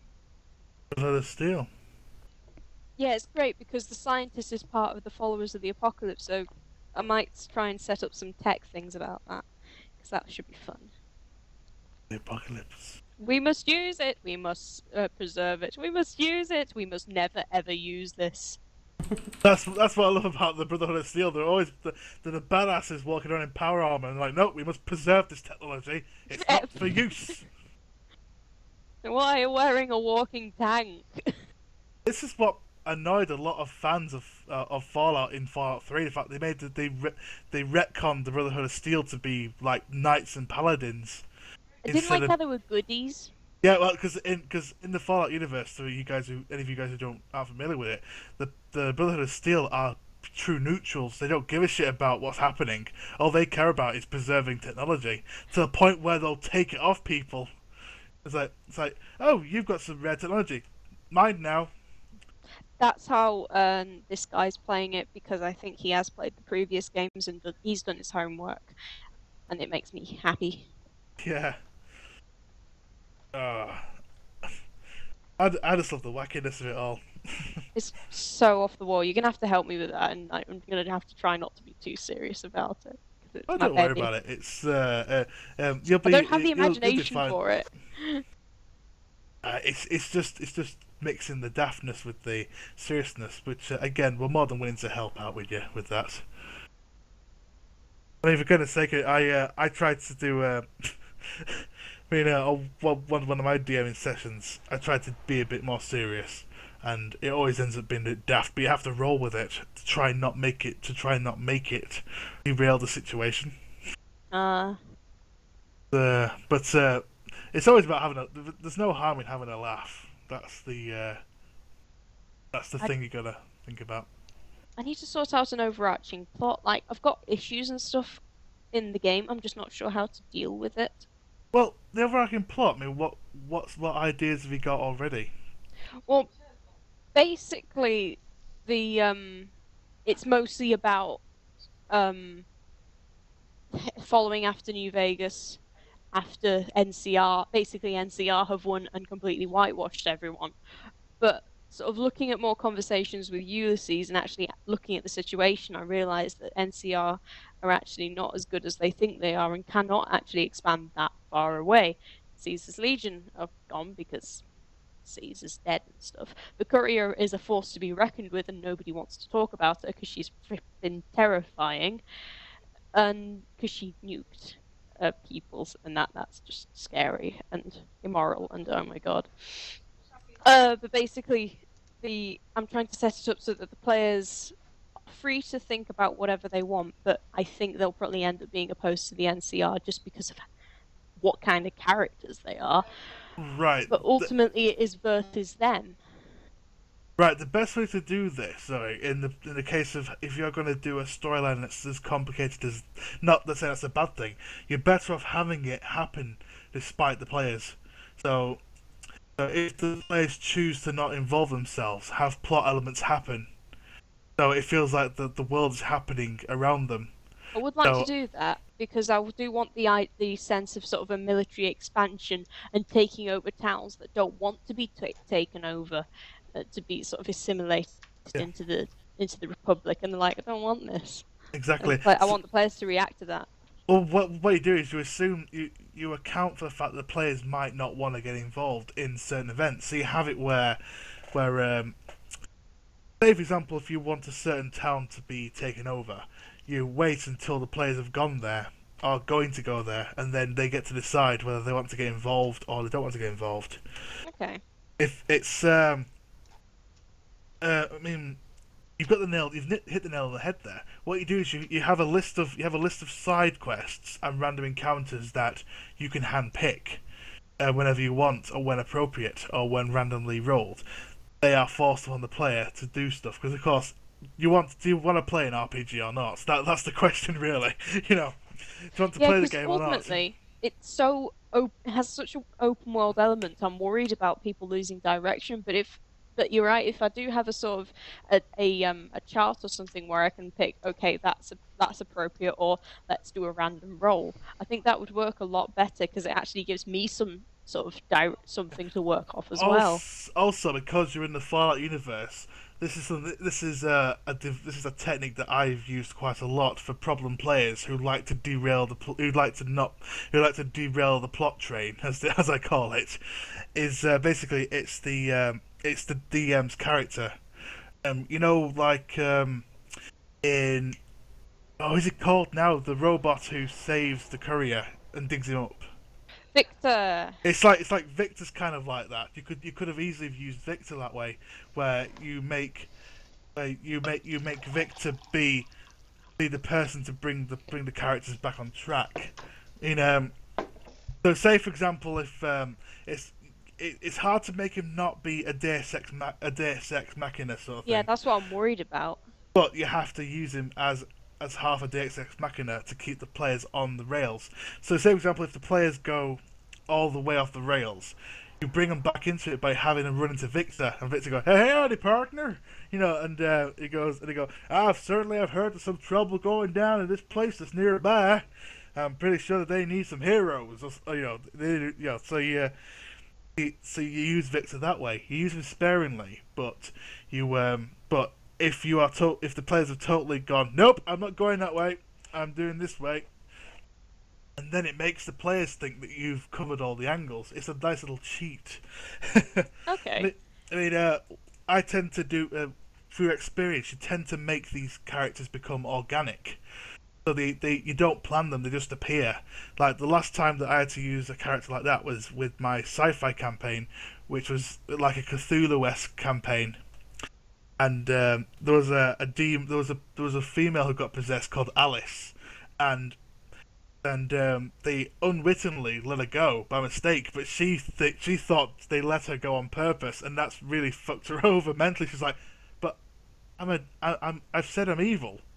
Why have you let me go? Why have you let me go?" So she became absolutely intrigued with them, so she wouldn't kill them, and she would always watch them. So it gave the impression that she was always watching them. So if I needed to nudge the players along, I would involve her. I'd have them bump into her, or I'd have her come to them, and stuff like that. I think I've got a good idea actually for a GM character now, and he's like one of my favorite characters that I use, but I have a good idea of how to make him fairly non-intrusive. So that's the trick. Bumping me there. Yeah. That's the trick, is not to make him feel intrusive, but he's there as a backup in case the players decide to bugger off and not follow the trail of crumbs you've set out for them. Or if they fecked up the storyline so much that you're like, shit, how the hell am I going to get them out of this? You use your DM character. I think you could do that actually. The GM character is basically someone who has intrinsic ties to the main story without being that is a major player without actually being a major player and having his name mentioned. Exactly. Pushes events, and was so involved in them that he has that kind of influence, but at the same time is sort of like, yeah, I don't want to get caught up in that business anymore. That screwed things over for me, so that would work really well. Yeah, it's kind of like the merchant from Resident Evil 4, but more active. Instead of going, I got something that might interest you. But yeah, I'm rambling on. I mean, the other guys look absolutely bored, stupid. I'm apologising. So that's I'm just currently putting some tidbits on the District 5 page. Oh, Tin Girl he's metagaming it like a champion right now. You know what I'm sad about? What's that?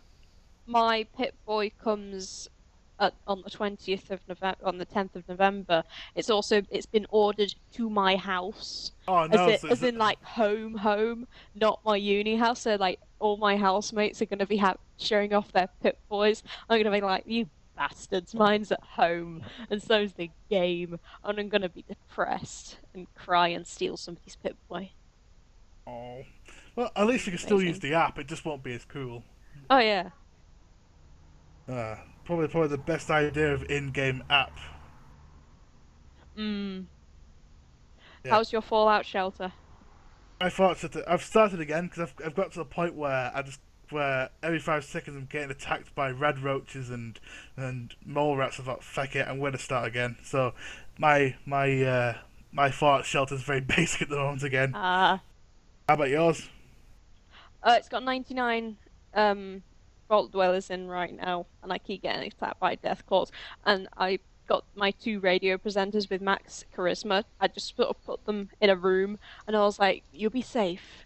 Keep it safe. Keep it secret." Kind of put them away so that they wouldn't get mauled to death by death claws, and realised that I accidentally put them in the living quarters, so they instantly banged. And now we have an accident child milling around. An accident child. She's the first and only accident of the vault so far. Oh my goodness. My goodness gracious. Absolutely crazy. I'm gonna log off, so cool session, and Alright, Kat. see you all later. Thanks for playing. Bye Bye. See ya. bye. Bye, Tendril. Tendril, yay! User disconnected from your channel. So, are there any games that you guys are looking forward to in the near future? Apart from Mad Max. SteamWorld Heist. Oh, when's that coming out? It's later this year. I got a DS for that. Just I got a 3DS for Legend of Zelda: The Majora's Mask 3D and the Fire Emblem games and SteamWorld Heist. I thought that'll be a great game to play while I'm traveling. I'm waiting for that game. Even though it's like essentially like an indie developer in comparison to like. Of course, but still, some of the indie developers. Yeah, it looks amazing. Well, I'm just going to wrap up the stream real quick. I'll be back in 2 seconds. We're pretty off topic now, so I think it's a good time. Microphone Ah, muted. sorry. Sound muted. All right, bros. Tom wanted to address you for a second there. I apologize. I just muted everyone. If you've showed up today and enjoyed the Call to Arms session 2 of the alpha test campaign, then I appreciate that. I hope you've had a good time.